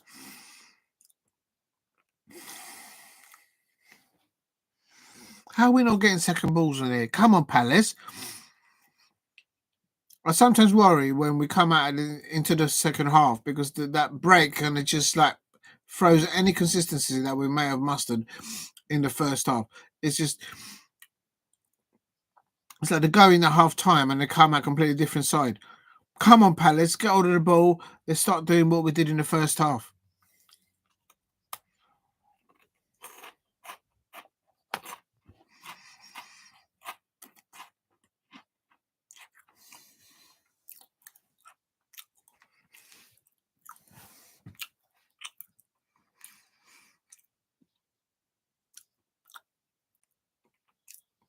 Come on. There you go, Tommy Doyle. This Tommy Doyle's getting too much time on the ball for Wolves. Will someone close him down? Do something on him. We haven't got a hold of the ball. We haven't passed it more than 3 to 5 passes in one go in the second half. Come on, Palace. Unbelievable. It's just sitting back and watching them play in front of us.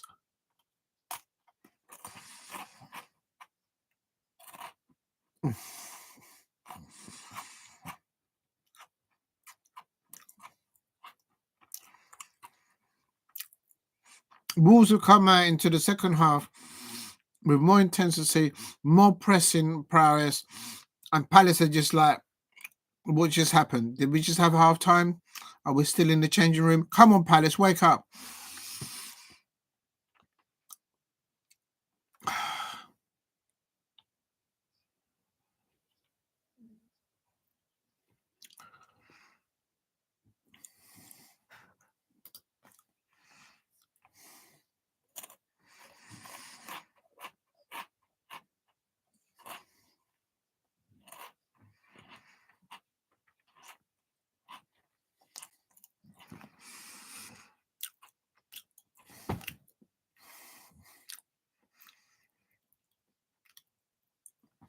Doyle with a little target on shot for Wolves.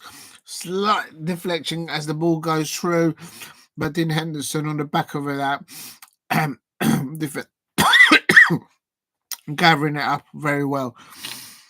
Come on, Palace, for flipping hell.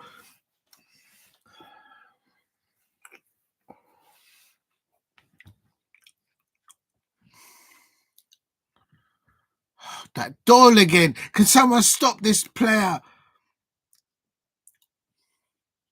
I don't know how you do the stats. May have to go to Sofa School, but I bet you this Wolves player Doyle has had more touches than everyone put together. It's alarm bells ringing. Come on, Palace, just get hold of it. Unbelievable. Please subscribe at Diego C. Palace.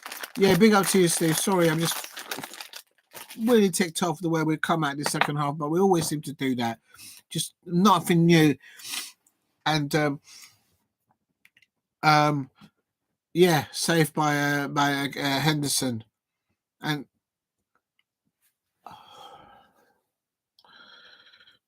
stop it! Down the left-hand side, Wolves are coming now.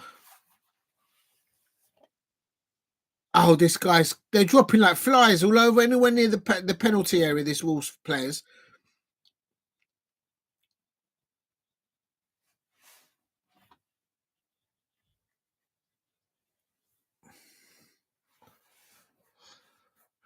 Brilliant interception by Trevor Chavalot. There shows his experience as an ex-Chelsea Champions League winner, winning the ball there,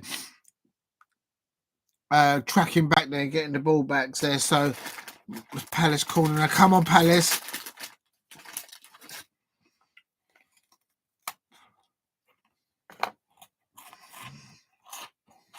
Oh!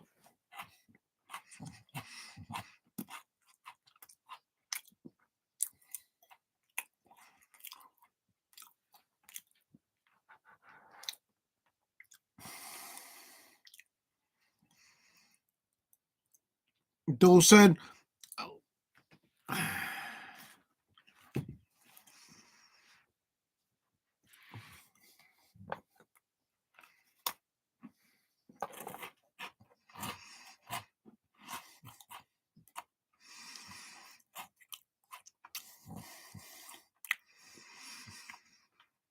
I can't lie. The match needs a goal, but the closer it gets towards the end, I'm thinking draw will do. But come on, Palace, we should be winning this. This Wolves side is there for the taking. Coming on.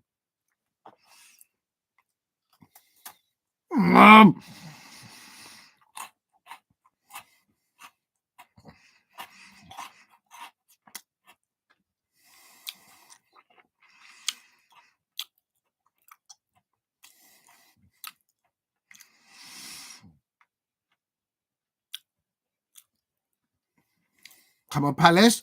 That's a poor clearance by Wolves. We keep giving the ball away, and so do they. Come on, Palace. Let's make something out of this.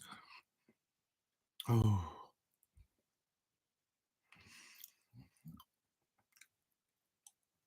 Wolves player, they're caught offside. But I'll tell you something. Both sides are giving the ball away too easily, and it's a mismatch here. Come on, Palace.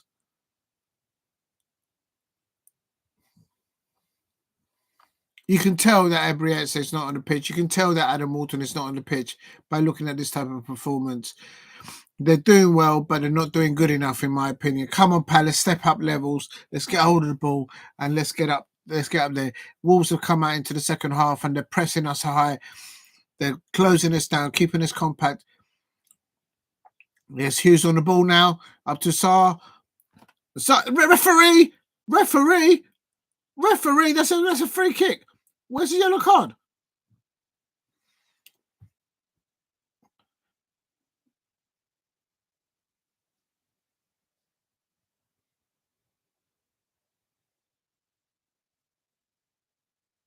Come on, Palace. We picked their back pocket on that one, and but we just got fouled there. Come on, Palace. It's a bit central here, this free kick. It looks like Wolves are going to bring on somebody.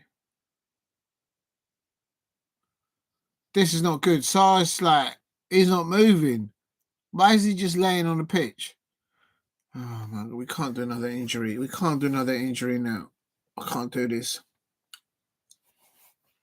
Come on, Palace. They're there for the taking.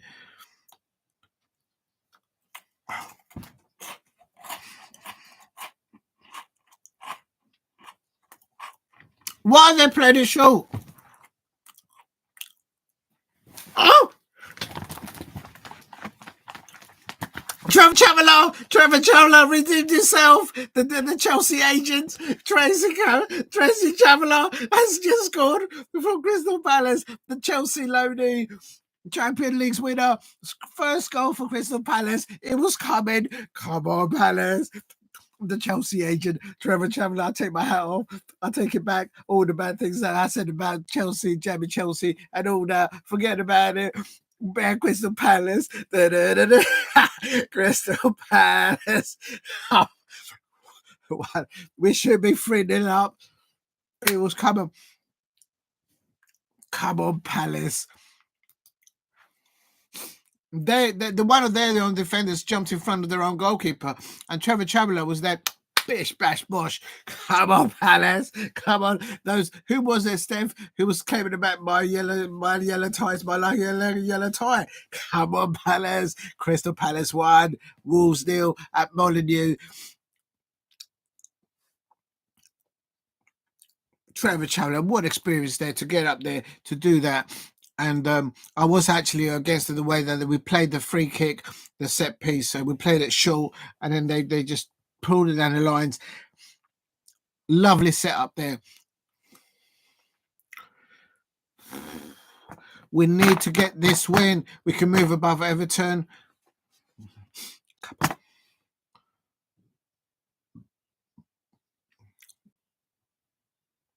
Come on, Palace. Let's just get one more and get another one and see this out. My prediction for this match was Wolves 1, Crystal Palace 2. But Crystal Palace are winning 1-0. We well deserved there. Please, if you're new to the channel, please subscribe at Diego C. Palace. Trying to get to 2,000 subscribers. Please. Come on, Nketiah. Nketiah. Oh, just over the bar. Nketiah. Oh.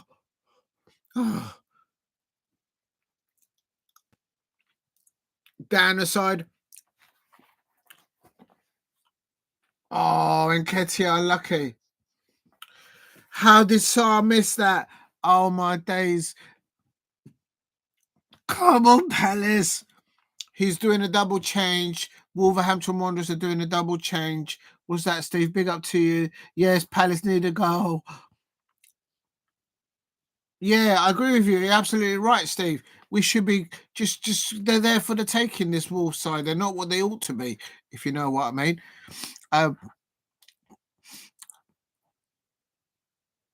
Yes. Come on, Palace. So there's a double substitution from Wolverhampton Wanderers.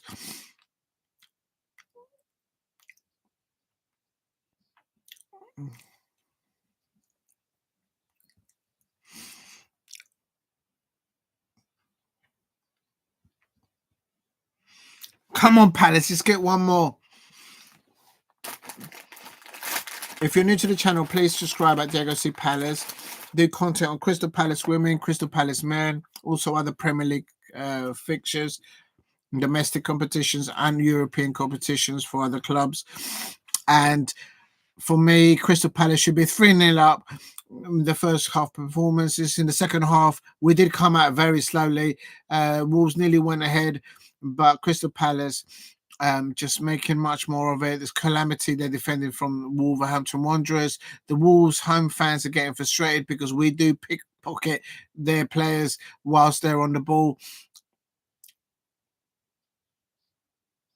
Yeah, agree with you, Steve. That's a it's massive for both sides. But look, my Palace, we've got enough players there. We've got enough players to be a lot way higher up on the table. And how Sarr missed that chance. We should be 2-0 up. Oh, my days.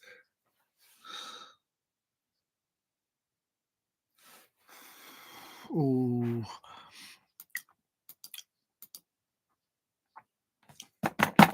Come on, Palace. Let's get one more goal.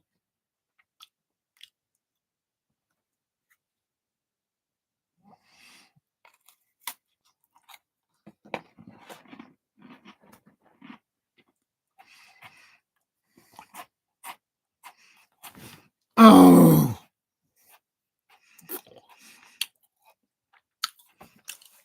Sarr nearly scored there. Second attempt then within the few minutes. The home crowds are turning on their players. You can hear the boos from the home crowd. Come on, Palace, let's turn the screw. Let's get another goal. As Steve says, we need to get another goal. Come on, Palace. Just get it on target. Sarr. You're not playing for Watford now. You're playing for Palace. Just get it on target.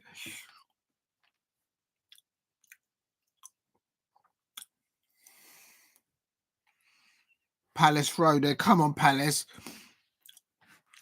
I can hear the Crystal Palace away fans. Oh, Crystal Palace. Oh, Crystal Palace. I can hear the Crystal Palace away fans. That's on penalty.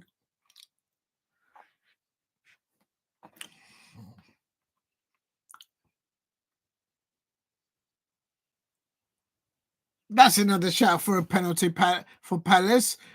This referee will never give us a Palace. Will never give us a penalty. Triple. I beg your pardon. It was a double substitution from Wolverhampton Wanderers. Gary O'Neill. They've then changed twice. The triple substitution. Coming on was. I'm not sure. Oh my god. Coming on was Jean Richard, Bellegarde, and Mario Lemina, and Gonzalo Guedes replacing Tote Gomes, Tommy Doyle. Yes, they've taken off Tommy Doyle. Oh my days. Thank for that. They've taken off Tommy Doyle and Pablo Sarabia because Tommy Doyle was getting too much of the ball, certainly in the second half, start of second half. Changes. They don't go down with the home fans. They were all booing those substitutions. Come on, Palace. The crowd, the home crowd is turning against their managers, turning against their players. Come on, Palace.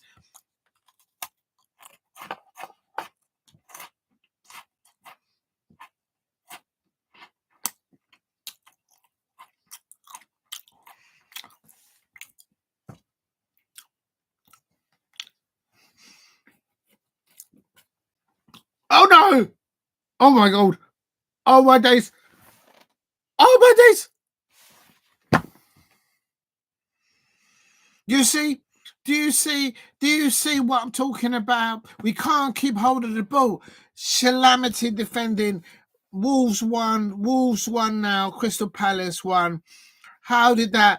This guy, and all the Wolves fans are celebrating, but they were booing the manager like 2 minutes ago because he'd done that triple substitution, and now they've pulled one back. Jordan standard Larsen. This player is a lamppost. Look how tall he is. Oh my God, he shouldn't be allowed on the football pitch. It's too tall. And he's equalised for Wolves. Unbelievable. Unbelievable. Palace. This is just typical Palace. Ruining my evening, ruining my weekend. It is what it is. And we couldn't hold on to the ball for 5 or 10 minutes. And Wolverhampton Wanderers have equalised. I'm absolutely fuming with that.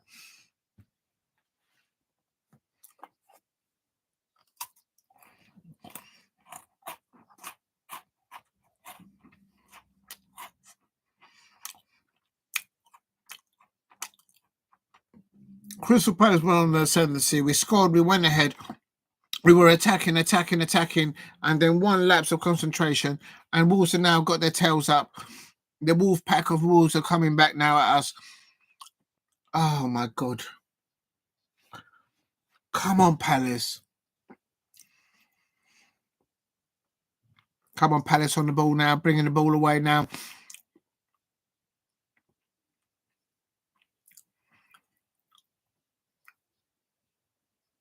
How is that not a foul? Lacroix has just been rugby tackled. He's just been chopped up. He's just been rugby tackled. I can't lie. Everyone, look at that replay. Look, Maximus Lacroix has just had a rugby tackle done on him. And how is that not a foul? I said to Maxime Lacroix, go and do it to the Wolves player. Do you know what I mean?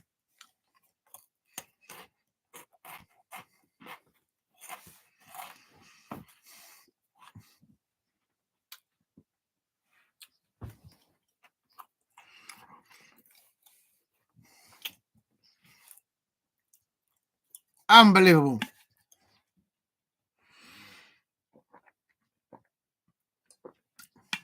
These Palace players, what do they do to me? They make it so hard for themselves. Get hold of it. Close him down.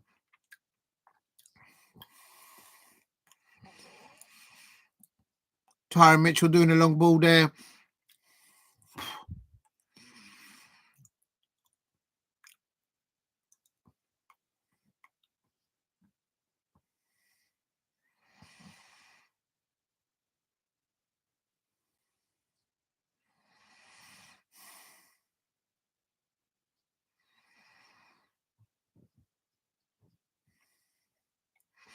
Unbelievable. Just seeing a replay of that goal. Wolves goal. Come on, Palace.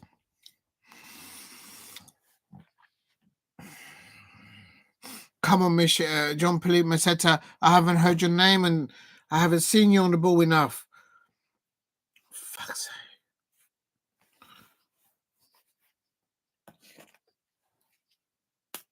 sake. Both sides here, in my opinion, will go for a win here. Come on, Mateta! Mateta! Oh, it's just wide.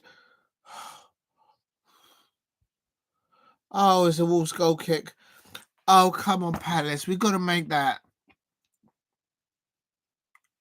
These opportunities that Crystal Palace are making, how are they not making them over the line? How are we not scoring?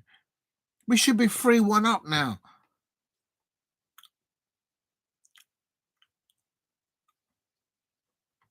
Unbelievable. I've got a headache now. Big up to you, Steve. You're still there. Thank you for watching.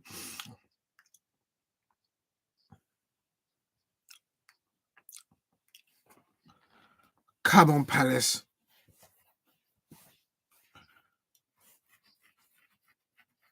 Oh, no. Oh, no. Oh, no. Oh, no. Oh, no. Oh, no. Oh, no. Oh, these Palace players. Why did they do this to me? Why did they do this to me? Wolves has just gone 2-1 up. Oh, my days. Oh, my days. Oh, my days. Oh, my days. Why do I do this? Why do I do this? I don't know. I don't know. I feel for all the Palace away fans that are Molineux right now to see that how we were dominating the first half, the opportunities that we had, to see the opportunities of what we had in the first half, in the second half as well. And now we're losing 2-1. Look at that. 68 minutes, 70 minutes, and now Joe Gomes for Wolves has just completely flipped the damn match. Unbelievable. I'm absolutely fuming. If you're new to the channel, please subscribe at Diego C. Palace, but I'm absolutely fuming. I mean, why do I do this? 5 hours of doing this watch-alongs, and look what's happening here. We don't take our opportunities, and look what's happening in there. 2-1. And all these Wolves fans giving it all of this, singing for their club, singing for their manager. When he done that triple substitution, they were all booing him. They were chucking him in underneath the bus. And now they're winning 2-1, and they're all the chorus of songs at Molineux. There you go. That sums up the Wolves fans. There you go. 1 minute they're throwing the manager underneath the bus. The next minute they're singing along.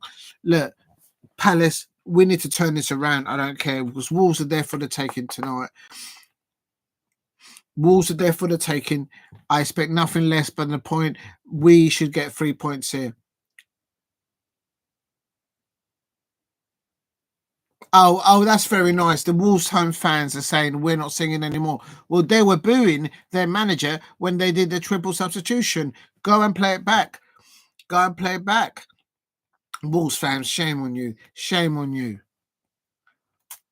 Unbelievable. My head hurt. Oh.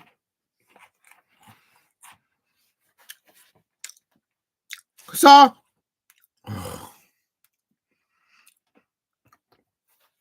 That's a goal kick now for Wolves. Good play there by Mitchell there on the left-hand side. And Sarr trying to get following up there from Tyre Mitchell's attempt. Work down on the left-hand side. But it's gone out for a Wolves goal kick. It's Wolves 2, Crystal Palace 1. The Wolves fans having the audacity to say to the Crystal Palace fans, we're not singing anymore. When your manager, Gary O'Neill, did that triple substitution, every single Wolves fans in the Molineux were booing your own manager. You were booing him. You were throwing him underneath the bus. And now you get a jammy goal back. And now you're singing. And now you're saying that we're not singing. What's all that about? Wolves fans, 1 minute you're throwing your manager underneath the bus, and 1 minute later you're singing towards us, the Palace away fans. What are you talking about? Jazz up! Oh, Sarr nearly.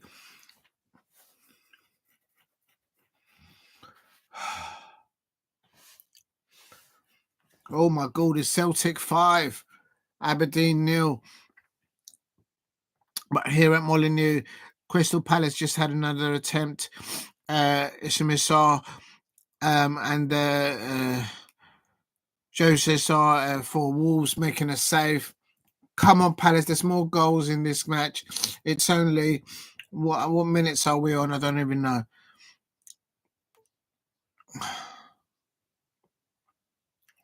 Unbelievable. Come on, get hold of it.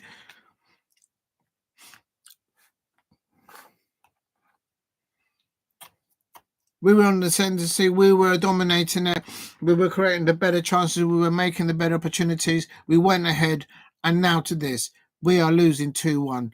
I mean, what's all that about?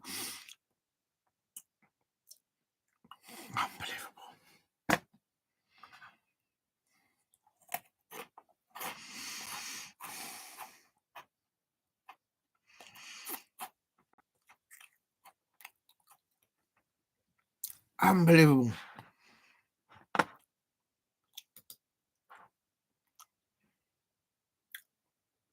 Unbelievable. There's still a good 15, 18 minutes to play. But Palace need to get an equaliser here and go on to win this. How is this Wolves side?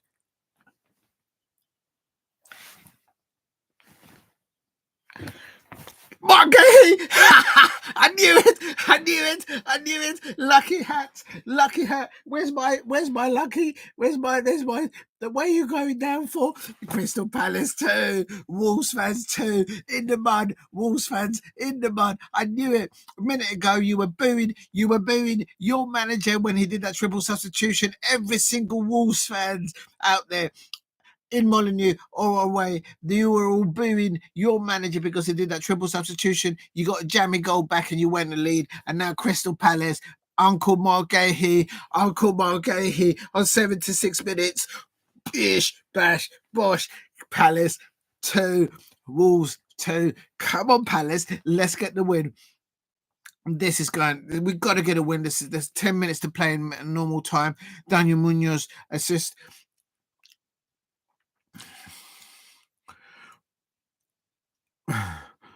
Thanks, Steve. Big up to you, Steve.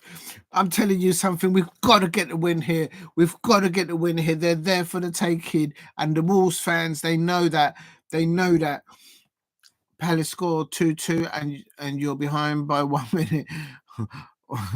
1 minute. Wait until there's a goal. And then the post, since it's your team. Yeah, I'll tell you, man, the way we are conceding goals, I'm not surprised. Come on, Palace.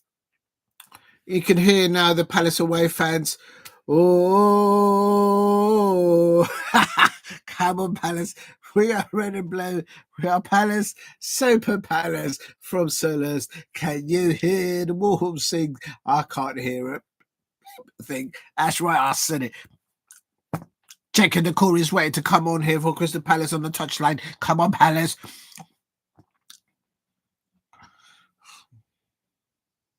Oh, no. Will Hughes Will Hughes has just got a yellow card, and I think that means that he's now unavailable against Fulham, and we need midfielders. He's now suspended for the next game. But anyway, it's Wolves 2, Crystal Palace 2. Will Hughes just picked up a card. I knew he was going to pick up a card, but he had to play him. Oliver Glasner had to pick up a card there. Come on, Palace. A point is not good enough for me, maybe for some Palace fans, but not for me. We should be winning this. We should be winning this match.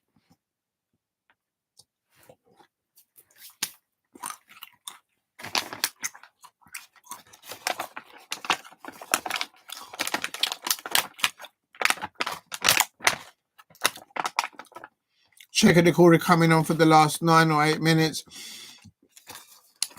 Palace have got a terrible. The Wolves have got a terrible defending.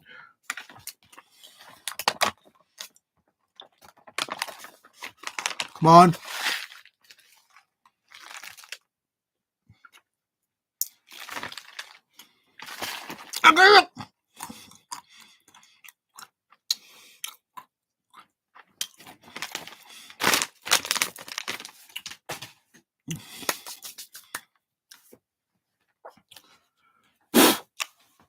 This is Nketiah coming out with the ball there. Sarr's following it up in the middle.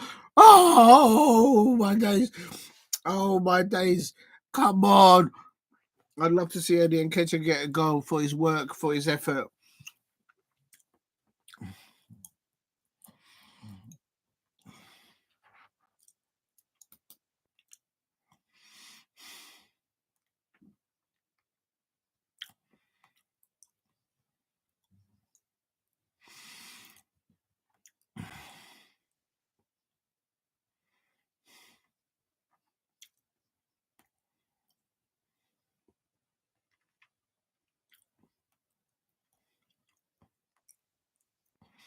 This is what I'm talking about.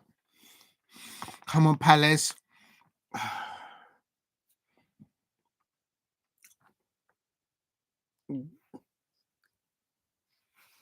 on. They should come out of there on the floor. They're winning the ball.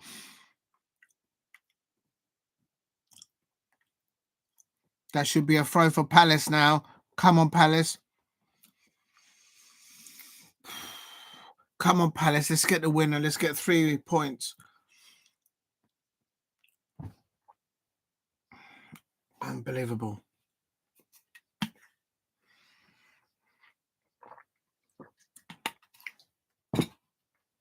Come on, Palace.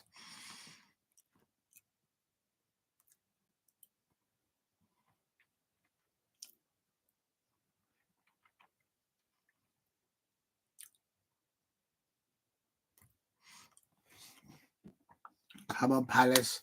Let's get a win here. Come on.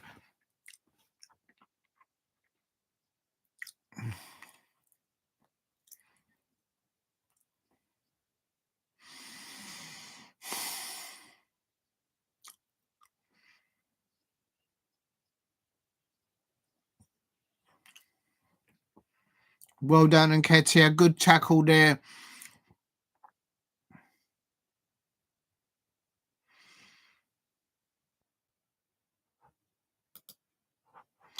At the moment, for me, Sarr, Eddie Nketiah, and Jean-Philippe Mateta, the workload that they're doing up top, the way they're tracking back and working for the team, I think that has to be mentioned.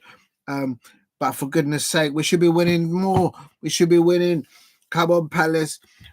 Wolves 2, Crystal Palace 2, coming up to about 81 minutes.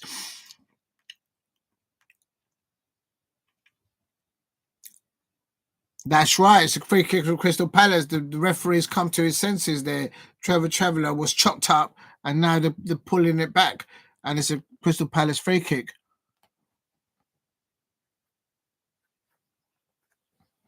Eddie Nketiah has been substitution. Nathan Clyne is coming on, so that's been showing it up. Will Hughes did come off, but he did get a yellow card on 79 minutes. So Decore coming on 18 minutes, but now Eddie Nketiah coming off, and come on, Palace. Let's get the winner, please. Let's get the winner. Come on. If you're new to the channel, please subscribe at Diego C. Palace. Trying to get to 2,000 subscribers. On the road to 2K subscribers. Can do it with your help. Please share it. Please like the stream. If you can, please let someone know that I'm doing live watch-alongs if you can.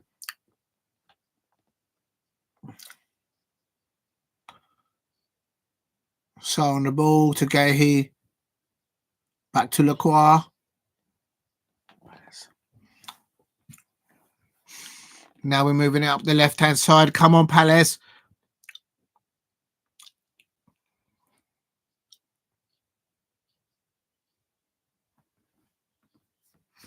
Send it to nothing. It's now... Yeah, that's a Wolves throw now. Come on, Palace.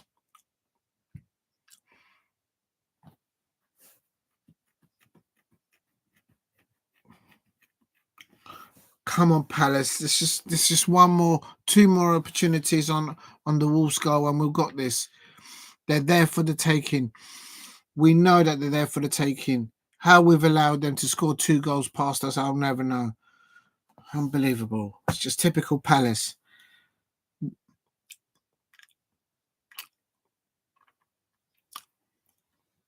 Please subscribe at Diego C. Palace.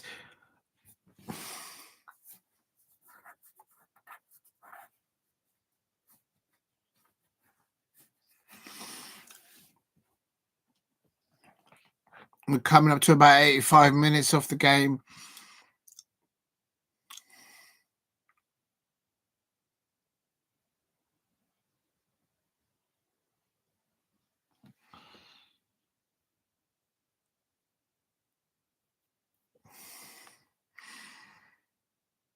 Come on, Palace. Get hold of it. We're just watching them play in front of us. Oh, no. Oh, no. Oh, no. Oh, left foot from the Wolves player. But Dina Henderson makes a save. We just let them build it up, and then let them have a shot on us, or those from a distance. Oh, my head hurts. Come on, Palace. But that was easy pickings for Dean Henderson and the Palace goal. I can't lie. If you're new to the channel, please subscribe at Diego C. Palace.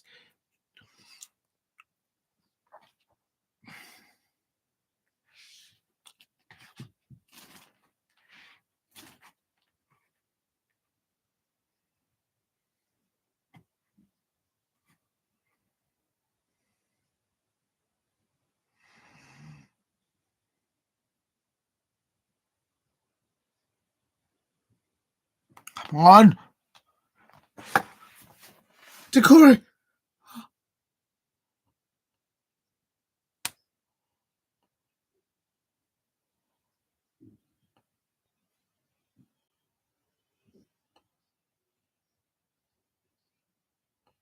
So why are you not booking him if you think that that he's simulating it? Why is the referee not booking the Wolves player? Because it's clearly gone down. Everyone thought that there might have been a penalty for and then so why has he not booked him? Unbelievable, this referee.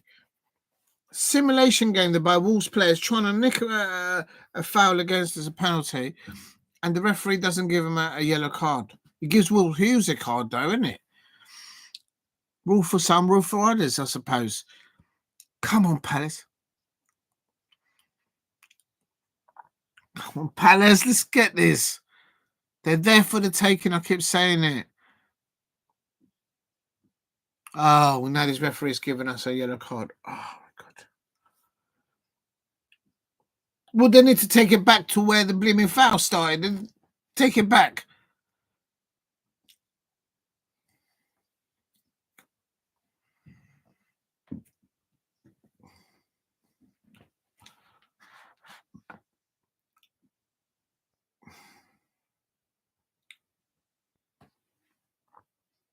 Come on. Another change for Crystal Palace here.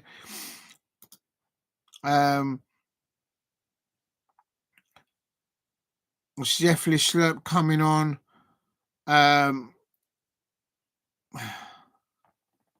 Earlier on, Nketiah was replaced by Nathan Clyne on 84 minutes, and also earlier on 79 minutes, Will Hughes was replaced by Cheki Decore.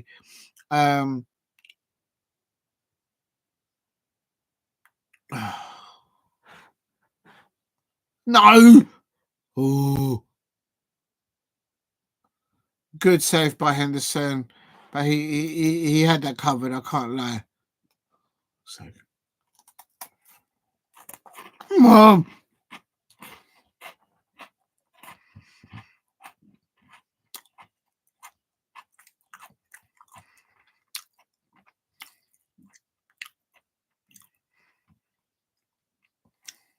Come on, Palace.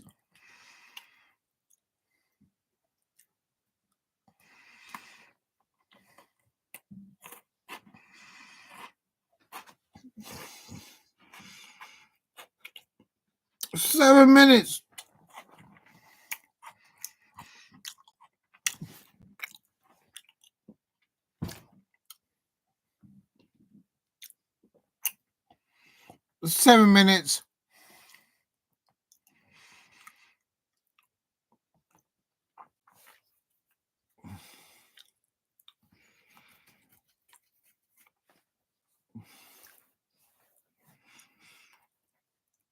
Come on, Palace. 7 minutes. 7 minutes to play of additional extra time.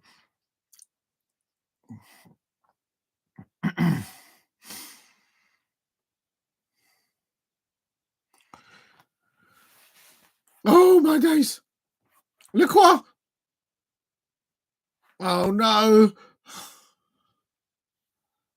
Trevor Traveller to the rescue. Good experience there. Oh, here we go. Oh, here we go. They're diving down. They're diving now, holding their faces. So now they get a free kick. Unbelievable.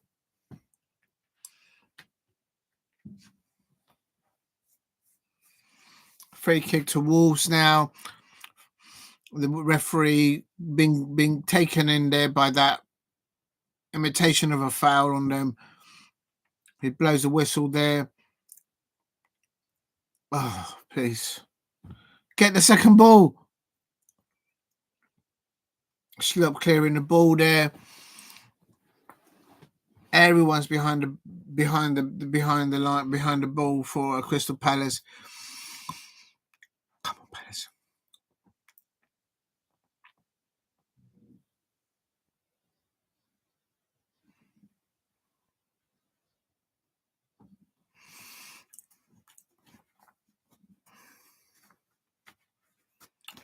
Come on, Palace.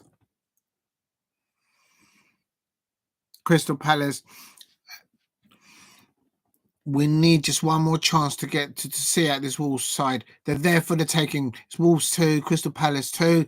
I'm absolutely fuming that we've allowed them to score 2 goals against us. It shouldn't be the case. And come on, Palace. If you're new to the channel, please subscribe at Diego C. Palace. It's Crystal Palace 2, Wolverhampton Wanderers 2, away at Molineux Stadium. Come on. Good header there by Trevor there. Chebala. Come on. We've probably got about 3 or 4 minutes left of the additional minimal extra time to be played. Just one more chance. Just one more chance for Palace. We can do this. We can do this. They're there for the taking. These Wolves fans were booing. They were chucking their manager underneath the bus when he made that triple substitution.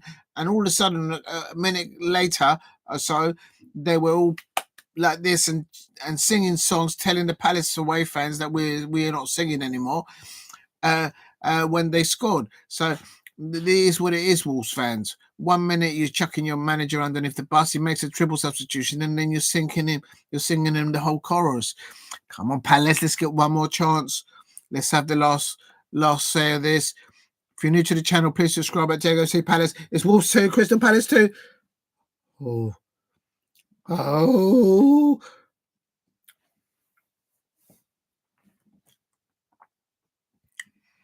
Unbelievable.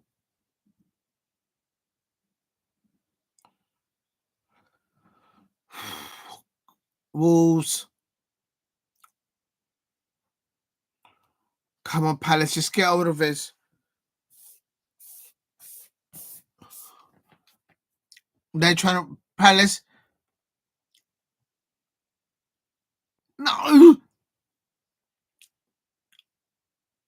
Mateta tracking back.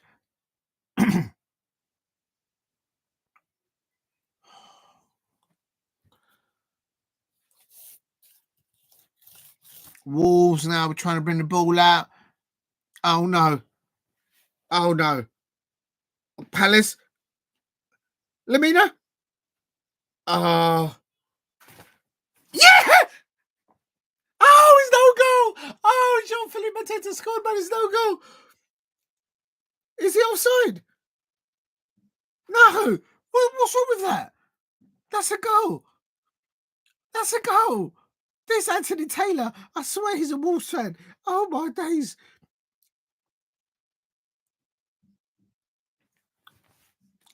VAR's going to look at it.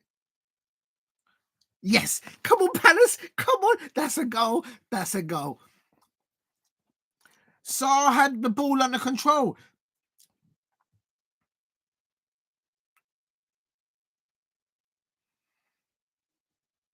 I think that's a goal. I thought VAR was looking at it.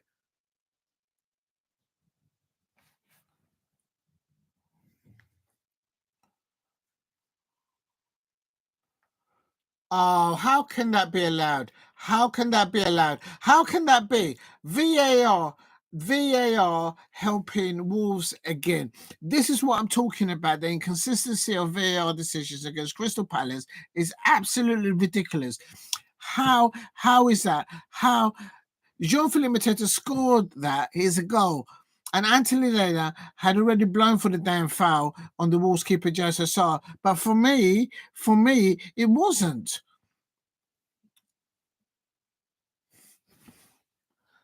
Wolves are so jammy. They got lucky there. We scored, but they've been disallowed for us. Unbelievable.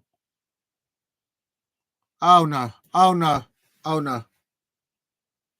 Oh, no. Come on. Lacroix. Oh. Come on, Palace. One more chance.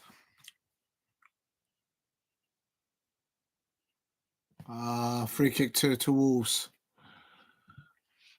Oh, my days. We scored in additional extra time. That was never a foul. And 2-2 is ended. Crystal Palace get a point. Wolves 2, Crystal Palace 2. We scored in the additional extra time. Somehow VAR decisions go against Crystal Palace fans again. Hello. It's ended full time. Wolves 2, Crystal Palace 2. And how we should have won that game in the first half. For me, great effort by Jean-Philippe Mateta, by Eddie Nketiah, Sarr up top. The workload that they did, tracking back to help the team. I think that should have been a goal. I think that's a very soft VAR decision given to Wolves, and on chances, Crystal Palace should have nailed this win, and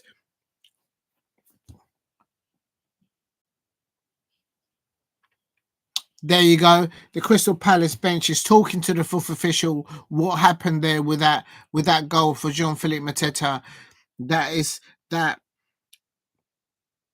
That for me, that's ridiculous. absolutely ridiculous. VAR decisions helping the position of Crystal Palace. And yet again, I'm absolutely fuming. But then, having said that, we should have secured the damn win in the first place in the first half. They haven't looked. VAR have bottled it, and they've gone with what the referee's seen, and that for me is ludicrous. What's the point of having VAR? What's the point of having the technology? They've actually bottled the decision, and it says, you know what, we're not going to look at it. We'll just let go with what the referee said, and he's wrong. Absolutely. Crystal Palace bench are all having a word with the fourth official. I'm not happy with that. But it's ended Crystal Palace 2 away at Molineux. Wolves also got two goals. It's 2-2. Point apiece. Let me have a look at the damn table. I'm absolutely fuming on that. Crystal Palace are up now to 7 points at 10 played. And we're out of the bottom three. Wolves are still buried down there. Had we won there, we would have gone above Everton, but it's still very tight there. I'd say anyone from Fulham down to the bottom position are vulnerable. Includes Manchester United. Manchester United at 13th. But anyway, definitely if they lose against Chelsea. But for me, I'm very disappointed with the VAR decision there at the end. It wasn't looked at. For me, that was Jean-Philippe Mateta third goal. But it is what it is. Thank you very much, everyone there, for watching. Oh, big up to you. Now I put on the Dortmund game. I went 2-1 and I got PSG 1-0 and Karat 2-1. Now 21-0. Where is that? Let's have a look. Unbelievable. How did we not win that game? I'm just going into it now. I'm going to take this off because it's doing my nut. I'm going to listen to that.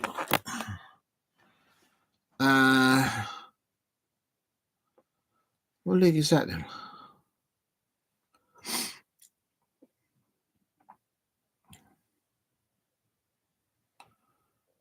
Oh, Celtic are still playing against Aberdeen and they're 6-0 up.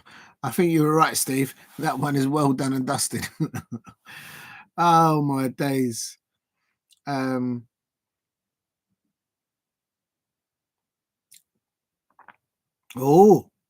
the English Women's Championship, Barclays Championship, London Lionesses have beaten Sheffield United 1-0.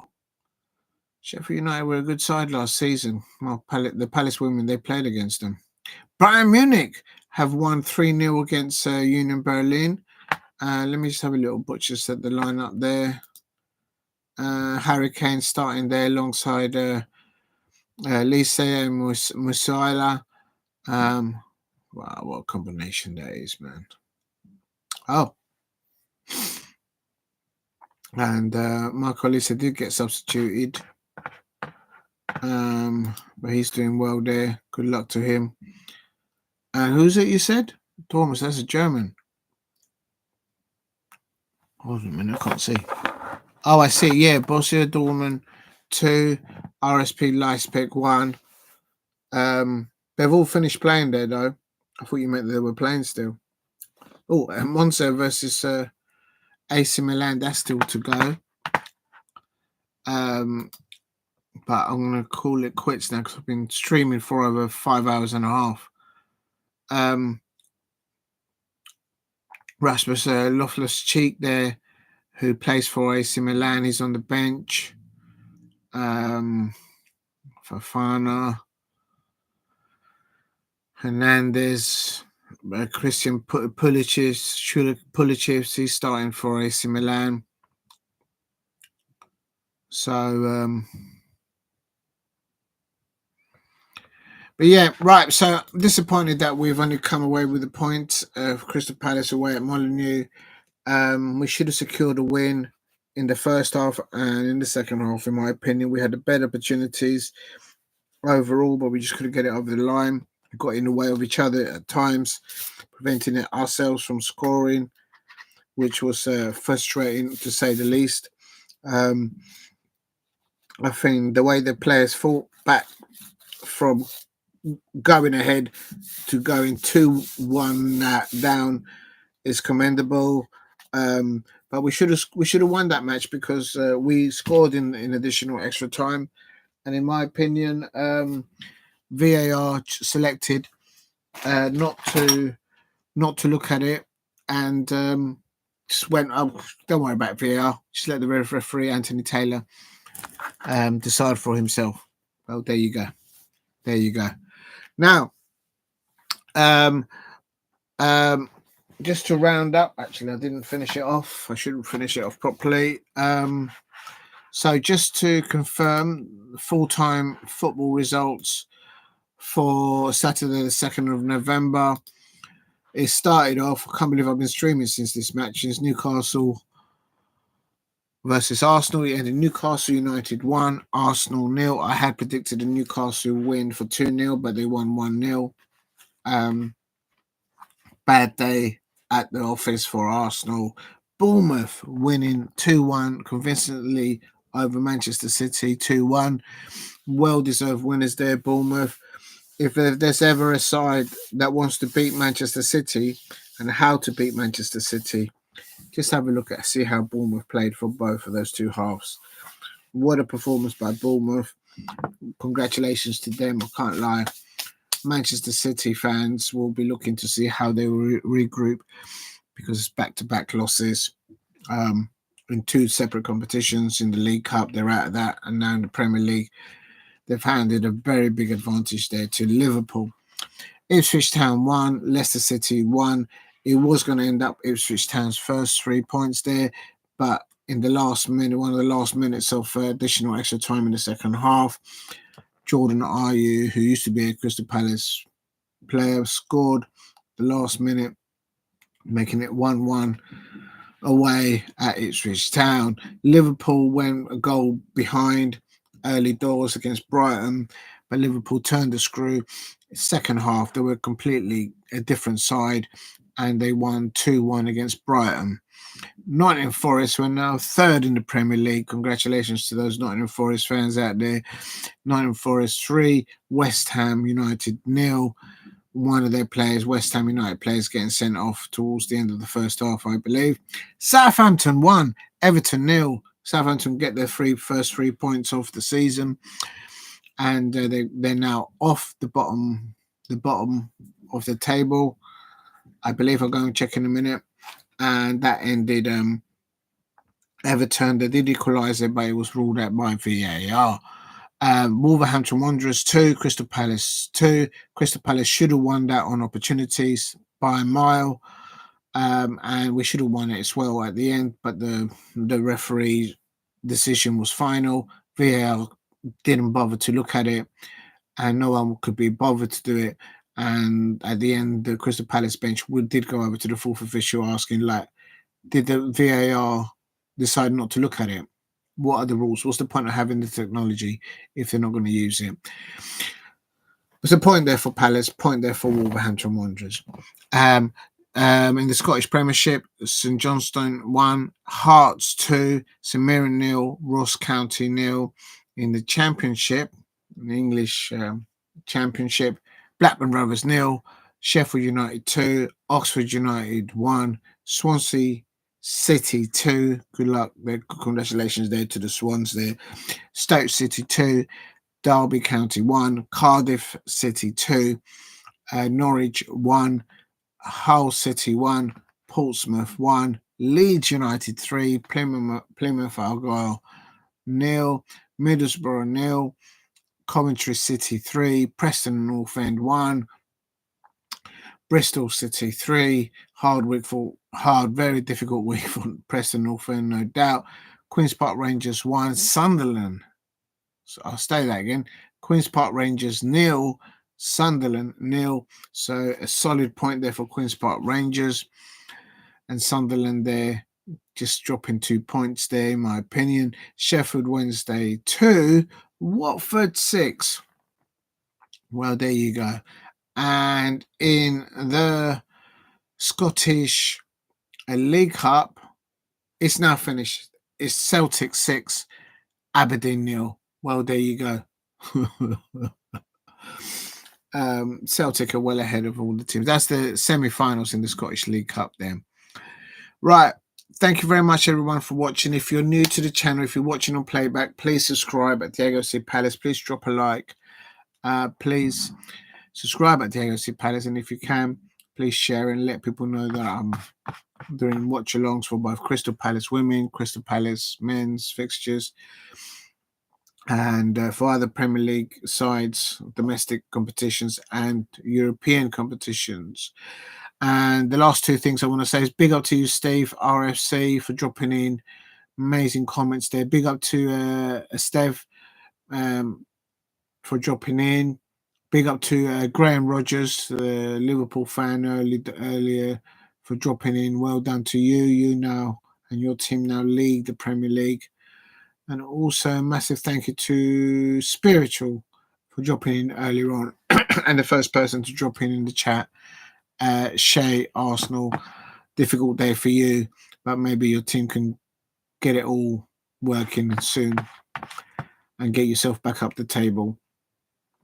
And yeah, look out for tomorrow. I'll be doing a watch along for the Tottenham Hotspur versus Aston Villa, and also the late kickoff between Manchester United and versus Chelsea. Yes, it's at Old Trafford. And last of all, if you are a Crystal Palace fan or not, and you want to go and watch the Crystal Palace women, they are playing tomorrow which I'll be doing the watch along to as well, to the Crystal Palace women in the Barclays Women's Super League. They are playing. Let me just quickly get it up there in case I get it wrong. And yeah, they're playing at home at Selhurst Park. It's a 2 p.m. kickoff against Manchester City women. Manchester City women are leading the WSL at the moment. So yes, some good fixtures. I'm going to do a watch along for that for 2 o'clock. And combine that with Tottenham Hotspur versus Aston Villa, and then later on, I'll cover the match between Manchester United men versus Chelsea, and also I'll keep an eye on the late kickoffs of Aston Villa versus Liverpool women and Everton women versus the Chelsea women as well. Thank you very much, everyone. It's coming up to 5 hours and 40 minutes of watch along. Thank you ever so much to every single one of you that has dropped in. Big up to you, Steve, and every single one in the chat. Thank you for anyone who's liked it. If you are watching on playback, please continue to hit the likes. And as I say, I'm trying to get to 2,000 subscribers. If you can let people know that I'm doing watch alongs, I'll be most grateful.